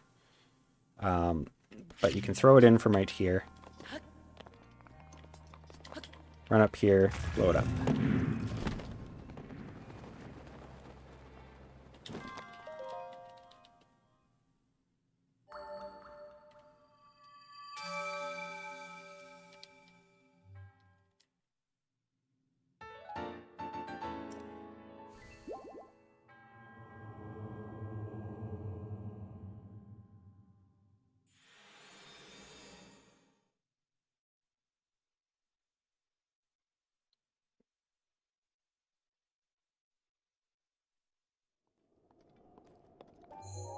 Okay, from here, we're warping back to the Hatno Tech Lab.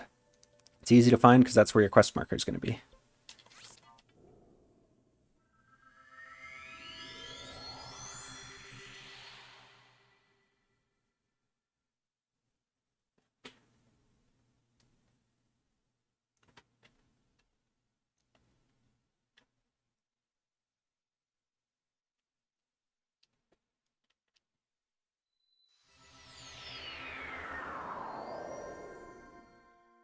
Okay, if the hammer's not already equipped, equip it. You can grab a couple apples on the way here. And then from here, aim at this little bowl shape in the mountain. Turn top wind bomb. You can super off this forest here, though it doesn't really matter if you do or not. Because you're gonna, pretty close after that, do another midair, aiming a bit right of north. That's gonna send you over top of the mountain, and your goal is where this stand of trees are. There's some breakable rocks.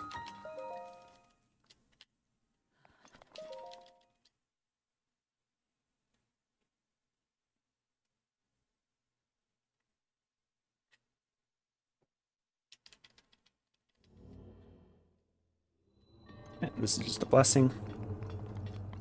If for some reason you're doing something that requires more rupees, there's more clothes in the chest that you can sell for 600.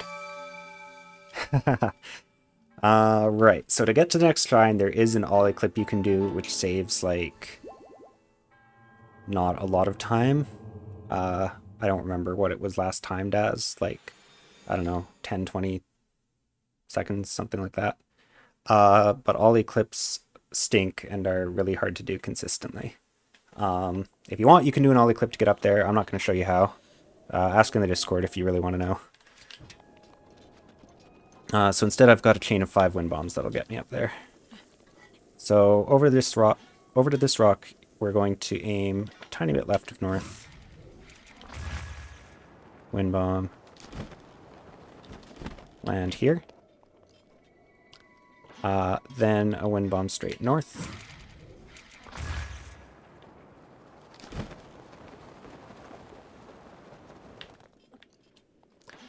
From there, another wind bomb straight north.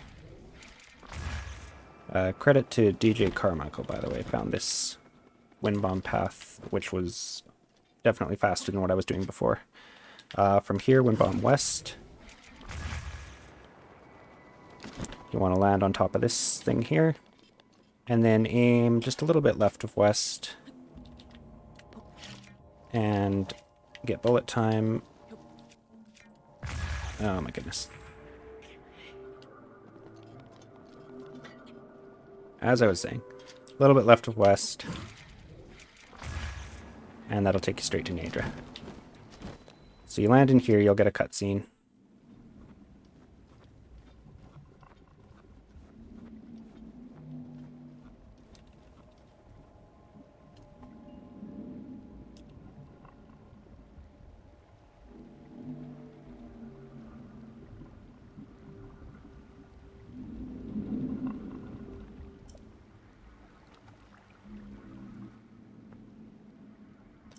And once the cutscene's done, we're not going to free Nadra.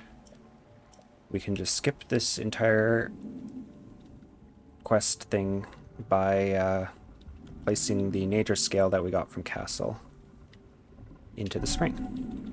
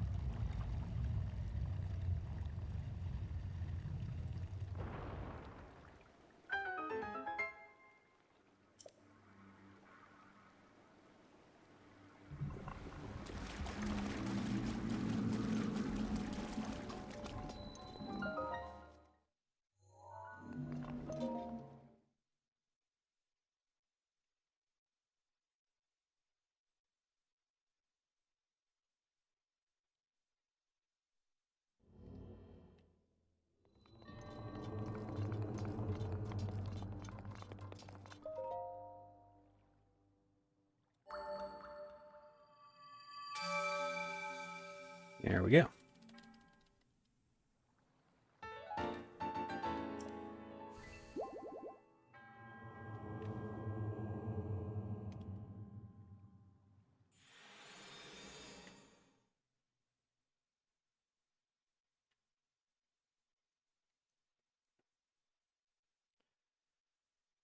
right, next up is a fun BTB. We're going to be freezing a BTB or freezing a Lizalfos and bouncing off his butt. So run over this pillar, aim kind of at this eye on Nadra, the little one poking out to the right. And then where we're looking to go is where this luminous stone is, and there's going to be a Lizalfos sitting right down in front of it. Go down to the pillar next to the luminous stone.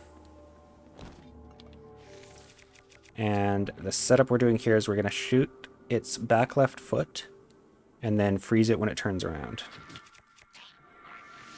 Just like that.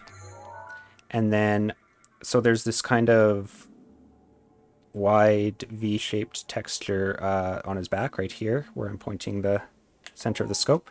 Scope there. And then we're going to do not an instant shield jump, but not like a super delayed shield jump, just like jump, jump, kind of like that. And then you want to land your shield right around where his tail is. Just like that. So that's going to send us way out this way. The usual angle I get, which is this one, is going to require us to curve hard right. So just hold right on the joystick. Actually, this is a little further left than what I usually get. Probably because I delayed bullet time a bit too much. But that's fine. This will still work. So I'm holding hard right. Yeah, this is going a lot further left than usual, actually. Hold hard right, and we're just going to glide in here. Yeah, a better angle will send you straight to the center of Zora's domain. But this is certainly good enough. So then we just drop and enter behind Mifa's statue right here. If you are getting 6 or more speed foods, you're going to want to collect these 4 Fleet Lotus seeds, because that'll let you cook those 4 with the dragon horn to make an additional speed food. If you're only getting 5 speed foods, which is what I'm doing for this run, hopefully that's enough, then you can just buy the extra swift violets.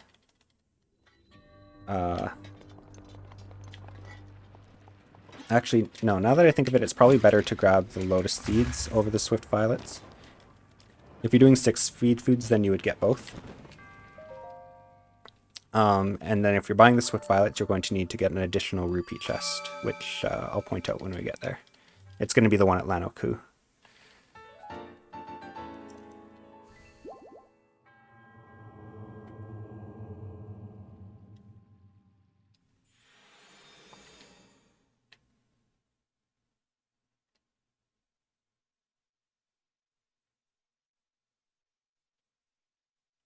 Okay, so if you're doing 4 speed foods, which I think you would only do 4 speed foods if you've got a time of 5 hours, 30 minutes or below.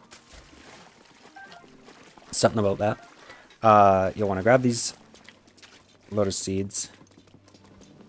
We're going to run up here and buy these arrows. Just the 5 bundles. So 15 regular, 15 ice arrows. This is just to have enough arrows to be able to beat Ganon mostly. And if you're doing 6 or more, buy all 4 of these swift violets, and then you'll need to get an extra rupee chest. I'm not going to do those right now. And then if you're doing more than 4 speed foods, you're going to come over here and cook. So we'll use those 4 that we picked up and a horn. That gives us some more speed food. Okay, from there, we're going to equip the torch and chuck it away. The reason we're chucking it away now is then we're not equipped with any weapons, so when we pick up the trident, it'll just be automatically equipped.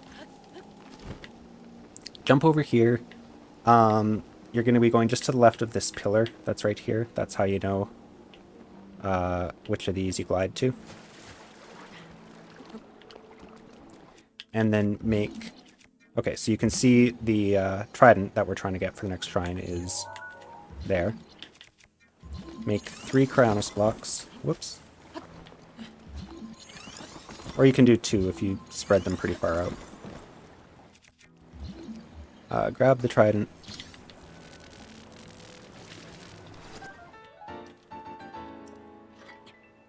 And then from here, you're going to wind bomb a bit left of west. Exactly where you're going to aim depends on where you placed this cryo block.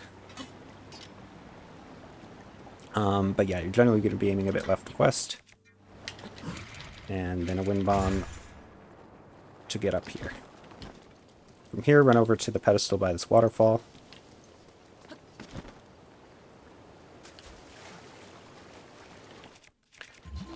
Create a cryo block and jump off it, pull paraglider, and then immediately press Y to slam down.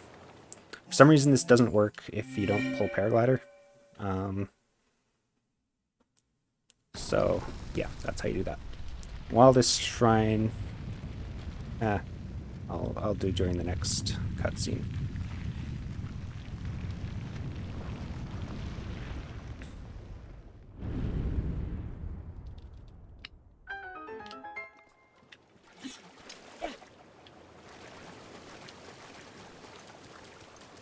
You can grab that Fleet Lotus seed, mostly just for food.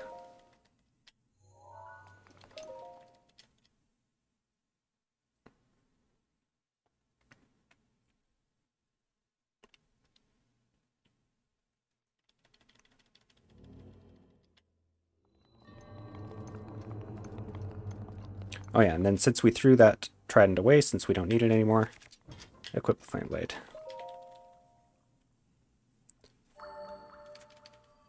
Okay, I'm just gonna run to the washroom again because I had a lot of coffee today.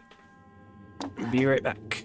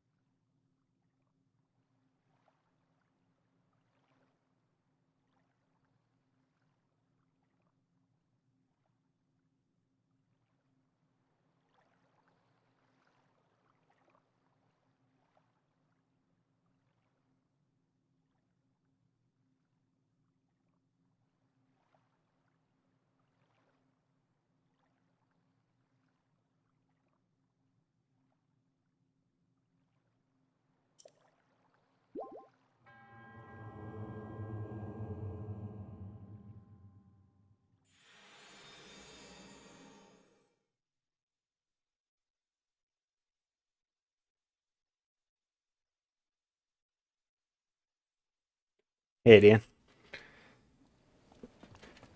Okay. Oh, let's split.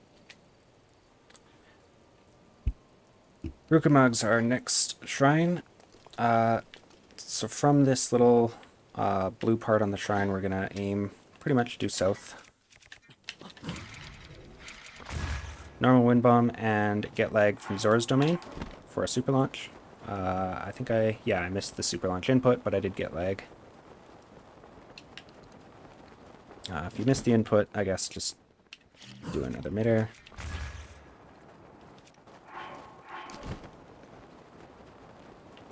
And so the super should take you to about here, at which point you would midair left of south, or you can land and just do a normal wind bomb left of south. You want to get enough speed when going through this section, because there's all sorts of weird wind currents that'll blow you all over. But with enough speed, then they won't affect you.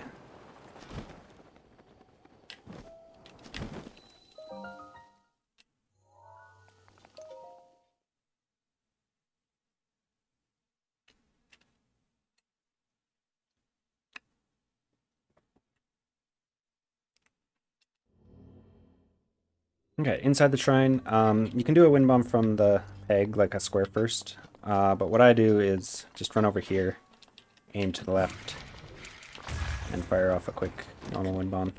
That'll get you over here pretty easily.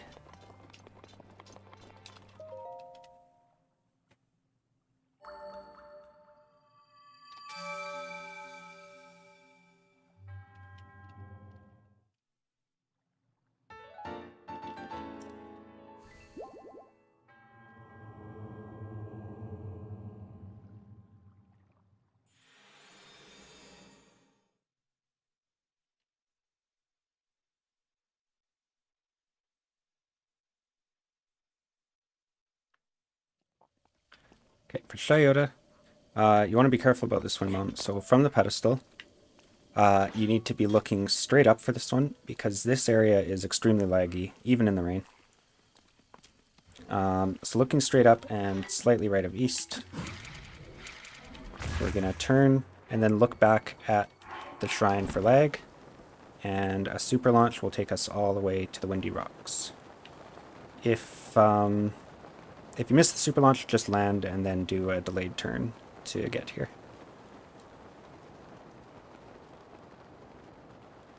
So from here, unfortunately it's raining. So what you would normally do if it's not raining, and it's just bad luck if it is you would shoot a bomb arrow at this one. But of course bomb arrows won't work if you are being rained on. Then we'd run over here, and we can do this either way. Just throw a bomb to blow that up. And then from here you can shoot, from up there you would shoot there, and that would kill this one. Since it's raining, we can get bomb arrows to work by standing where it's dry under here. So you'd come under here in the rain, blow that up.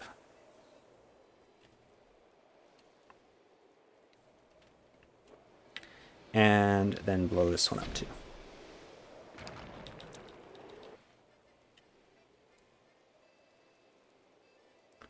And then if it wasn't raining, we would just wind bomb from the top of this structure over to this pedestal. But since we're here, I guess we'll have to wind bomb from... I don't even know where a good spot to wind bomb from is. Probably here. Yeah. No. It's kind of hard to wind bomb because it's super windy here. So what you could do instead is just from here, ride the gust all the way there. To activate this pedestal, you need to land on it with your paraglider out. So if we're wind bombing from over there, just land and have your paraglider out. If you make it here and you're on the ground, just do a shield jump, hop, and pull paraglider. And that will do it.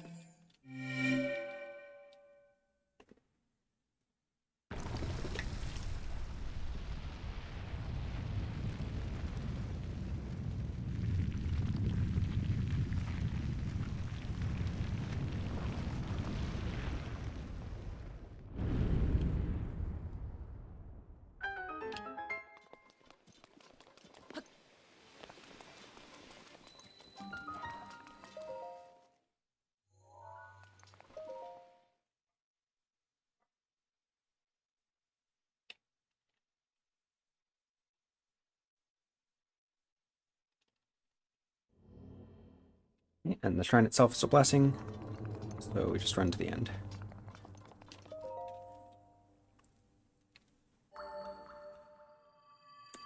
That completes that branch. Next will be all of Hebra.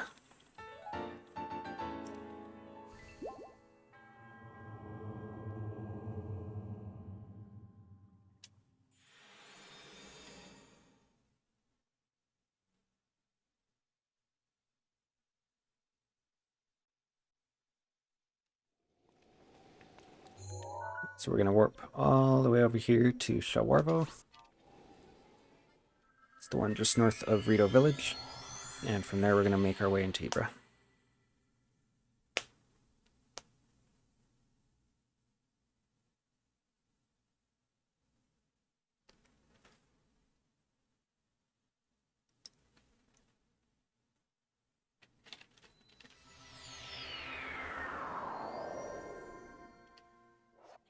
Okay, so from the pedestal, aim basically as far left of north as you can without dead angling. And then look back at the shrine for lag. And super launch will take you right to this opening in the this cave opening in the mountain. Can be hard to see it if it's really snowy, but yeah, just practice that launch a few times and you'll get an idea of where it is. Then we just jump down here, run through here. There's going to be 2 ice choo-choos that pop up. Be careful not to get frozen by them. And in.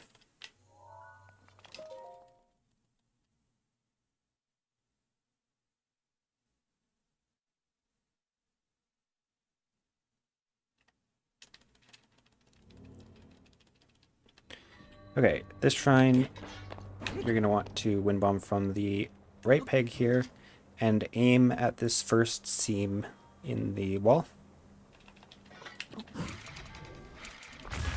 And that'll launch you all the way up here. And that's the shrine.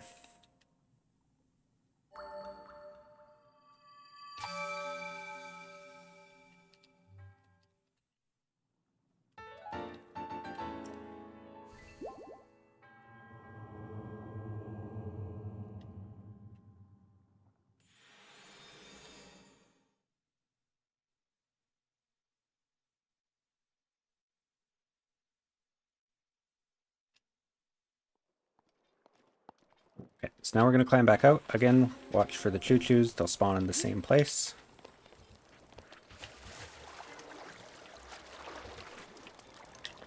Ride the updraft back up.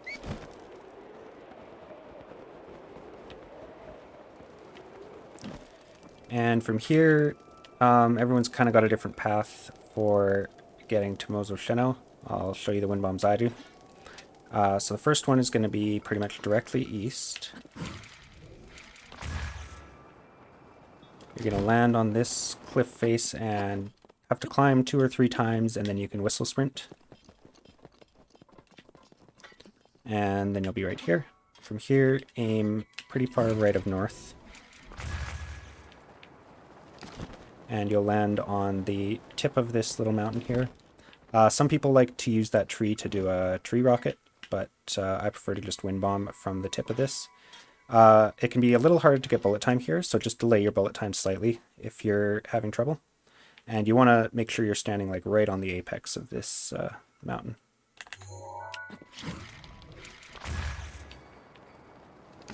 So that'll take you like here-ish. And then aim a little bit right of north. Do another wind bomb. And then our target is that cave up there. So we'll just have to do a mid-air straight north to get up there.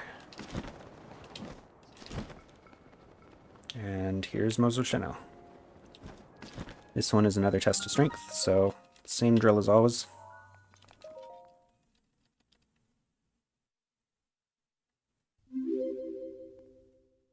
Hey, Freeburn. Thanks for the follow. Right.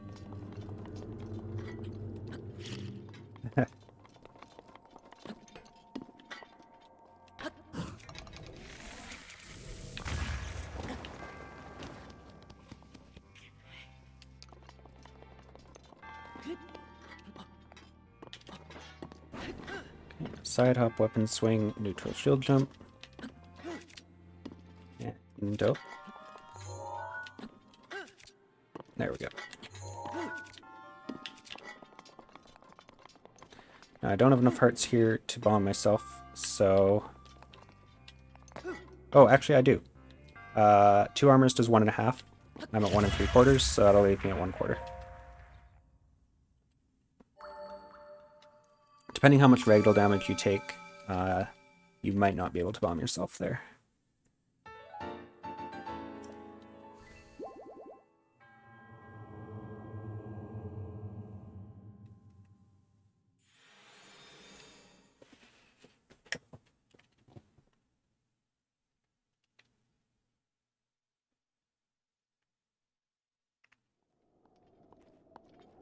Okay, from here, there's a Moblin BTB you can do to get up to Shadana, but I'm not a huge fan of it, so I just do some mid-airs instead. And that's what I will show you. So straight east out of the cave, and you can land on this little ledge here. Then north, and then mid-airs all the way east until we get to the top of the mountain. If you fail a mid-air, that's fine. There's a few places to get bullet time along the way, but ideally you can just chain some mid-airs all the way up.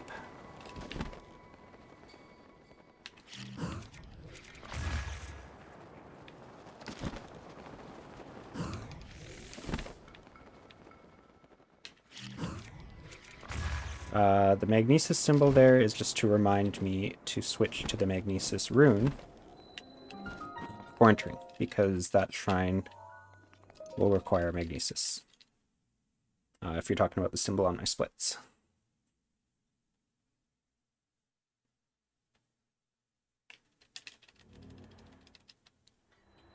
Okay, for this one, either peg is fine. Do a low height square first wind bomb, but not that low, because that didn't make it. Let's try that again.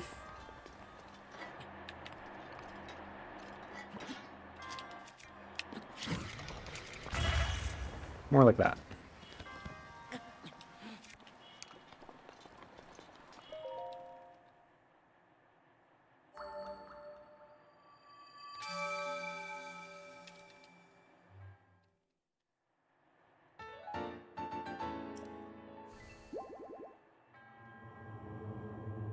And yeah, you want pretty low height there just so you don't take a lot of fall damage, because after that wind bomb chain, you won't have too many hearts to spare.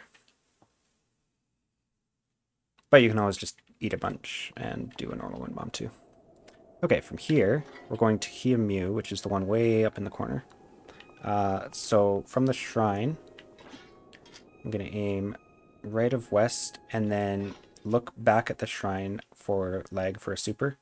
The lag for this one is pretty hard to get, so you may have to back this up with mid-airs, but I'll do my best. Oh, wow, I actually got the lag and then just totally screwed up the super launch inputs. That's okay. So a super launch will take you most of the way there, but without a super launch, you can just do some turn mid-airs in the same direction, and you'll get there.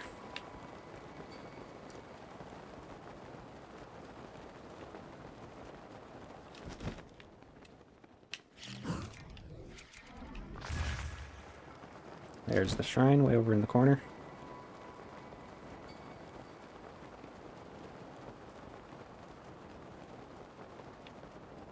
Yeah, that is a good super launch to get, but like I said, it's kind of difficult.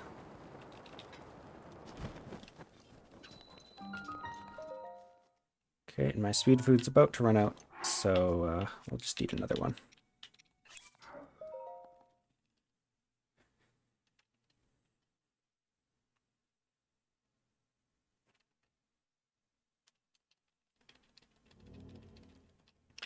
Yet another test of strength.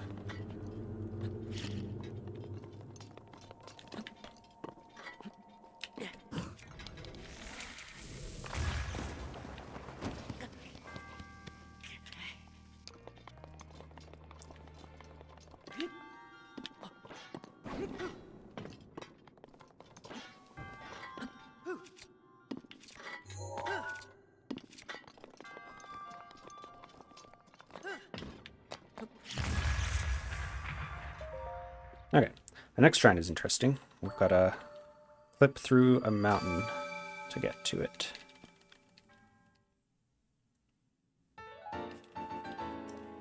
No, there's no Lionel here. There's a Stelnox if it's night, but you shouldn't have to worry about it.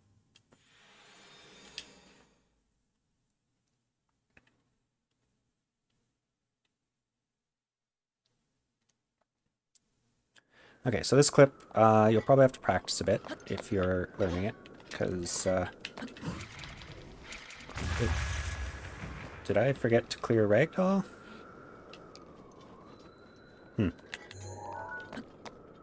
Thought I did. I don't know what happened there. Okay. Anyway, we're going to wind bomb straight east.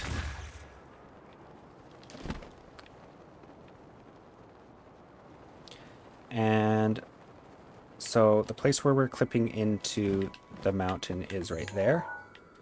And there's this rock right here that we're going to get skew from. So standing kind of just in the middle of this snowy bit here, you're going to aim at the right side of the rock. There's this face right here, and do an instant shield jump forward. Now getting skew can be slightly tricky there. If you see Link kind of double bonk or like sort of skew to the side or twitch as he lands, it means you probably didn't get skew. So you can check it. It should be nice and strong like that. And then to actually clip in, there's this inverted V shape here. And we're going to be clipping through like the left side of that V. So stand about this far back from it. Throw aim a bit to the left of the point of the V. And just do an instant shield jump and make sure you hold forward on the left joystick. And of course, I missed it. Might want to angle it a bit more like that. There we go. So yeah, that one will take some practice. It's a bit tricky, but it can be done consistently. Then, okay, so then I bombed myself to get rid of Ragdoll. And I'm going to do a wind bomb from this little snow hill here, aiming a little bit right of east. It's going to send me over here. Whoops, I went a bit far. So you want to pull your paraglider right about where this floating wall texture is. Drop. And then you're going to look for a very sharp kind of pointed V shape right there. And the clip-in spot, so you can't see it if your camera's angled this way, so try to keep the camera angled back where you came from. You want this really sharp pointed shape in the wall. And you're going to walk down into it. Holding ZL, just walk against the left side, and you should walk right through it. And then I shield surf when I reach the shrine here to clear my skew.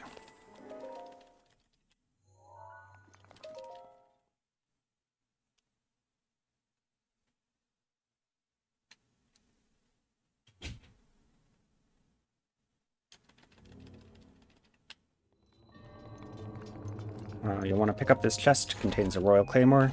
That'll be useful for fighting the bosses at the end.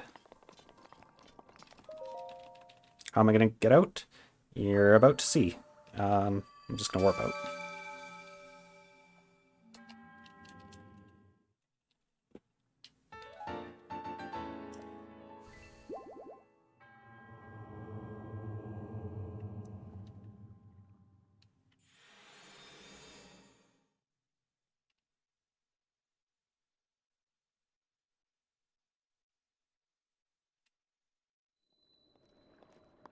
Okay, so from here, we're going to warp back up to Shadana. Shadana's a good warp point for Hebra just because it's kind of right up high on top of everything. So we're going to warp there one more time after this branch to finish out Hebra.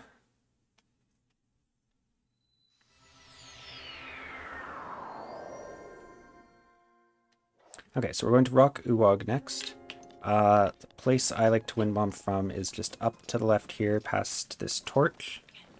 There's this little dark texture on the ground. I go from just a bit past it, aim east, and do a delayed turn wind bomb.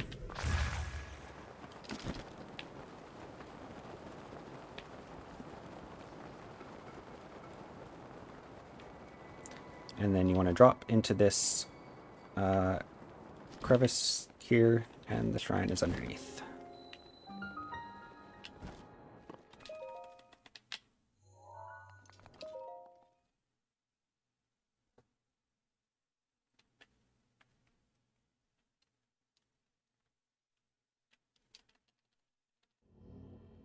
Okay, for the shrine itself, from the right peg, aim at this corner of the wall, and then there's kind of a pinball thing going on here. Link will sometimes land up there, sometimes land up there, sometimes fall all the way down, but wherever he lands you can get to the monk.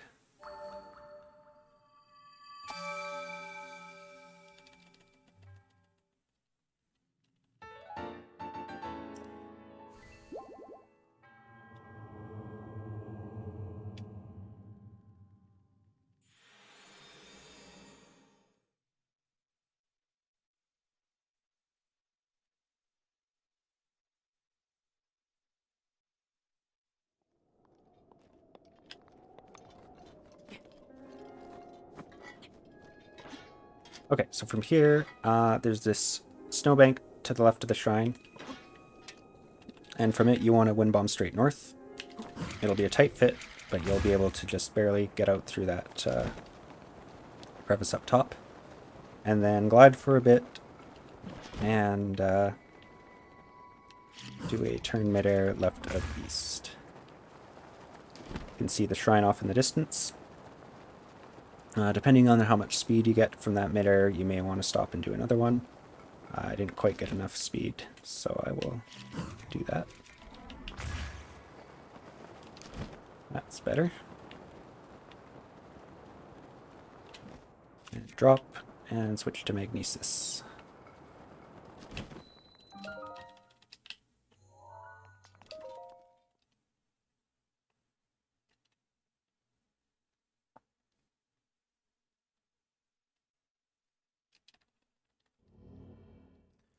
And then this shrine is interesting in that it doesn't use a wind bomb. There's not many shrines left that don't. We're just going to Magnesis block, throw it up, switch to stasis, and stasis it in midair. Then we can grab that chest and unlock the door.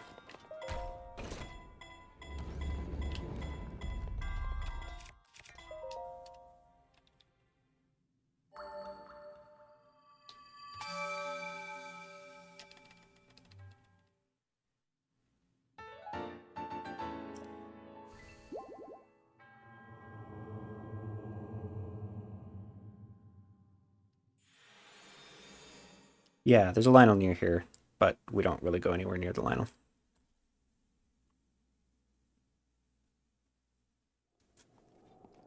Okay, so from here, wind bomb with a turn a bit right of east. You can chain some midairs all the way to the maze, but what I like to do is do one more midair here in the same direction. Oh, kind of flubbed that. Ideally, you'd go a bit higher on the mountain. And then land, wait for the bomb to recharge, and do a left of east midair. Reason I go to the mountain and then kind of back towards the shrine, or towards the maze, is going at an angle a bit off of Cardinal just lets you get a bit more speed. Okay, so ideally we'd be coming in from a higher angle, but basically there's the center of the shrine here, and then just past it and to the right there's this C-shaped hole to drop into. You'll see some electric choo-choos, and you want to just drop to here.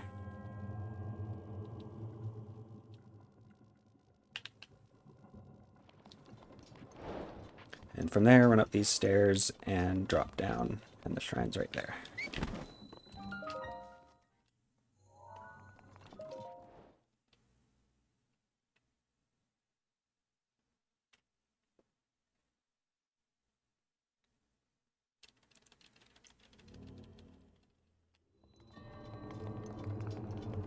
This is a maze, so it has another piece of the barbarian armor. We're going to grab it, but not equip it, because we want the pants for cold resistance still.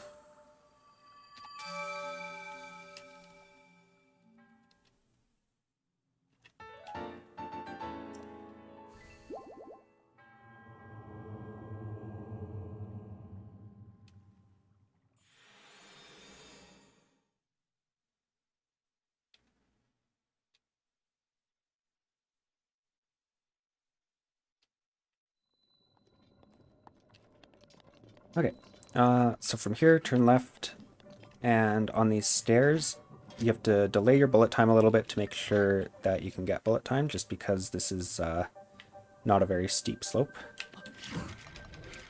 And aiming directly south, you'll want to pop up over top of the maze, and then we're just going to land here.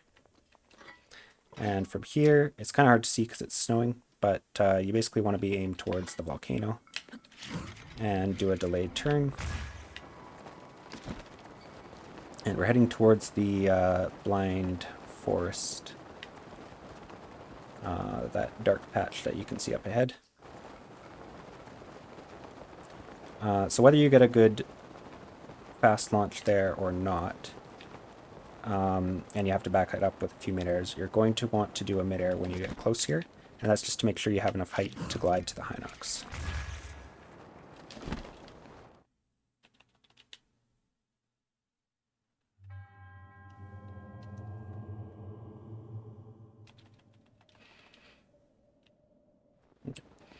You can do, so that's going to kill all your momentum. You can glide all the way to the Hinox, and the Hinox is going to be between those 2 points of light that you see there. You can also stop and do another mid-air if you want. I'm just not going to do it. I'm just going to glide, but you can get here a bit faster if you do an extra mid-air there.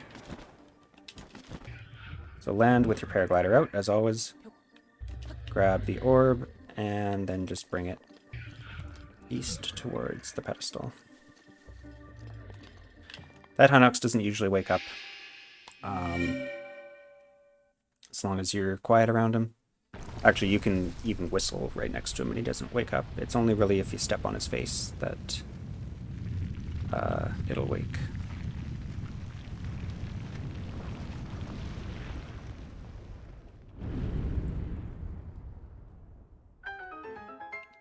Okay, so then the shrine is going to be back on the other side of the Hinox, so we just run by it.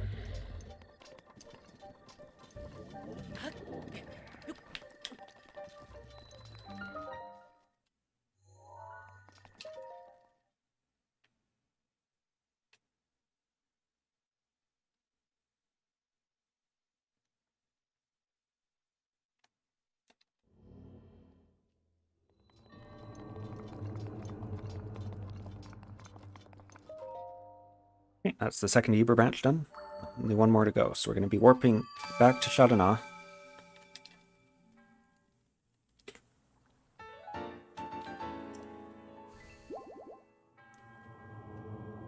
Yeah, I don't know why that one doesn't wake up as easily.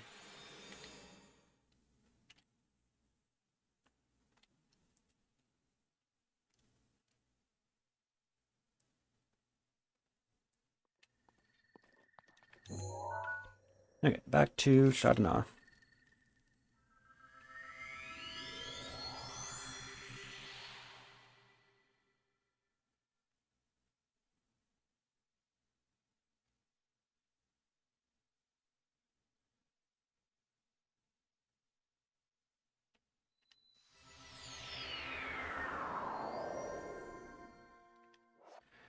Right, so from here, gonna aim a little bit left to south and do a turn super. You can get lag just looking straight down here. I don't think I actually got the super, but that's okay. It's not far to go, so it doesn't matter if you miss it. And then just shoot this pedestal with a fire arrow.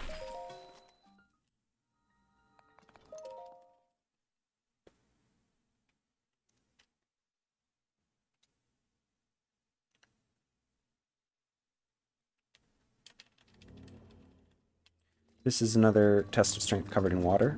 So we go out to that second seam, place a cryo block, and just do a regular front hop windmill off of it.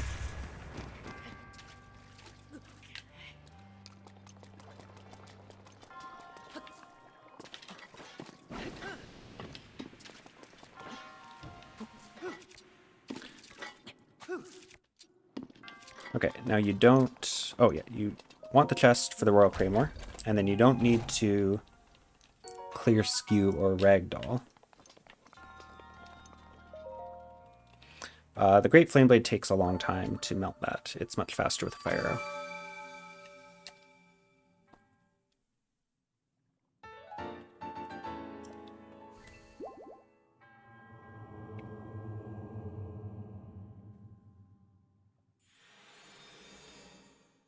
Right, so we're not clearing Ragdoll or Skew there, and the reason is I'm going to do a shield jump and unequip my shield to get over this ice block coming out, which would just give me Ragdoll again. So shield jump, unequip, and then just run over here.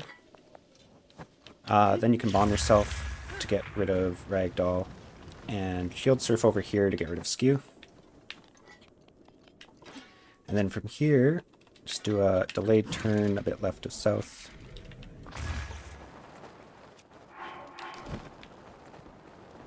I should not have tried to super that because it was a delayed turn, but I could tell it was a bit slower than a normal delayed turn, so it was within the range that you can super.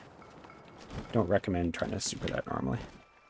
Okay, so then land on this rock, do a delayed shield jump through here, and you can make it without needing to eat, though it's pretty tight. So if you need to eat, just make sure you do that before you die. Or you can use a fairy as well. Okay, so this chest here has 300 rupees in it. If you bought the Swift Violets in Zora's Domain, you're going to want to pick this chest up so that you can afford the Flamebreaker armor in Elden. Since we didn't buy those, though, I'm going to skip it.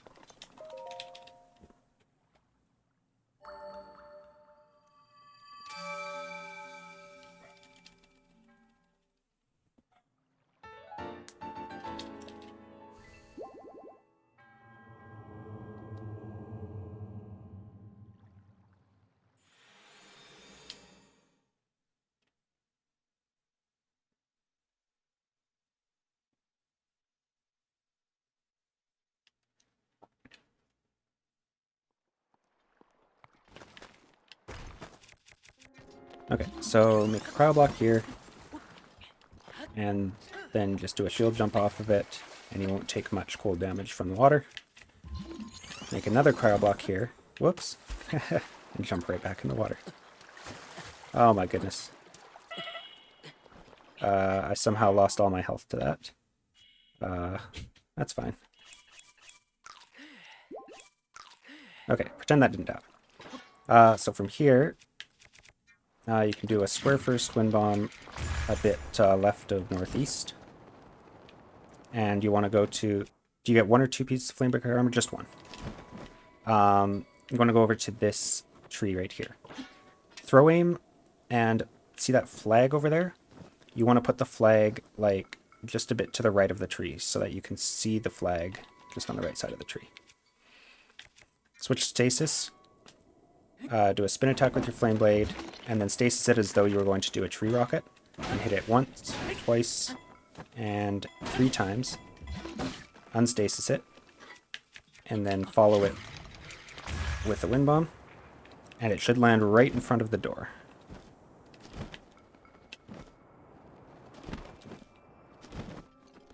From here, just stasis it again, charge it up to full with double hits,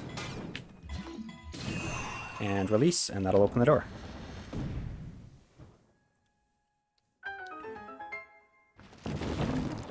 Okay, you can also just grab some wood from that, although I just did it with the flame blade, which lit it on fire. Maybe bomb it to grab the wood.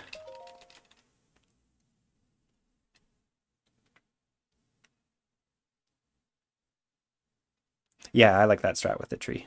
It's a fun one. Okay, for this shrine, the wind bomb's a little bit tricky, but it's not too bad. So you want to get onto the left peg, aim straight, like to the right this way, and then make sure you delay your bullet time a bit for the square bomb here, or I mean before placing square bomb. Otherwise you can hit the top of that elevator and you go nowhere.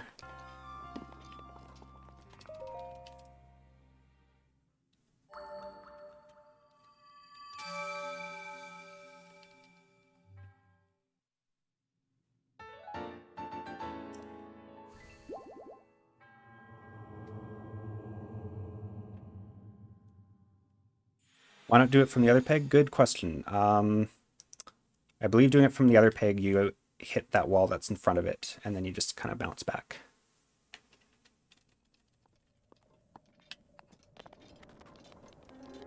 Okay, so from here, we're just going to run out and over to the side of this snowbank.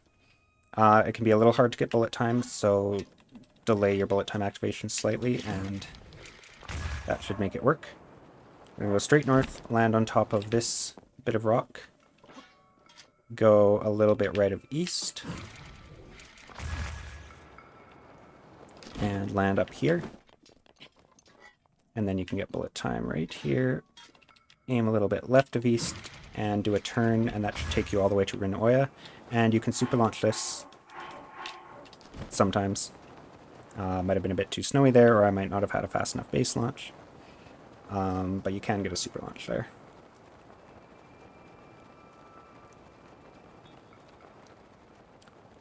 Without super, it's a bit slow, so we can back this up a bit.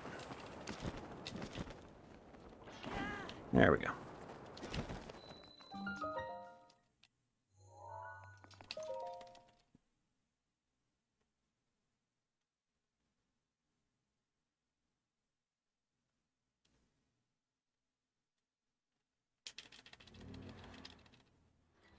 Okay, so for this shrine, right peg, you're going to do a square first, low height, and aim just to the left of this torch thing.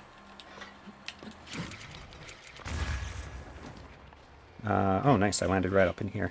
You don't have to land in there, you can just like hit the wall and fall off, of course.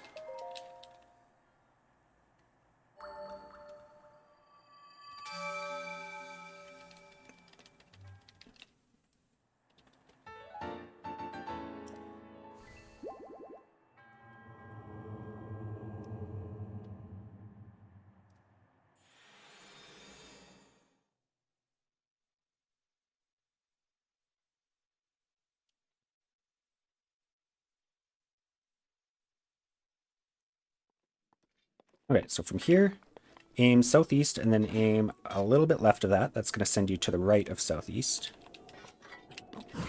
Front hop wind bomb and look back at the shrine and the stable for lag.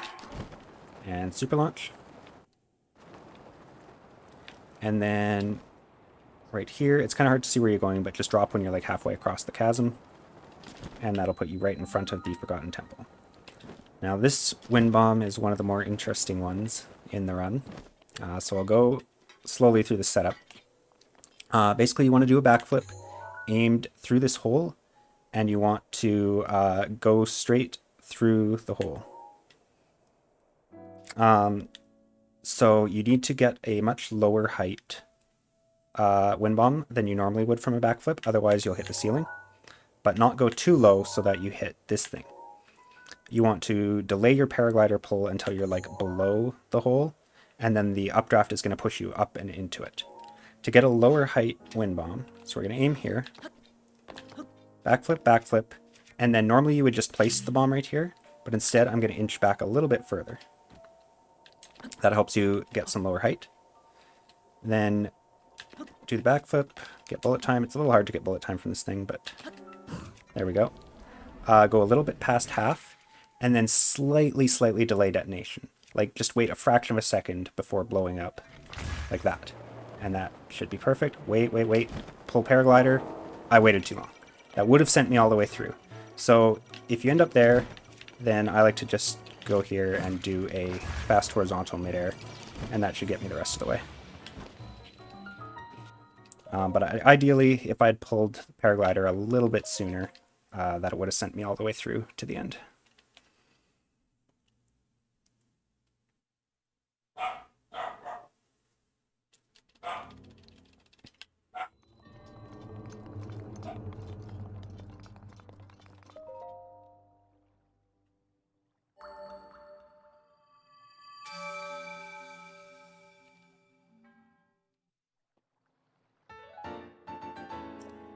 Oh no, can you hear my dog? He's going through a phase of barking a lot. Sorry about that. True, yeah. If you're worried about mid-airing through there, you can just paraglide the whole way and they'll miss you, as long as you keep moving.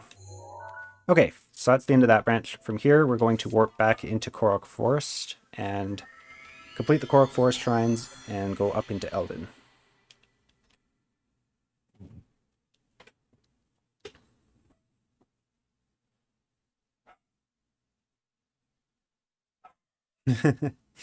He is a happy pup, it's true.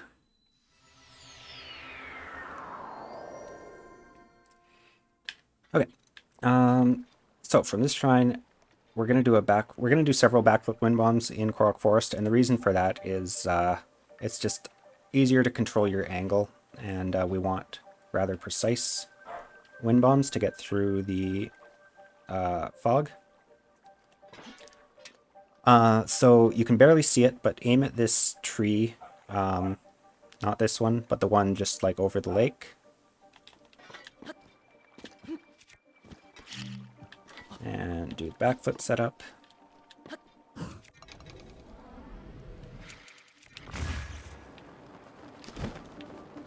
That should send you past two kind of void barriers, one there, and then another one right here.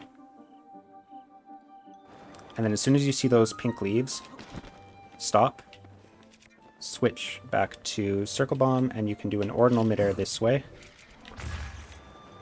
That one's a little bit... Oh yeah, that one's good. And then drop here.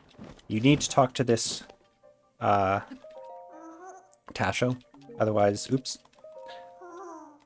Talk to him, tell him you'll do the quest, otherwise the shrine won't appear. You don't need to interact with Oki at all, though. So to get to the shrine, I like to go to this tree, chop it down. Can grab the wood from it. How much wood do I have? 14. I'm going to need to make up some wood. And then from the stump, so there's this tree with the... how's best to identify it? Well, it's the first tree, like, to the left of this bush. So aim just right at that tree, and we're going to do a backflip wind bomb. You can also get there with a front hop from this stump, but the angle is just... It's hard for me to get consistent, whereas these are very consistent. And then you don't need to super this, you can, but that'll just send you straight to the shrine.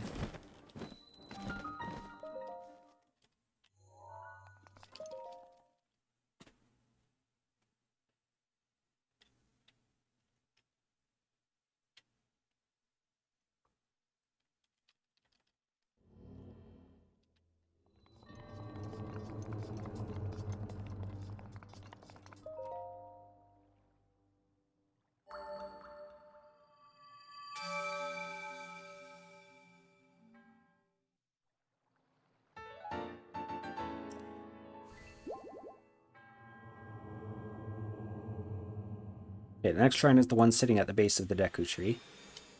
From where we are, it's around the opposite side of the tree. So depending what angle we get from this wind bomb, you might want to glide either left or right around the tree. So just from the edge of the shrine here, we're going to aim right of east and do a turn. And you want to kind of look up so that the lag of Korok Forest doesn't get you. That looks good. So this is going to be gliding kind of back along the path that you would take, so there's not going to be many void zones. So you should just be able to glide the entire way there. Here we are around the right side of the Deku tree. And there's the shrine.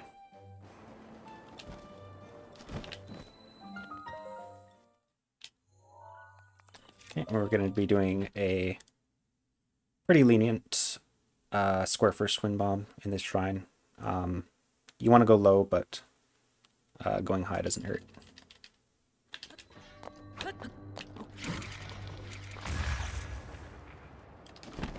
There we go, straight to the monk.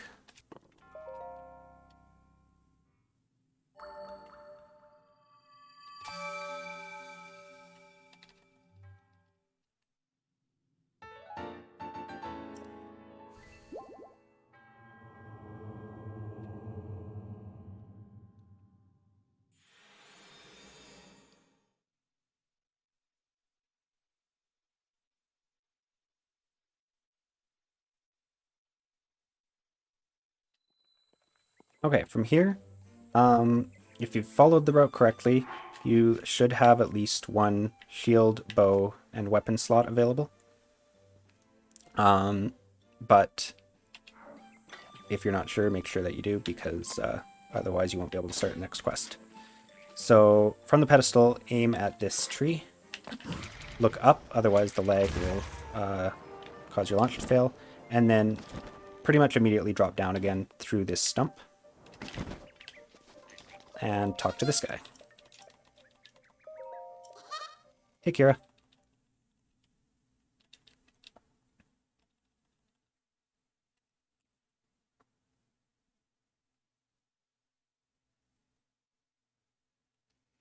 Okay, so this guy's going to give you a wooden shield, bow, and sword.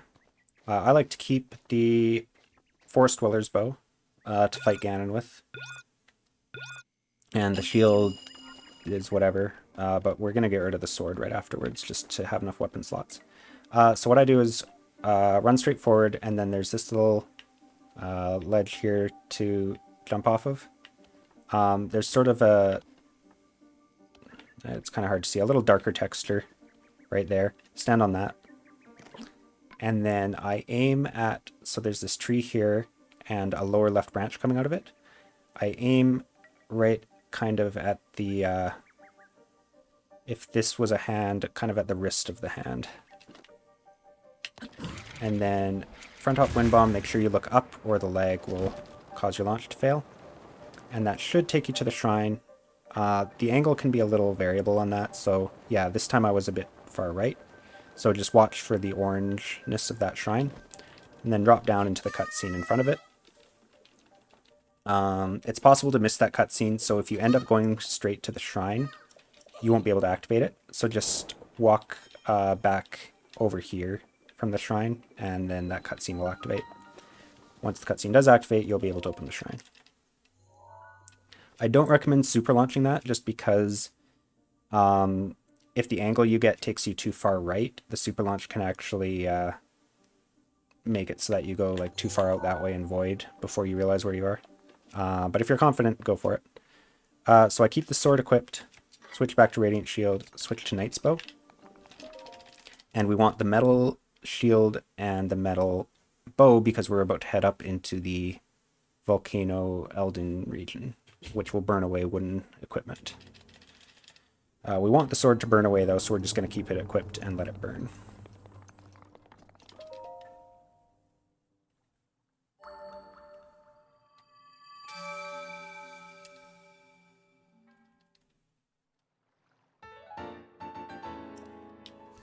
Okay, so some people find this next wind bomb to escape from Korok Forest kind of tricky. I haven't had much trouble with it, but I'll show you my setup, and if it works for you, great. If not, then you can find something else that works. So I'm going to hop up onto the pedestal here, and then there's this tree to the left. I want to aim like right at the center of his eye. If you aim there, then a normal front hop wind bomb should take you out of Korok Forest without voiding out. Then I stop early and do a mid-air right of east. And that's going to take you somewhere up here. A little bit further right would have been better, because then I want to get bullet time from here. From here, I'm going to go east. That just takes me up to another section of rocks here. There's lots of places to get bullet time from, so just find one. There's this camp over to the left. We want to avoid interacting with that camp. So another wind bomb left of east. We'll take you up here. And then a turn wind bomb left of east is going to bring us into the hot region. You can super launch this. I missed the super launch. Doesn't really matter. You get there pretty fast either way. Now we're going to start burning, but as soon as we get this cutscene upon hitting the ground, that's going to stop the burn timer. So then we won't be burning again. Now I did take a bit of burn damage. It kind of depends on when the cutscene loads and how fast you get to the ground. So if you take some burn damage, you might have to heal here.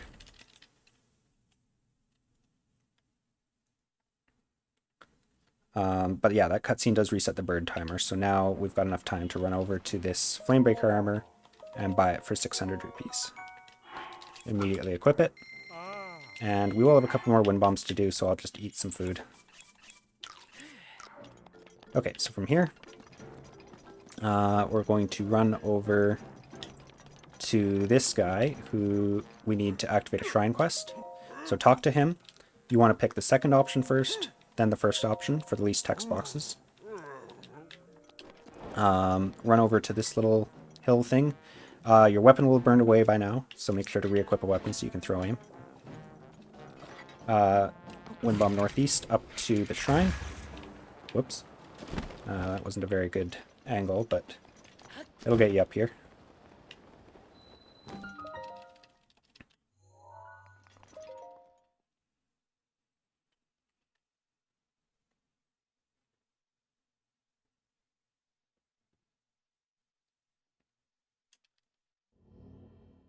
Okay, and then inside this shrine, we're going to run all the way over here and use a bomb to release that barrel. The barrel you want to put, so there's these leaves here, and then behind and to the right, there's these two smaller tiles. You want to put the barrel on the left one of those tiles. It's not really precise, just put it like close to it. And then from there, so you can do a wind bomb just straight up through this hole, but a slightly faster thing is to aim a bit left, and if you get it right, you'll land up on this upper ledge. There, like that. So if you land up here, that's good. That's slightly faster. Then what you're going to do is just run hugging this wall. Don't worry about falling down there. You won't actually fall as long as you just run like touching that wall. And then you can see the monk cages over there. Now if you don't land up here, I'll just show you what to do, which is pretty easy. You just come over here, stand on this button, and stasis it, and that will let you through the gate.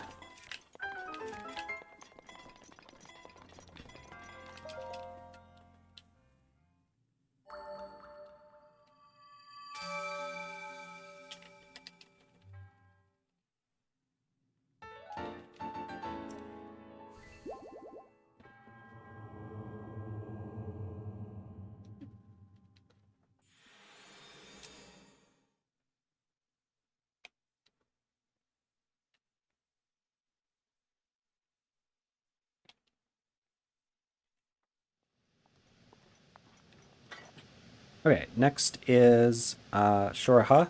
This is going to send us through the level 2 heat area, so we'll take a little bit of heat damage, but if you get a super launch, you'll take like barely a heart or half a heart of damage. If you miss the super launch, you'll take like 3 or 4 hearts of damage, but that's still fine. Walking up just onto the left part of the shrine here, gonna do a turn left to north. And then super launch just looking at this area. Oops. Okay, so I missed the super launch. That's fine. I'm just going to take a bit more damage. So as soon as you're in here, you're taking heat damage. You'll stop taking heat damage once we leave this area and get closer to the shrine. So like there. If you get the super launch, of course, you go through there a lot faster, so then you take less damage.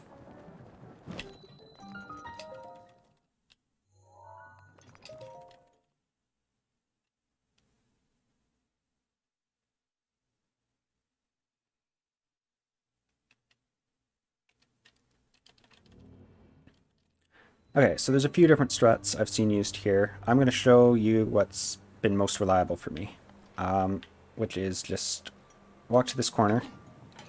See there's these 3 lighter textures on the wall. Aim just a little bit left of the leftmost one, and then do a wind bomb with a slightly delayed bullet time. Spam paraglider, and that'll let you open the paraglider just before you hit the wall, and then you want to glide all the way back. And that works almost all the time for me. I guess I'll show the other quicker but less reliable strat you can do. And that's from the right peg here. Aim just kind of at the right side of this metal spiky thing. Do a front hop wind bomb, wait about half your stamina to place and then blow up the bomb. And then you'll kind of ricochet up there and maybe, yeah, just not quite land. So that's what I mean by unreliable. It depends on like exactly where you hit here and ricochet, and sometimes you just won't quite make it.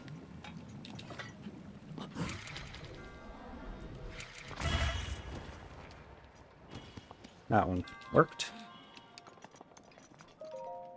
So yeah, I recommend the first strat, but either way can be a viable option.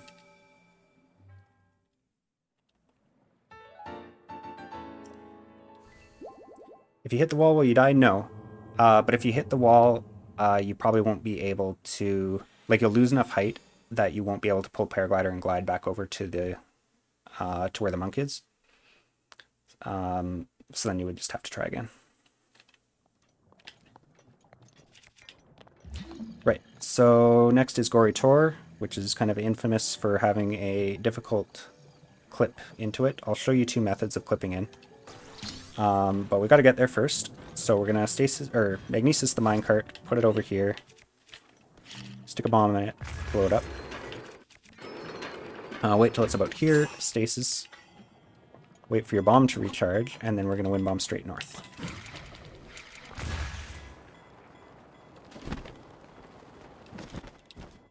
Then from here, I'm gonna do a turn a bit left of east.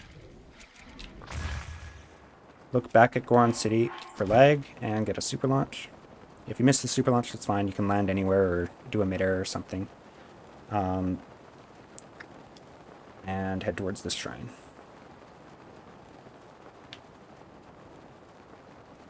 To make sure your skew is totally reset for this, because it's a very precise setup. You want to shield surf out of your shield surf to land here to completely clear your skew. And then, so there's a normal clip setup and there's an ESC. Well, there's a bunch of ESC setups. I'll show you the ESC setup I like best, and I'll show you the normal clip. So for the normal clip, like I said, you want to make sure your skew is totally clear because this is really precise. Line up Link's head under this larger dot right here. And then once you've got it like right under there, looking at the minimap, I'm going to aim northwest, but just a hair left of that, so that the left edge of the field of view is kind of pointed at the leftmost edge of the circle. So like that. And then I'm going to do a shield jump forward, instant shield jump forward. Then run up against this circle to set Link's angle. Do a backflip, axe swing, and then when your weapon is extended all the way forward, do an instant shield jump and unequip. And hold forward, of course, while you're doing that clip, and that should get you in every time, but, you know, it's a very precise and difficult setup, so you might have to practice it a bit. I guess I'll show you the bomb clip in, and then I'll show you the ESC afterwards. So to clip into the middle of this elevator, you can hold either bomb. I like to hold a square bomb because it's just easier to see what I'm doing. So put the camera like this and back up towards the elevator. And you want to get, this is actually about how much you want the square bomb to be in. You want like the full amount of that corner to be into the wall. And then backing up against it, press Y to pull out your weapon, and that's going to push you the rest of the way in. You can do that just as well with the circle, but I find the square bomb, it's like easier to see when you're in the right position. And then don't forget to clear your skew. And ragdoll. And in. Yeah, that clip is really weird. It's something to do with exactly how that shrine is positioned, that's the best way to get in. Okay, so I'm going to show the ESC in now, just before we go on to the next shrine. For whatever reason, if you can't get that normal clip, but you're comfortable with extended shield clips, then that's an option. Oh yeah, so this guy's just going to be like waiting here. Kind of looks like he soft locked for a second and then he realizes you're there. Okay. Good, I got an autosave, so I can just reload that autosave afterwards. So, skew is cleared. So where I want to get skew for the ESC is, see there's these two lines here on the bottom of the shrine. Right in between them, I'm just going to walk up a little bit here. Whoops. Walk up a little bit here and instant shield jump. That's going to give me a pretty weak skew, which is exactly what you want for an ESC. Then I aim kind of around here. I find that part's where you aim is not too precise. And ESC. And that should put you right in as well. And then it's the same bomb clip to get in. I'm just going to clear my skew and then reload the save.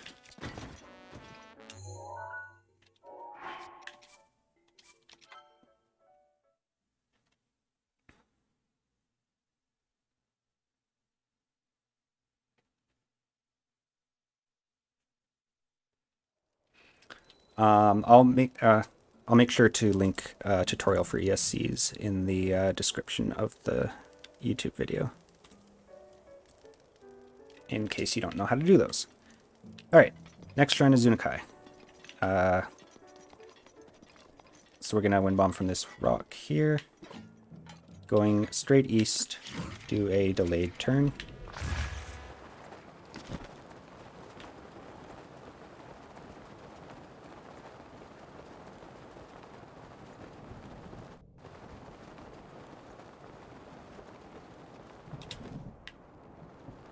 This is one of the easier splits. It's just a single wind bomb over here, and then a blessing shrine.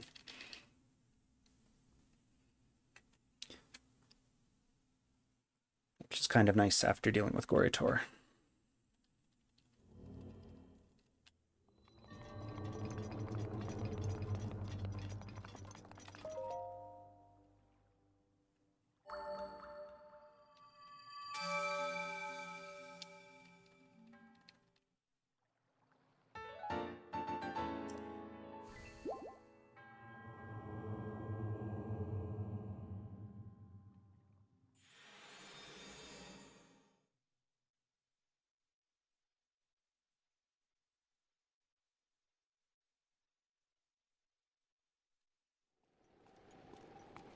Okay, from here we're going to go to the maze at this corner of the map.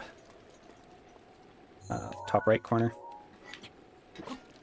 So from the shrine, doing an east wind bomb with a delayed turn for lots of speed. And then you could mid-air all the way there. There's also some super launches you can do. I think you can even BTB off something there. But what I like to do is I just land somewhere around here. Do a turn left of east. And then as soon as you approach somewhat close to the maze, I would say no closer than this. It starts to get, or any closer than this, it starts to get really windy and nearly impossible to do a midair. So you want to stop before you enter this windy zone and do another turn midair. And that way you won't have to deal with the winds around here. And then the place you want to go in is, so there's this top sort of house-looking section with the cage, and you want to drop in just to the left of it. And there's some stairs down here, or a ladder, I mean, and some stairs.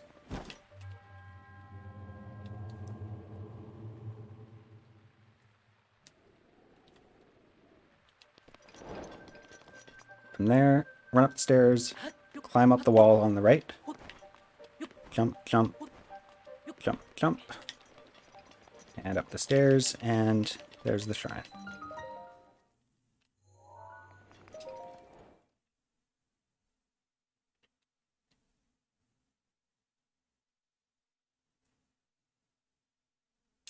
This is the last of the 3 labyrinth shrines, which all contain one piece of the attack up armor. So we're going to get the last piece here, which is the head piece. And you can equip that right away. You don't have to, but now that we've got 3 armor pieces, bombing Link only does 3/4 of a heart's of damage. A moment you've long awaited. What's this?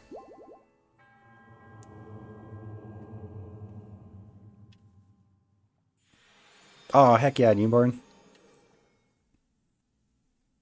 You have feasted on 40,000 coward eggs. Congratulations. Well done. Alright, we're warping up to Goron City here. The shrine you're warping to is Shemosa. I'm so proud, newborn.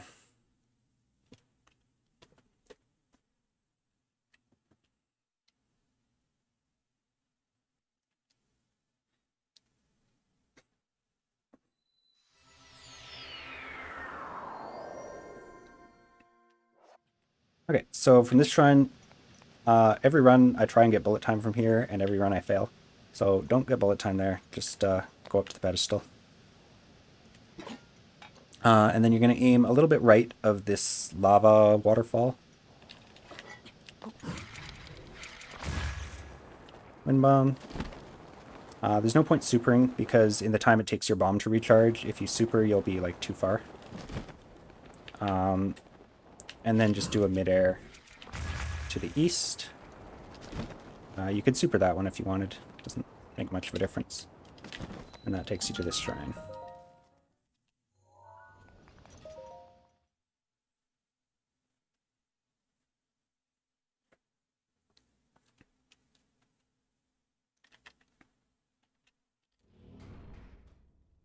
Okay, for this one, immediately walk straight forward. You don't want to waste too much time because this ground thing will rise and then you won't be able to get bullet time. So yeah, immediately just walk straight forward and front hop wind bomb. And that's it.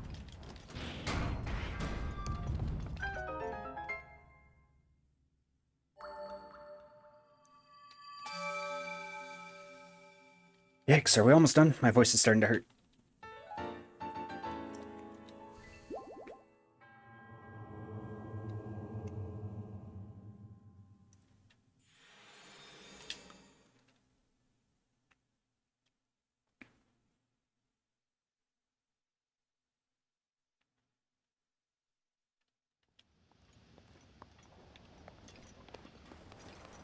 All 40,000 of them over medium? Gotcha. Okay, next is the Rock Roast Shrine, which is a fun little quest. So, when bombing from this rock, you're going to aim a little bit right of south. And you can super launch this looking down at that lava pool there. Like that.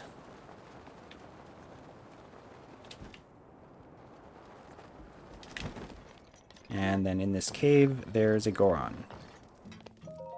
If this guy's not talking to you, or if he's not there, I can't remember which of those is true, it means you forgot to talk to his brother in Goron City. So don't forget to do that. Okay, so you talk to them, they're going to ask you to do something, grab the Rock Roast. Then we come over here, wind bomb to the southwest. Down to this pool here, and there's going to be some rocks. There's a somewhat new glitch that was recently discovered called Golden Gauntlets, and we're going to use that here. So normally when you pick up a rock, or a rock of this size, you're going to walk really slowly. I just ran out of speed food, so let's put the speed food back. You're going to walk like pretty slowly, and you're not going to be able to throw it very far. But using this glitch, you can walk a lot further. Get out of here. So to do it, you're going to line up so that you're facing south. And you have the A press prompt here. And then you're going to tap ZR to hold out your bow, just like that. Then press A and immediately press L plus scope. So L and scope immediately after pressing A. So A, L, scope. But you got to do it faster than that. Like that. That fools the game into thinking Link is like carrying a bomb, which lets him move a lot faster. So then you're just going to follow this path up along the right. And Link's going to move faster than he would normally. If you find Golden Gauntlets hard to do, or you're just like, you keep trying it and you can't get it, Don't worry too much about it. It only saves, I think, 13 seconds for this quest. So if you're spending like 10 seconds plus to even do the trick, then it's maybe not worth it. But it's 13 seconds, and it's not too hard to do, so practice it a bit, and it'll be fine. Alright, good night, Guardian Turret. Yeah, it's a weird glitch. Really useful for 100% though, because in Hundo we carry a lot of those Korok rocks around the place. So that speeds that up.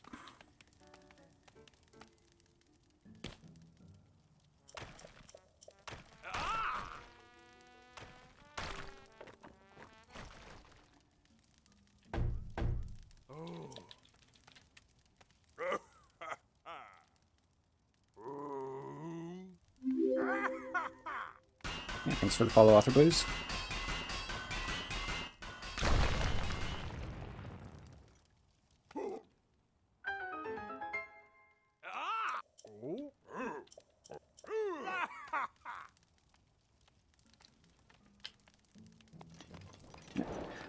This is my usual P-break spot, by the way, because that cutscene is pretty long.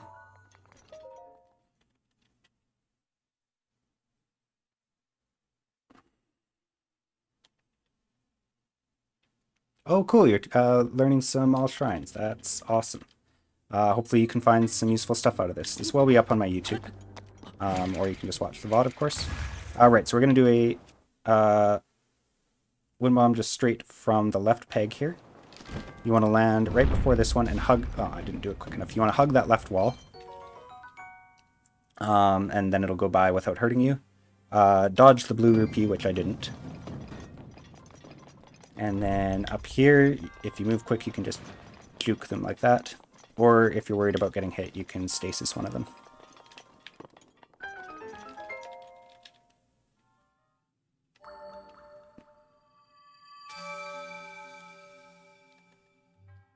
Oh, cool, yeah. This will be following all the same strats as my PB, but I'll actually be explaining what I'm doing.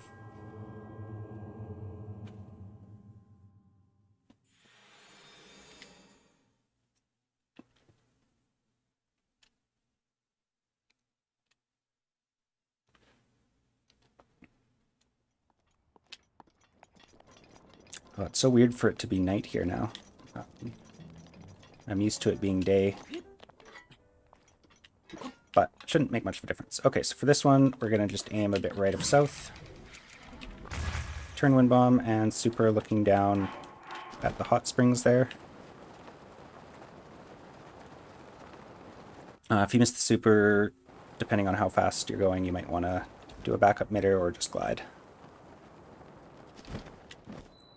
And that's going to put us here. Yep, this goes over all the SCWs. I don't exactly go in depth in teaching how to do the SCWs, but I will link in the description a really good tutorial on how to do SCWs. Right, so for this shrine, go to the right edge of the stairs here, and this darker panel on the wall to the right of the monk tower, you want to aim right at the center of it. And then just normal front hop wind bomb should land you right in front of the monk. Yeah, I hope it will be. As long as a few people can learn from it, then it'll have been well worth the time to make.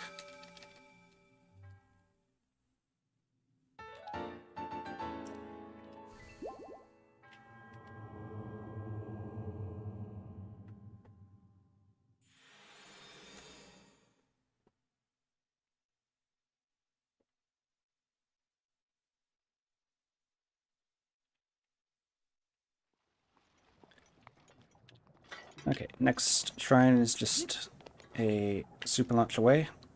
We're going to aim southeast, and we want to go a little bit right, so we're going to aim a bit left of southeast. And notice on the minimap when I'm aiming right or left of southeast, it's by like a few degrees. It's barely right or left, but it does make a difference. So then front hop here, and look back at the shrine for lag for a super launch.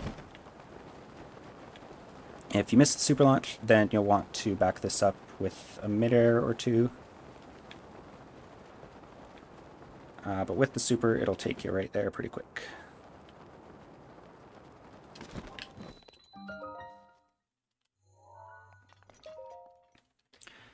And then this is probably the easiest shrine in the game. It requires no tricks.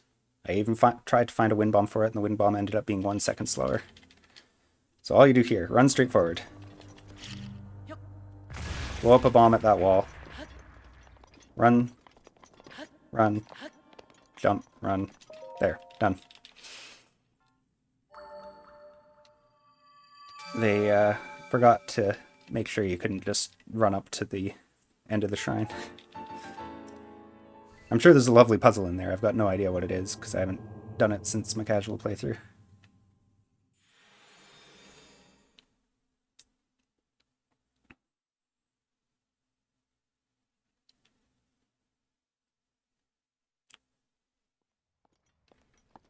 Alright, so from here, pedestal, we're going to aim a little bit right of east. And then as soon as the bomb's recharged, do a midair ordinal towards the shrine. I have a lot of trouble getting the exact right angle towards the shrine, so I kind of just go for it, and then if I end up way to the right or the left like I did here, do another midair to correct. But ideally, that first midair would just take you right here.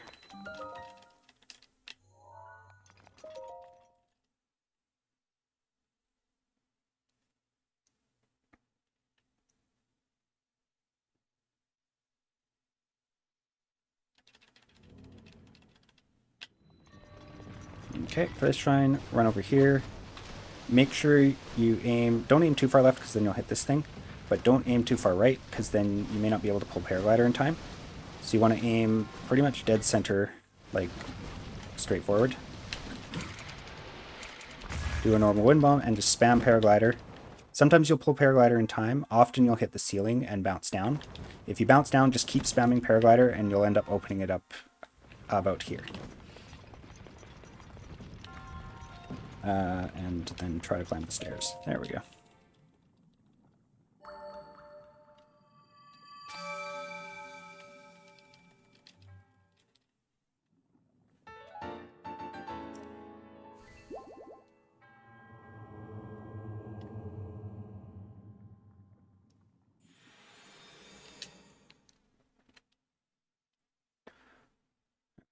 Only about 20 shrines to go.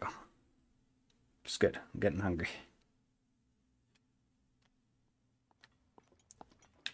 Fortunately, this branch here all through Eldon and Akla is, it's the old MSR branch, so it's got a lot of really quick shrines, which is kind of nice. So from here, oh, I don't go from here anymore. I like to run around to this rock here, aim a bit left of north, and do a turn. Hey, Crazy. Thanks. Yeah, it's something I've been wanting to do for a little while. So then the shrine is just in this little alcove around the mountain. Or, I don't know if that counts as a mountain, around the hill. And then the wind bomb in this shrine can be tricky. It's exactly the same wind bomb as in Jihara. That's the one in Hebra, where we go over onto the left peg, turn directly right, and then you're going to want to go straight this way, but delay bullet time a little bit so that you don't hit the elevator. And that'll either send you all the way over, or as you can see here, I just missed going over and I landed in this section here. So what you can do from this section, you've got a couple options. You can just detonate your bomb, wait for it to come back, and then just do another wind bomb over top here. Or, if you know how to do wall jump, there's a very easy version of wall jump, much easier than the Cryonis skip, where you just stand here, throw aim at the wall, and then like you're doing an SCW, fall damage cancel, but then just hold forward and spam jump, and you'll pop right up. And that's how you can get over that part. Ideally, though, your wind bomb will take you all the way here to the monk.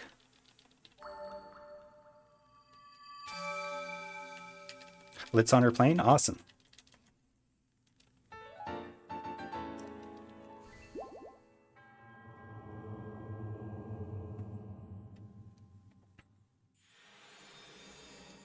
Oh, it's a good thing there's not too much longer to go, because my voice is really starting to get a bit raw here.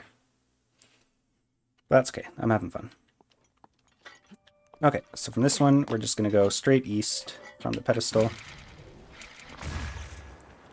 You're going to land on this hill, and you're going to have to run up it a little ways. Run, run, run, run, run, run, run, run, run. Up to here. And then you want to aim left of east.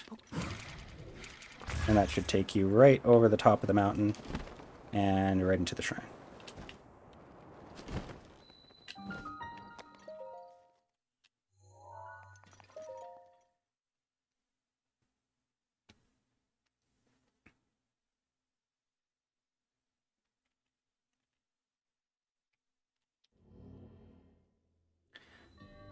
The wind bomb in this shrine, I've gotten pretty consistently now, but you need a specific timing and place to aim. So standing right in the middle of this left tile here, see there's this corner. You want to aim at like the right corner. So the right part of that corner, and then delay your bullet time a little bit. And that should be, oh, interesting. I don't usually dead angle there anymore, but apparently I did. Okay, let's try that again. Aim there, there, and delay bullet time a little bit. There we go, that's how that should look.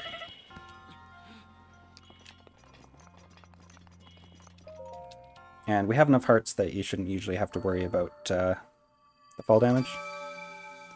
But if your hearts are low, then you might want to eat before you land.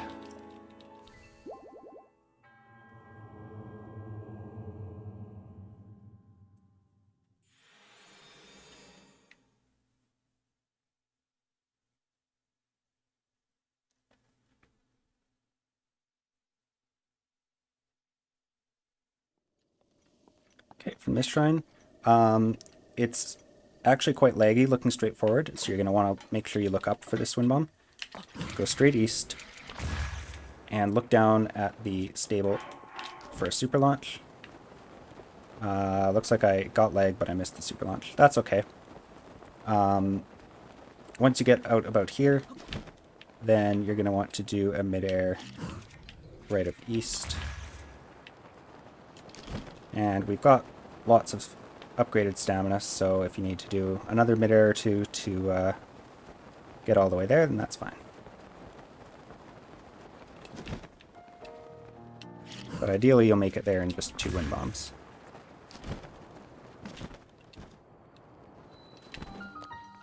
This one's a minor test of strength, and we're going to fight it because we want, well, because I like fighting them anyway.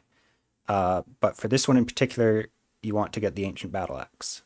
We're going to use that as a non-metal weapon for Toyasa, which is the shrine covered in Thunderstorm. So as always, walk straight forward with your bow drawn, and when you get to the middle of this shadow bit, release the bow and keep walking.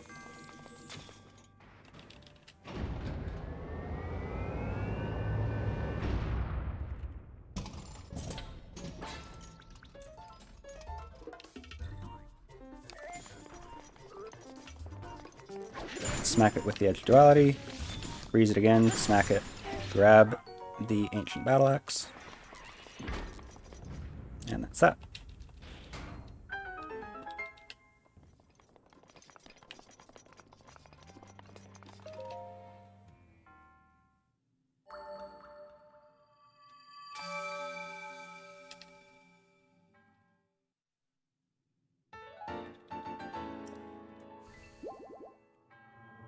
Getting close to the end now.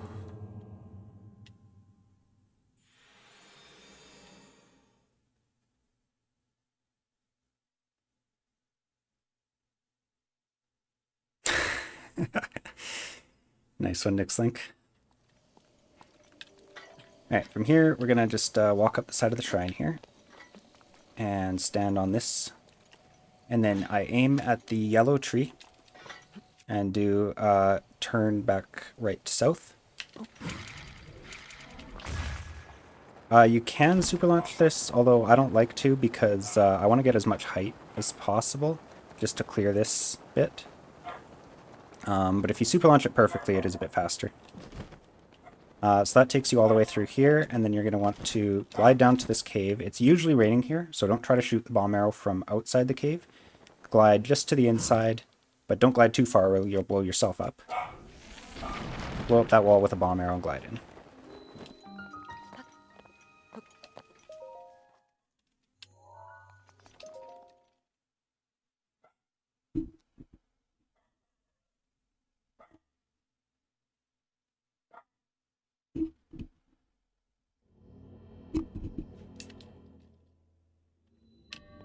Okay, this is a modest test of their strength, so we will skip it instead of fighting it.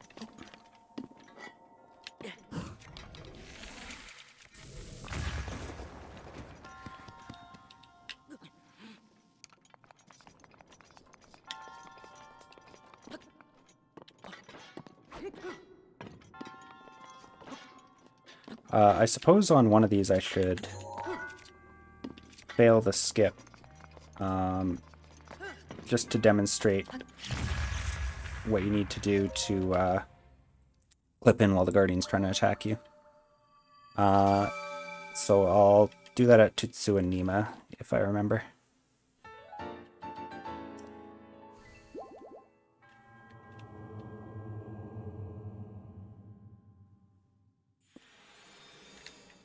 Because odds are that will happen at least once during your run. Happens to me occasionally. Okay, so from here you're just going to jump out. And then do a mid-air left of south. It's a bit windy here, so the mid-air timing can be tricky. So you might want to practice that particular mid-air a little bit. Get over to this boulder, and you're going to go left of northeast, which means you aim a tiny bit right. Super launch off these trees, and that'll send you straight to Mail. I actually went a little too far left. But with ordinal wind bombs, it's hard to get the exact direction.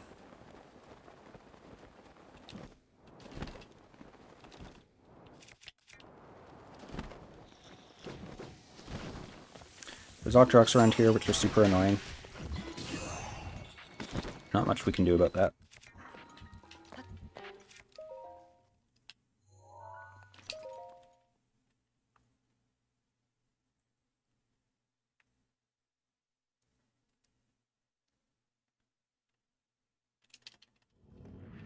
Okay, so there's a couple possible strats. Several strats, actually. I guess I'll show them because they're all quick. So one thing you can do is ricochet off the wall here, like we do in Wegakata. That just sends you straight to the monk. Or not straight to the monk, but you can glide straight to the monk after the ricochet. You can also just do a square first wind bomb, aiming directly up there. That's probably fastest, although occasionally silly stuff can happen like that. Or you can just run straight forward, come up here, and wind bomb straight forward like this. That's also the backup you would do if you fall down there.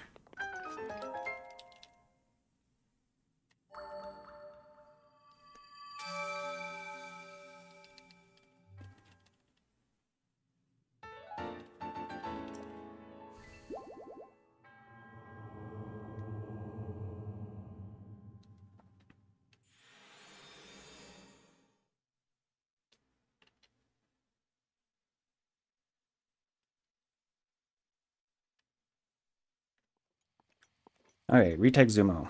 You just love this one. Okay, so hopefully it's not night when you get here. If it is, there's going to be some stall moblins that spawn, and they like to mess with you. Also, hopefully it's not raining, otherwise you have to deal with the rain climbing out of here. Okay, so climb out, come over to this rock, and delayed turn a bit left of north. That didn't give me... That's good enough. Don't delay too much, or you can end up hitting the ground there.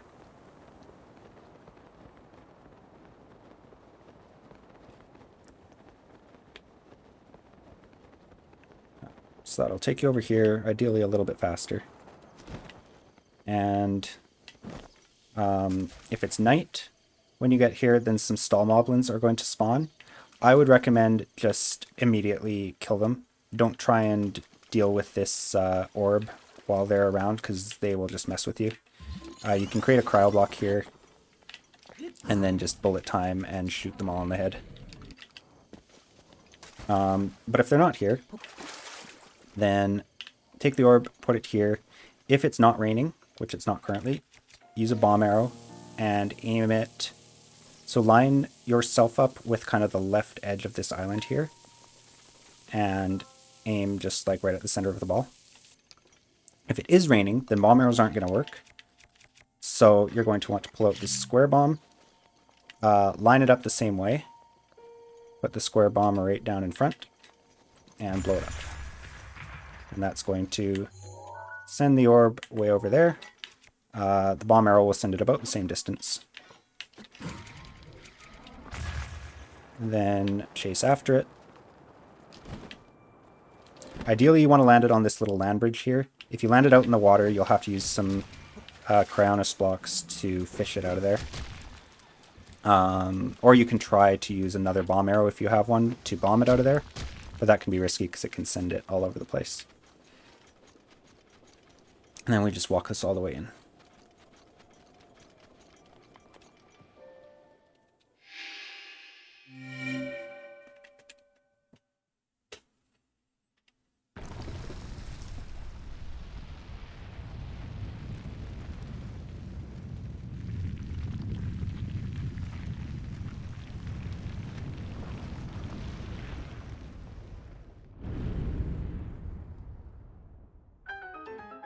There's lots of places.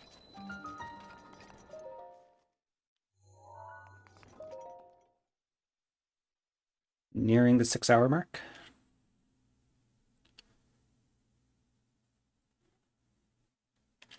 I thought you were going to bed. Watch out for the Octoroks. Yeah. They'll keep trying to mess with you there. We have enough hearts that you shouldn't need to worry about the damage from them, but if you have to spend a long time fishing the orb out, then yeah, just watch your health.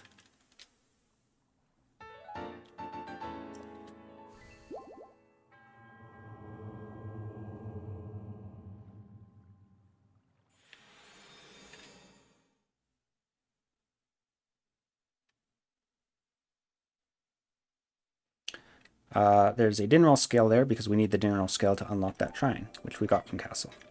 But that's the next shrine. We're doing a different one first. So from here, it's pretty simple to get to Katosa Aug. We're just going to wind bomb a bit left of north and then do 2 mid-airs at the exact same angle.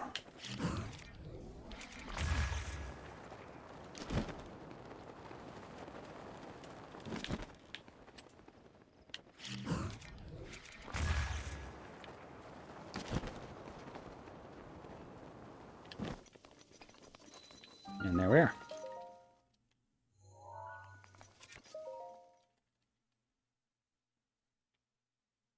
Is this the part of the run where you need to do chicken dance?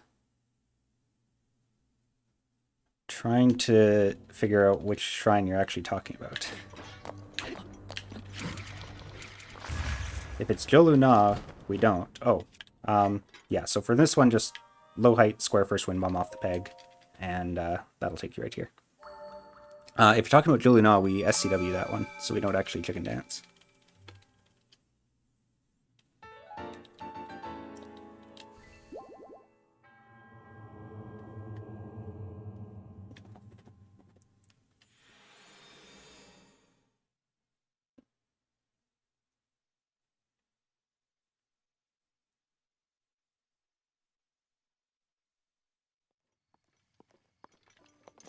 Alright, so next we're going to...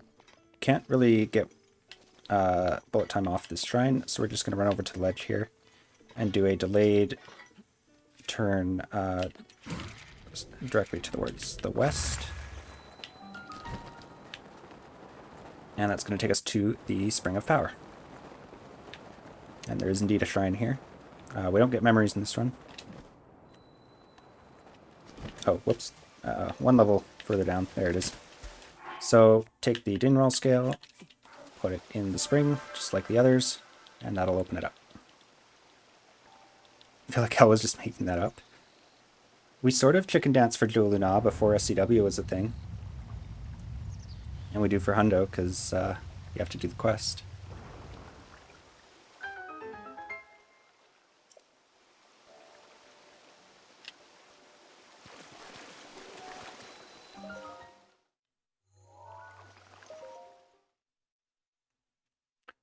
Oh, right. So I said I was going to try failing the cutscene skip, just to show you what to watch out for when that happens.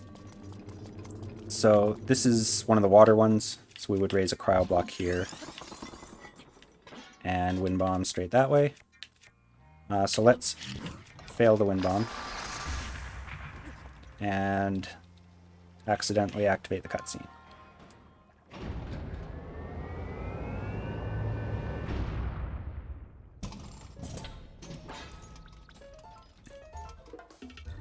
Okay, so the tricky part here is while these guardians are active, anytime you press ZL, it's immediately going to log on to them, even if you're not facing them or if you're like in some other part of the shrine. See, I'm pressing ZL and it just instantly locks on. So to avoid that, because we want to jump against there and then do the shield jump and all that, don't hit me, thanks. You want to scope in, hold down ZL, and then scope out. And now that lets me walk around and throw aim as though... Oh, that's the other thing. Throw aiming will always aim like directly at them.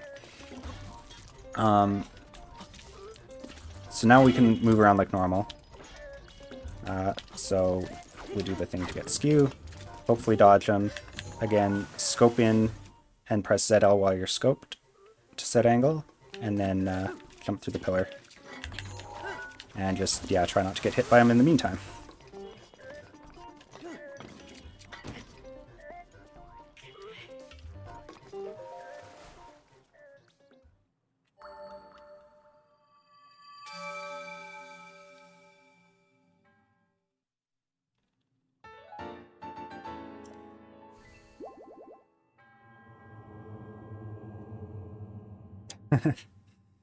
It was a good demo.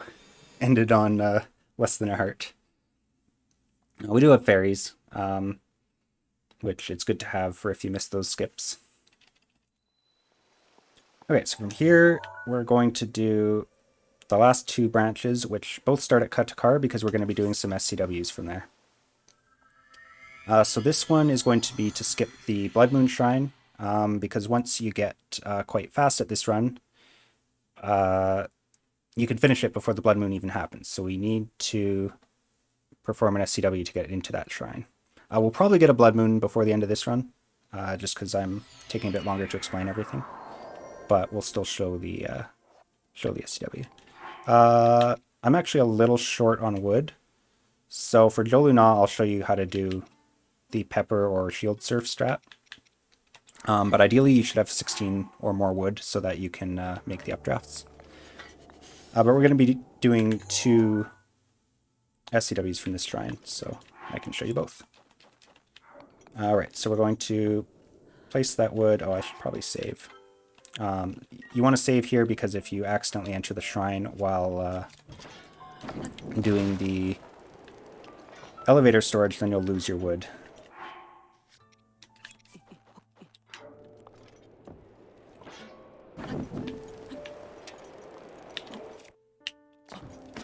That would have given me a sit prompt anyway. You want to watch when you're about to press A right here. If it changes over to the sit prompt, you can store that by accident, and it makes the same sound, so you can't tell by listening. So you want to just make sure that you're actually getting the examine prompt. There we go. So after getting the storage, we're going to midair a bit left of north.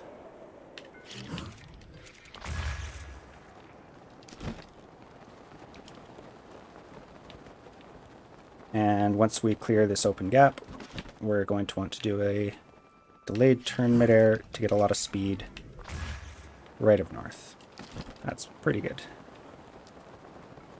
And then the place where the shrine is going to be is just below these weird mushroom-shaped trees. Fun fact, these trees actually exist in real life, and the real-life versions of these trees look very much exactly like this. Like, this is a very accurate depiction of those types of trees. A lot of people think that these are just weird fantasy trees from this game, but no, these exist and they look just like this. Anyway, to activate the SCW when we get here, you're going to want to read Cass's diary, but then just cancel out of it, and that activates the cutscene. The reason this works so far from cut to car without buffering is cut to car is just has a huge unload radius that's tied to that big ice block that you have to melt. I think it's 1.5 kilometers. So we can SCW shrines from it that are quite far away. And this is just a test of strength, so, oh, I might have failed this cutscene skip, so we're gonna get another demonstration. What are those trees called? I don't remember the name, but if you just look up, like, weird mushroom trees from Breath of the Wild on Google, I'm sure you'll find them. If you do, post the link here. Okay, so again, scope ZL scope to set the angle. Run up against here. Set your skew. And put through.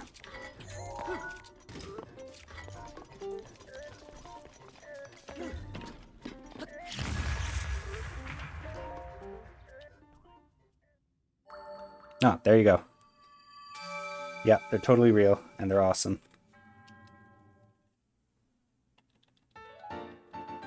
They're called dragon blood trees? They even have a cool name, dang.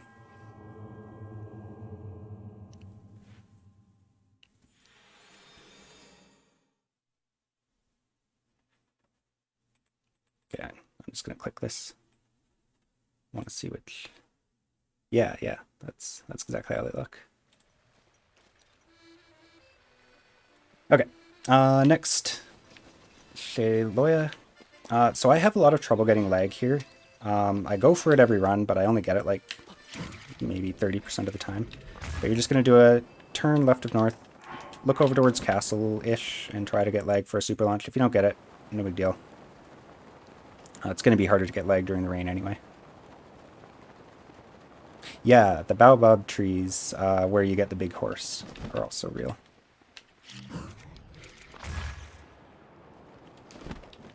Yeah, so you may need to back that up with a midair.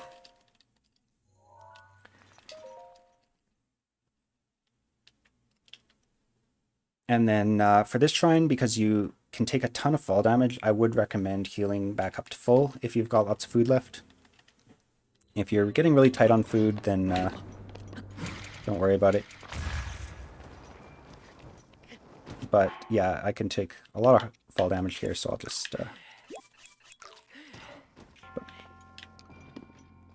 I don't remember what the most fall damage you can take here is. It might be like 6 or 7 hearts, so you do want to make sure you don't die. You can pull the paraglider, though, if you just spam paragliders, so... Depending how risky you want to be, you can try to open paraglider, and then if you see you're about to hit the bottom, pause and eat, but it's up to you.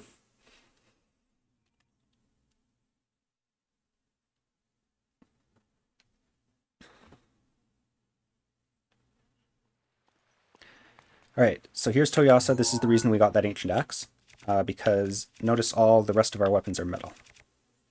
So we're going to equip that, take off the metal shield, and switch to a wooden bow. Then we're going to wind bomb, turn left of east, look at the stable for lag, and super launch. Excuse me. Super launch should be enough to get you all the way to the Is it the red orb first? I can never remember. The orb that's down here. There it is. It's the red one.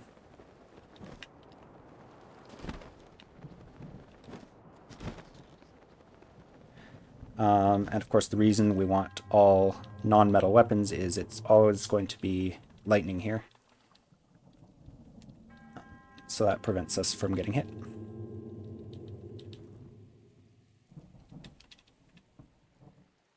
Okay, so grab this one, put it on the little thing here, and immediately stasis it. Then charge it up to full with your ancient axe. And release it. That's going to send it over that way. Then we wind bomb northwest. Oh, and make sure you look up because this area is laggy, which I forgot to do.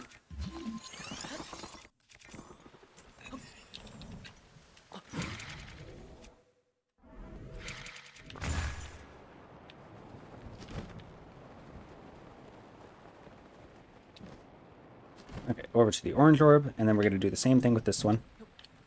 Pick it up, put it on this thing, stasis, charge to full.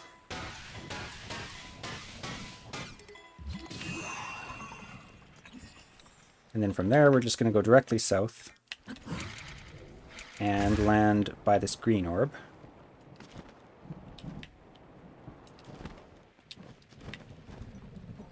Pick it up, put it down here, dodge that lightning. And then each of these, of course, goes in the, red orb, red symbol there, and so on. For style points, you can try and toss it in. But if you miss, they don't really roll in very well, so it might be better to just place them.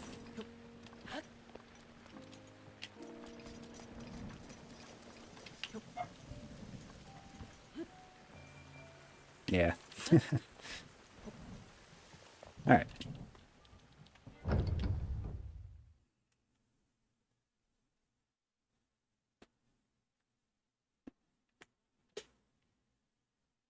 No partial credit. Nope.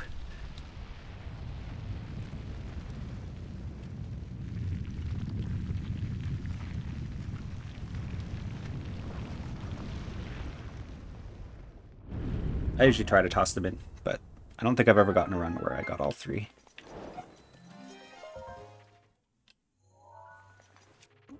Yeah, we can keep that the same. Alright, and same deal with this one as the last one. You can take a good deal of fall damage here, so just make sure you're not at too low of a amount of hurts. Wind bomb straight forward. And yeah, like I said, make sure you're not at yeah, I probably should have healed there. Could have died.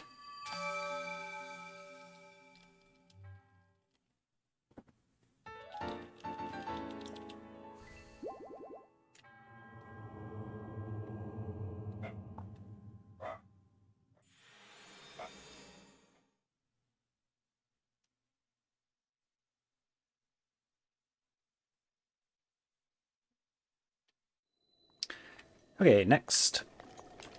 And the last shrine of this branch. We're going to aim a bit right of west. And then just as soon as the bomb is recharged, set our aim a bit left to north for a midair. And then you can land here, or you can just do a second midair in about the same direction. Oh. That didn't quite work out as well as I wanted. Let's do another one. Okay, and you're aiming for this like big kind of windmill thing right here, and the shrine is just below it.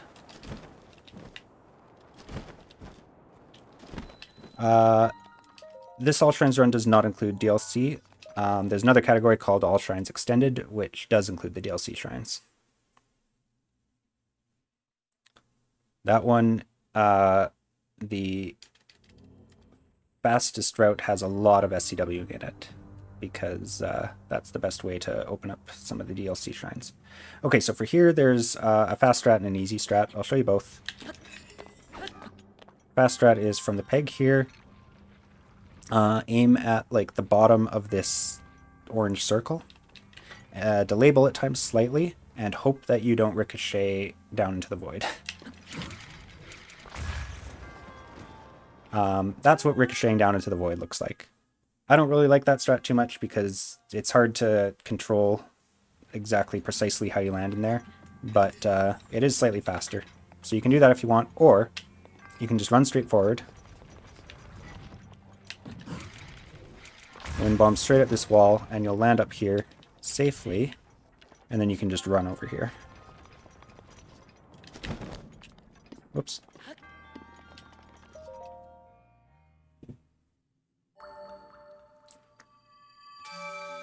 I tend to go for the safe strat now, because if I'm on PB pace near the end of a run, I don't want to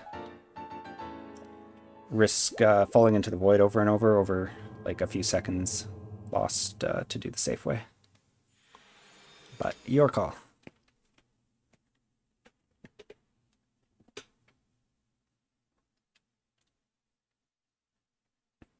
Okay, and now we're going to warp over for the last SCW and the last branch of the run.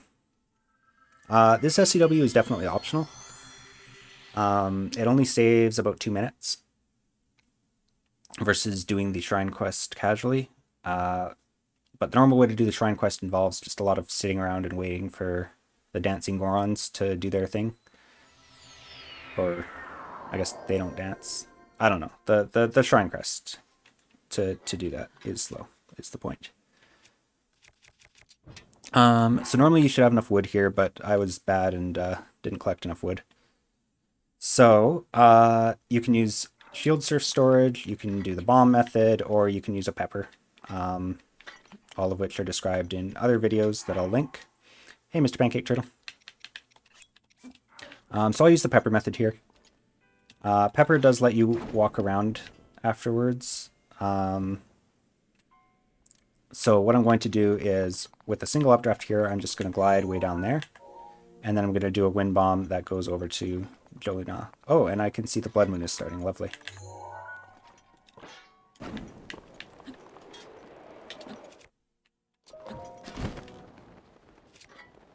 Okay, so we're going to glide down here. Of course, if you had enough wood, you could just use the 2 updrafts and then mid-air out of that. Okay, so I'll just let this blood moon go by. And we'll continue on our merry way. Oh. Interesting. That's fun. So apparently the blood moon cutscene activates SCWs. Lovely. Did not know that. We're just going to run back and do that again.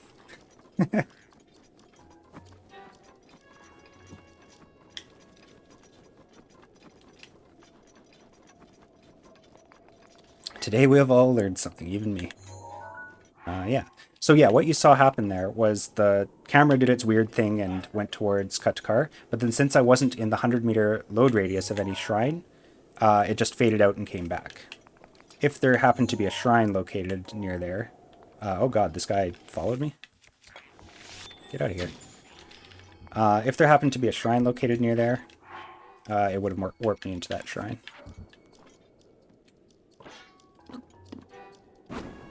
Come on. There we go.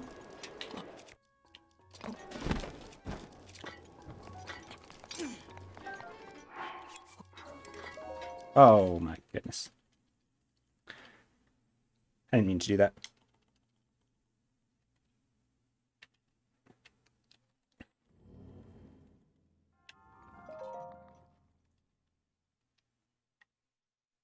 Well, at least that'll get rid of those alphas that's hanging around there.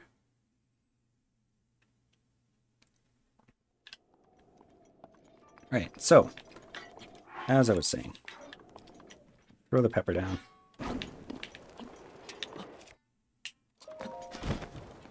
Do the storage, glide down here, not have a blood moon activate the cutscene on us.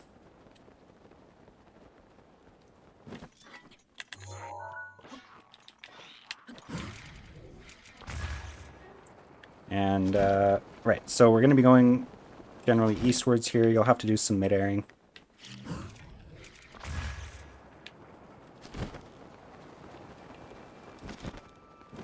If you want, you can grab one of these trees to regain some stamina.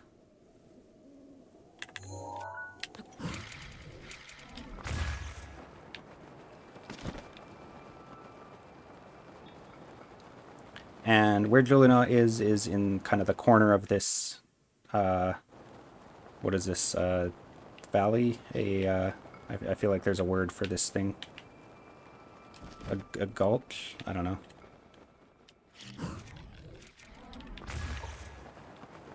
So we're just going to make... Canyon! That's canyon, thank you. It is called Gerudo Canyon. I just couldn't remember the name. Ravine and Rift are also good names. So we're going to land somewhere here. You actually don't have to go this far. You can land... you can even land down back here. You can land closer as well. It's all good. And then for this one, I like to use the amiibo rune. So the first time you activate the amiibo rune during a save file, it's going to bring up this little helper text. And that helper text activates SCW cutscenes. But that only works once per run, because it won't give you the helper text the next time you try to activate amiibo. So we're just going to go back to... Actually, we want stasis for this shrine. So you're going to use one of your precious shock arrows to open this up.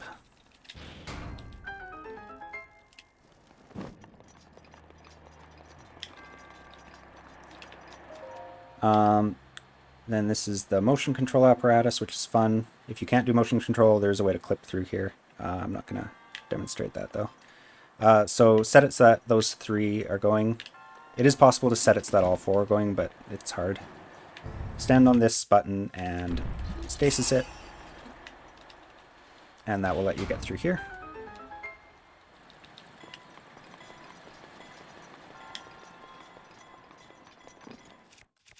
And then for the last bit, just wind bomb over.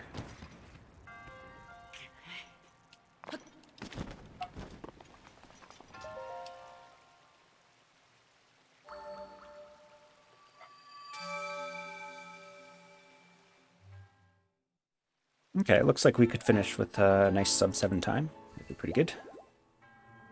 Not that the time matters a whole lot for this run. More matters just so that I can give my voice a rest.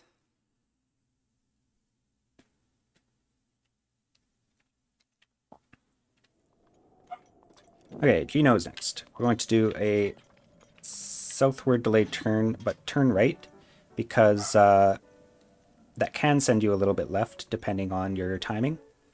And we'd rather go left than right, because the shrine is actually about in this direction. This might fail. No, it was fine. Yeah, so something like that. The circle bomb was rolling there, which is why I was worried it would fail, so I didn't delay quite as much as I could have, which is why I don't have as much speed.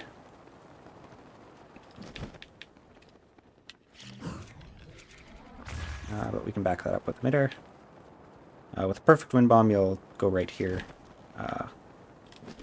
without needing the midair.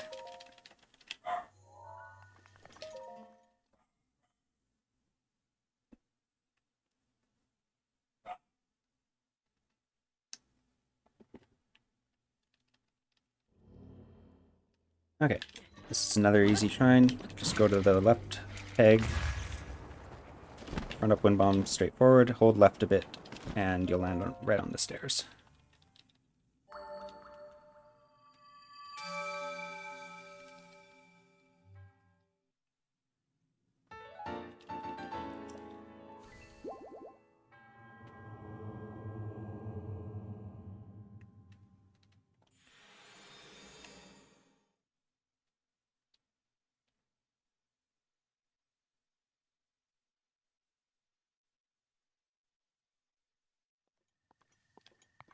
Okay, from here, we're going to do a turn. I don't really have a visual cue for this. We're just going to aim right of north. And that's going to send us flying right by this camp. And you can use the leg from that camp to get a super launch, although it can be kind of tricky to get leg sometimes.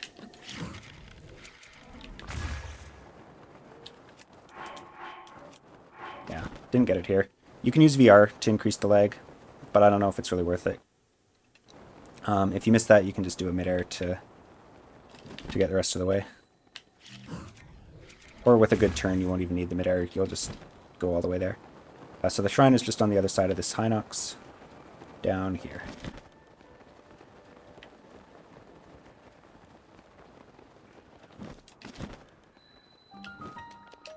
And the last 3 tests of strengths of the run are all going to be minor, so we can fight them.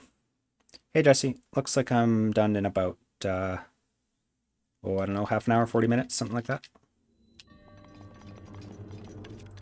So we want Knight's Bow, Ice Arrow, and Edge of Duality. And also I like to equip my attack up armor here. You don't need the attack armor for these, but we'll want it for fighting Ganon, and this just is one less thing to remember when we're doing Windbite Skip. Yeah, I hear excuse me. I hear he's barking a bunch. Hopefully that hasn't been too annoying for you.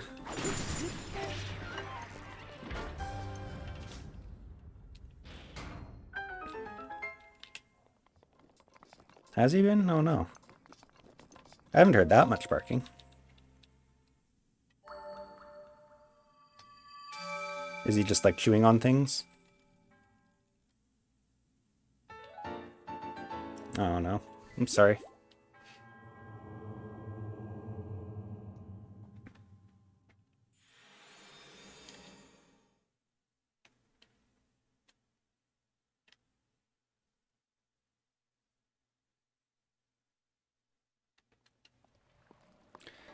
Okay, so from here to Rito, this is similar to what the new Master Sword Restricted route does. We're going to make a cryo block just to the right here. Wind Bomb north. And ideally, you can land right on this little peg. If you don't, though, you can also just land down here. Then we're going to do another Wind Bomb right of north.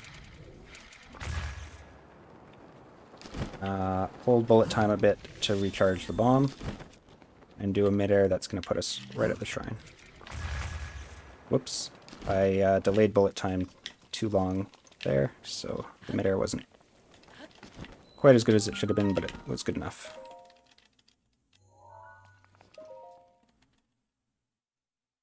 Okay, thanks. Yeah, I'll come out as soon as we're done here. We'll get some pizza. For this shrine, Wind Bomb off the left peg, you want to aim just a little bit right here, and that should put you right in front of the stairs.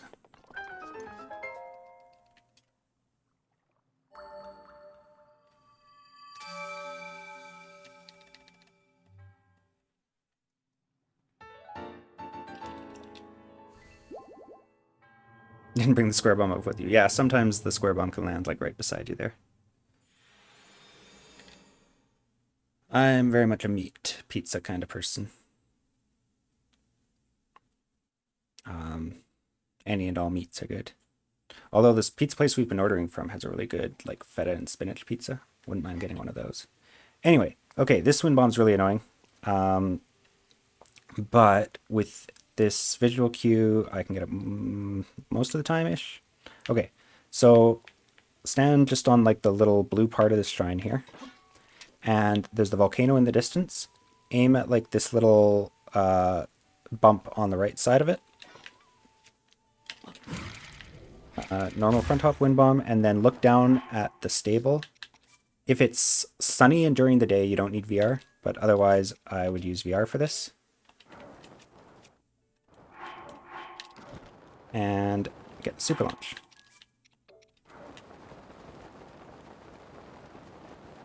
Yeah, so this took me a little bit left of where I'd like to go. Getting the exact angle straight to the shrine is kind of difficult. But as long as you get the super launch, then it's not too bad to have to curve it here at the end.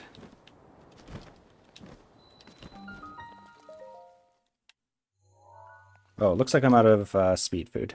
So should have done 6 horns for this run. But that's okay, we're almost at the end, so running out of speed food for the last 2 shrines is not a big deal.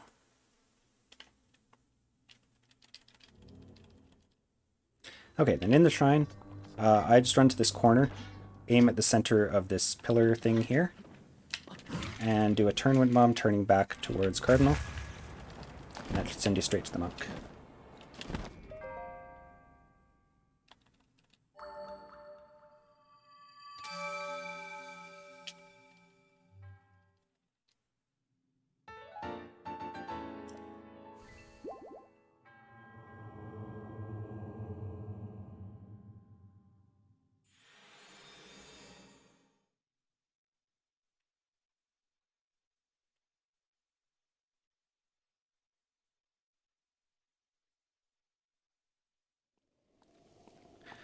Okay, from this one, we're going to do a Moblin BTB.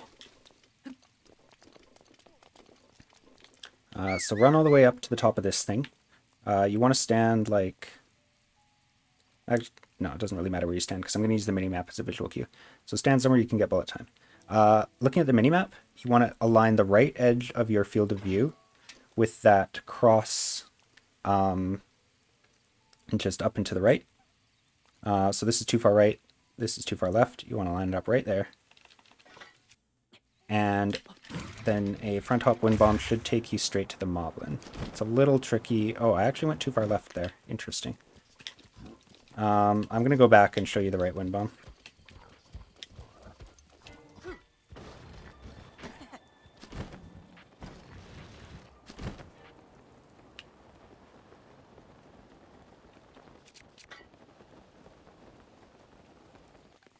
Okay. So from here, lining it up. I guess I was going a bit too far left, so lining it up with that cross, but maybe a tiny bit further right. It's pretty precise the angle you need to not be too far left or right. That works. Then you want to shoot an arrow so that... how do I describe where to shoot the arrow? Shoot the arrow about here, so that he's facing that way. And then freeze him. Then you land on this structure. And from this structure, it's kind of hard to use the scope. I like to use throw aim. Throw him at his back. And UTB off his back. That should send you straight towards Moglatan. The angle I got is going a little right, but you can curve quite easily up here, so it's not too precise of an angle that you need.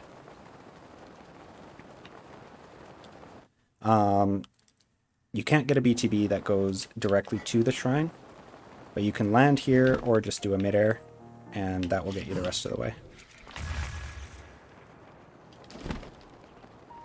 A tiny bit further off that would have been ideal. But the shrine's just right over the corner here.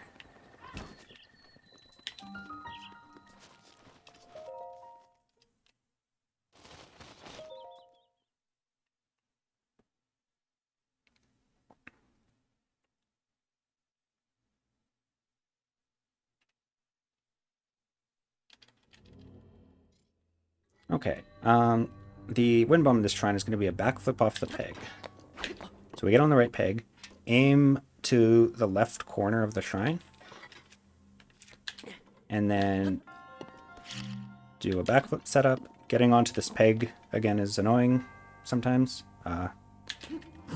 Just have to deal with that.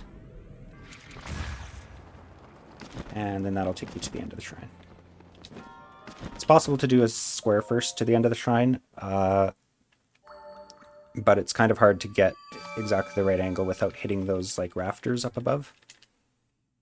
So the backflip is the most consistent way to do that I know of.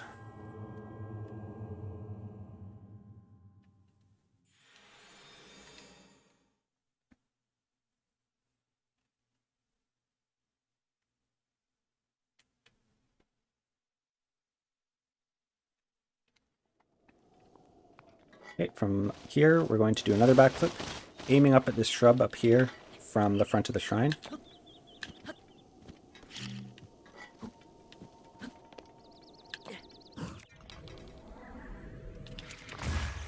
And then super launch looking down below at the mountain. I did not get the super launch. Normally you should get lag there, but I didn't.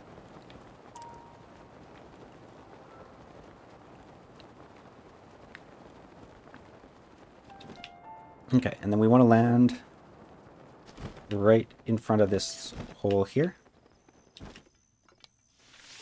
And aim above this hole, just like a little bit above it right there is good. And then I like to jump off while the ice arrow's still flying through the air.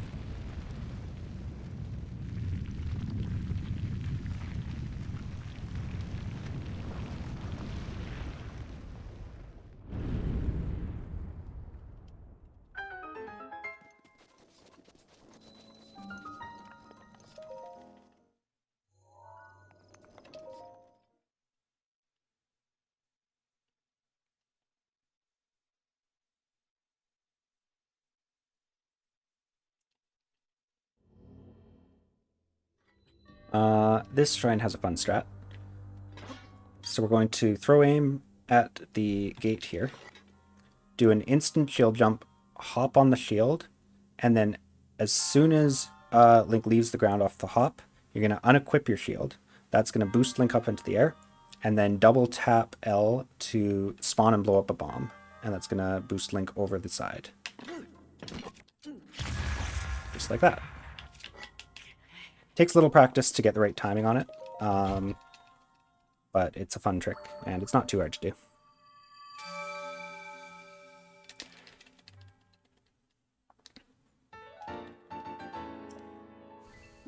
You can also just wind bomb over, but where's the fun in that?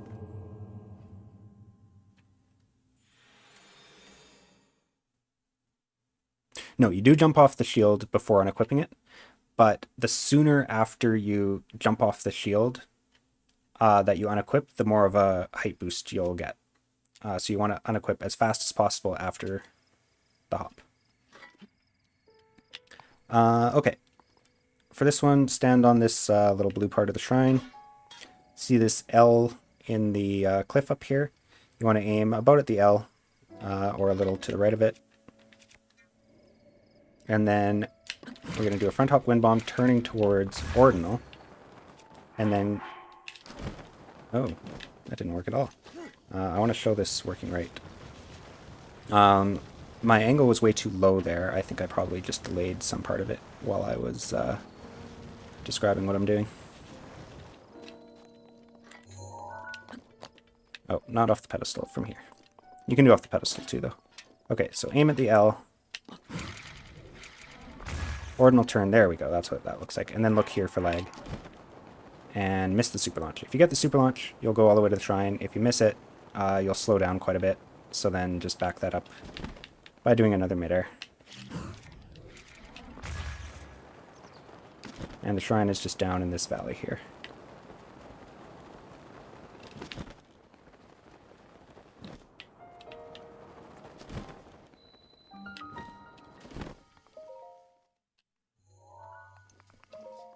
Okay, so I'll show you two options for doing this shrine. There's a wind bomb, but depending on the ricochet you get from the wind bomb, you can sometimes fall off. So I'll show you that first. It's just a straight forward off the peg, like many others. That's actually almost a perfect example how you can ricochet backwards and then just fall off. So this got us up here, but let's say we fell off. So now we're down here. You want to approach this holding ZL and keeping ZL held down, swing, and as soon as your weapon makes contact with this orange thing, you want to jump forward. And that's going to boost you all the way up here.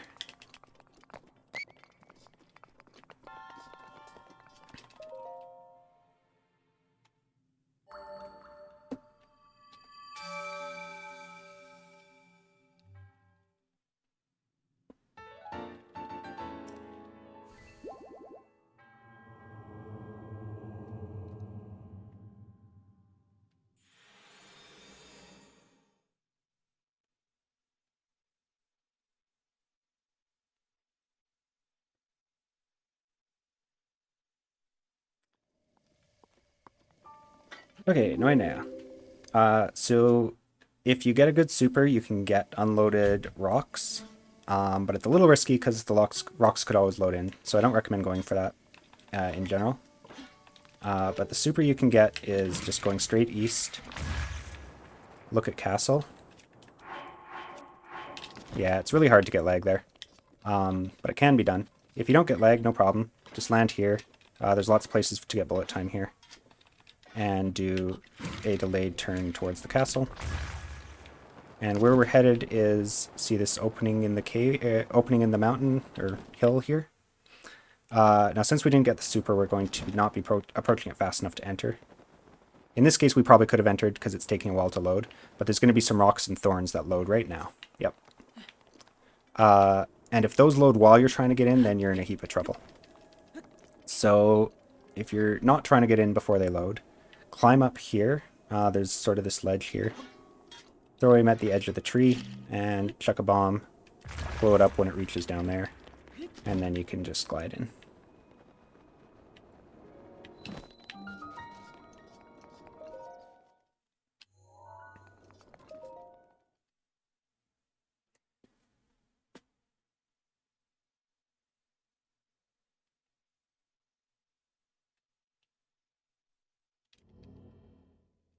And the last two shrines are minor tests of strength. So we're just going to kill the guardians. It's a bit slower to do these without speed food, but...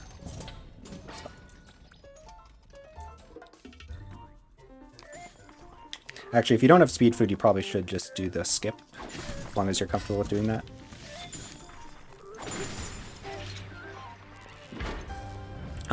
Because you're losing some time by running without speed food.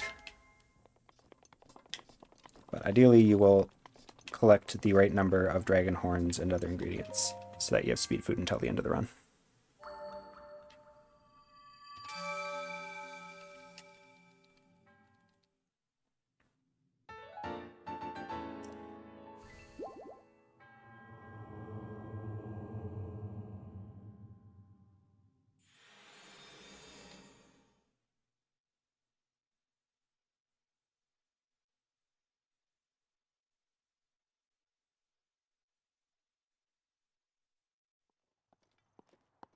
Okay, last shrine. Take a fire arrow and blow up this bomb barrel, and that's going to light all the thorns here. The reason I do that instead of lighting the thorns directly is if you just throw a fire arrow at them, they'll take a while to actually all light on fire and give you an updraft. If it's raining, instead just run and shield jump out, and you'll have to find somewhere to get bullet time elsewhere, somewhere on the mountain. But when it's not raining, we can do this. So that lights them instantly. And then you can shield jump out, ride the updraft up. And then from here, we can midair a bit right of east. You can super launch looking at the castle. I got kind of a scuffed midair there. Normally it would go a lot faster. So instead I'll just land and do another one.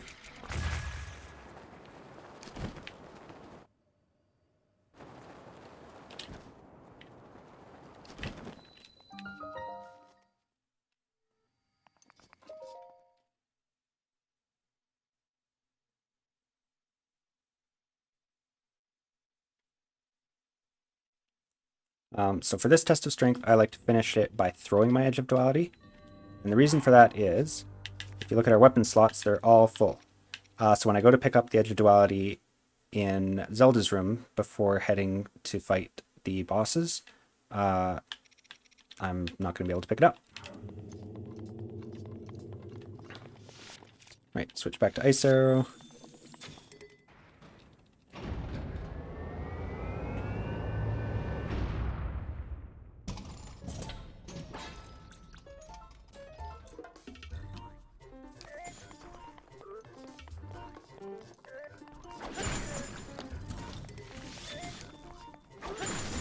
Forgot to throw it.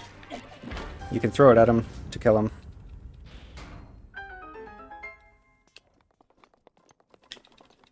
And then just equip something else so you can throw aim. And that's 120 shrines. Now we just have to go kill the Blights and Ganon to complete the requirements of the run. Because all shrines is a main board Breath of the Wild run. The rules are basically you beat the game. So it's not just getting all the shrines, it's beating the game while getting all the shrines. So we're about to go do that.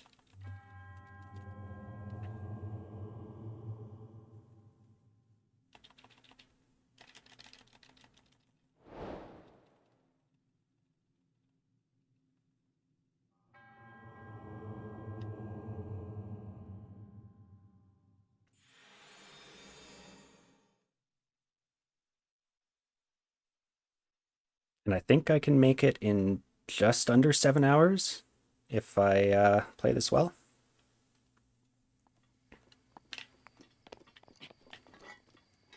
Okay, so we're going to aim right up north here.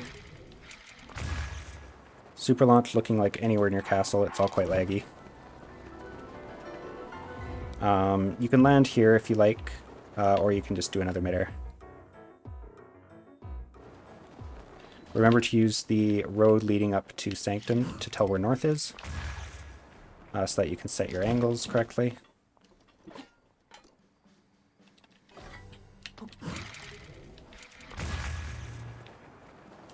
And where we're headed is Zelda's room here.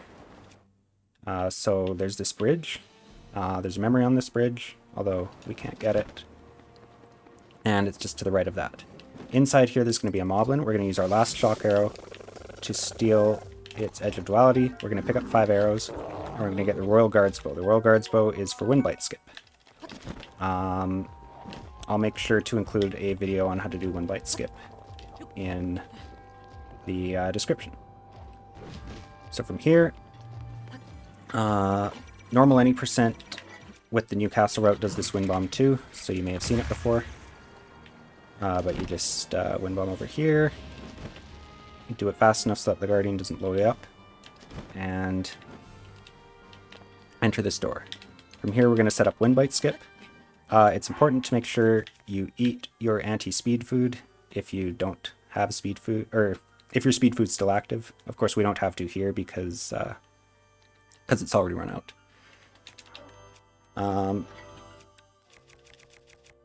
Edge of Duality, Royal Guard's Bow, and regular arrows. Good. Okay. So we'll do the setup for Windblight Skip.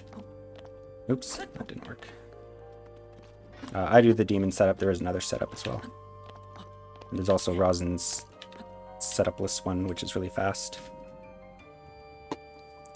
Do whatever you like for that.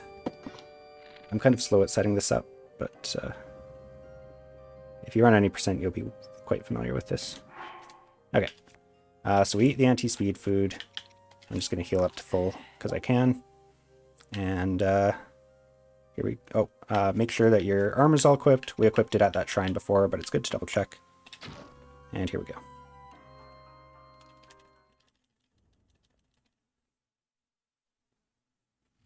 So the blight fights are a bit easier than any percent. Having the second stam wheel helps for a lot of stuff. And of course having lots of hearts and fairies helps too. So if you've run any percent before, you'll have no trouble with this. And if you haven't, then I'll try to describe what I'm doing as I do it. Okay, so you can smack this guy a couple times. He's gonna shoot his spear. You want to get double hits on his body. Or you can get double hits by hitting his arm as well. And since we've got all the stamina, you can just keep spinning and spinning and spinning until phase 1 is finished. Phase 2, you're going to do the same as any percent. 2 headshots with Royal Guard's Bow, then hit him a bunch with your weapon, and repeat.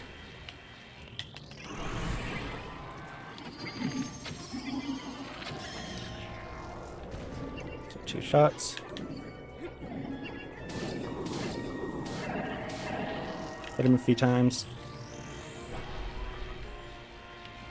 Where'd he go? 2 headshots again. And finish him off.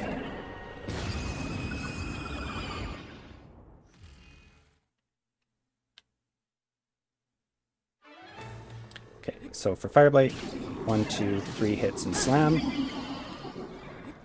1, 2, 3 hits and slam. And then you should break your Edge of Duality on the final hit here. Just like that. Then we're going to switch to a Royal Claymore for Fireblight Phase 2, and we'll use that Royal Claymore for the rest of Fireblight and Thunderblight.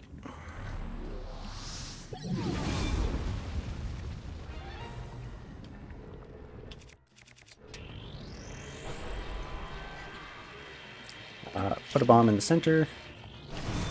Wait until he sucks it in. Blow it up. Oh, he went kind of far away from me. Try to one-cycle him. I'm not very good at doing that. Yeah. You can kill him right there. If you don't, it's fine. Just spin some more here and he'll die. Oh god. Please don't.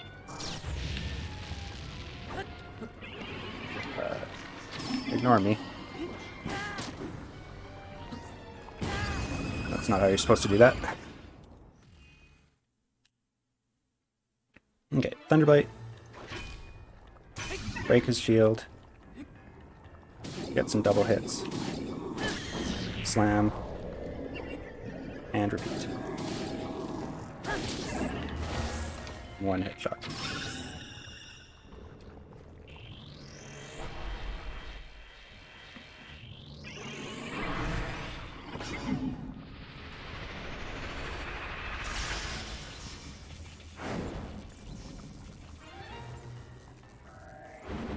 Okay, switch to the boomerang. Aim at his shield. Break it. Headshot. Pick the boomerang back up. Run over to him. 1, 2, 3, 4 hits to re-break his shield. Back to the Claymore. And finish him off.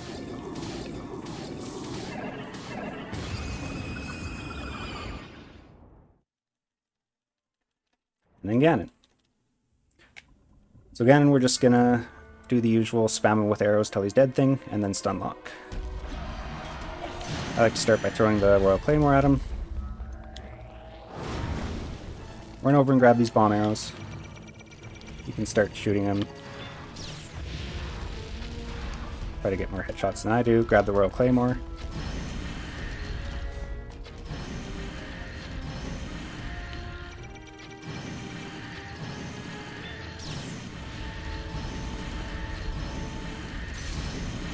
Okay, once your Royal Guards bow is done, switch to Forest Dweller bow. If you get an updraft like this, you can use it to spam some headshots, although he's kind of far away from me now. You can even use extra stam foods to keep spamming shots.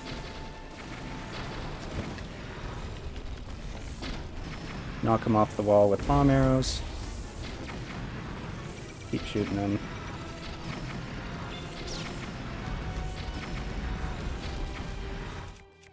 Save some arrows if he goes back up on the wall.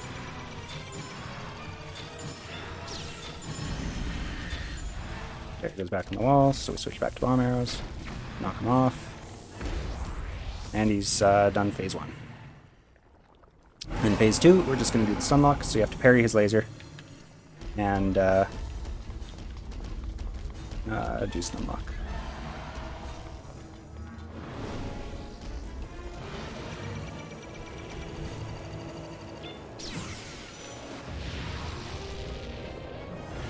Stun lock is much easier than any percent because we've got so much stamina.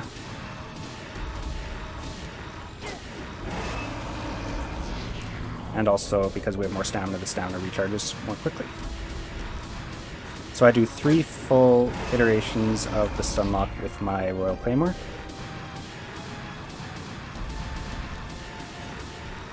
And then I switch to the second Royal Claymore. And that'll be enough to finish him off.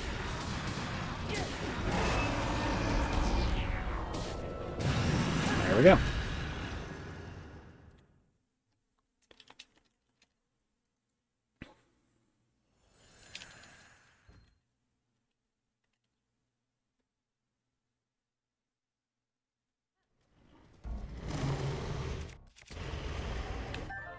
And Dark Beast is the same as in every other category. go through the motions, don't die. Pet your horse. That energy covering Ganon's body. Don't kill the horse. The horse did nothing wrong. None of your attacks will get through as he now is. I will hold the malice back as much as I can, but my power is waning. Attack any glowing points that you see. May you be victorious. I'm not very good at Dark Beasts, so I'm not going to give pointers on like how to do it properly. Ask Senor Tapir if you want to know. Oh, I've already screwed it up. He's turning instead of... whatever.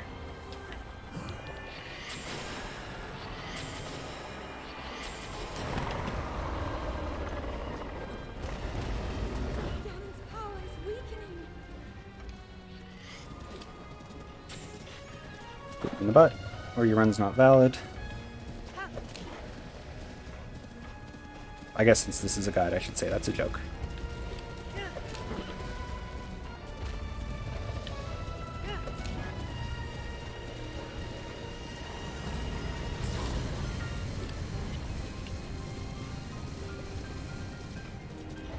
holding back the malice. Exactly, it's a joke, but it's also true. There's the horse. It's working.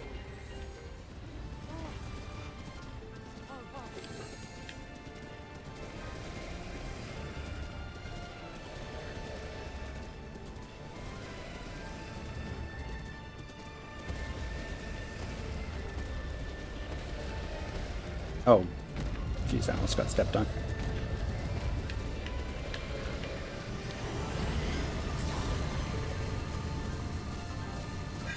No! That's not where that goes.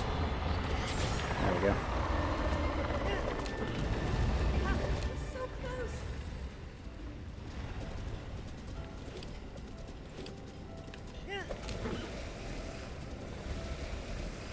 Link! Look up there. Alright. And that's how you do an All Shrines run in 2021. That's the very core finish. Thanks for watching, everybody.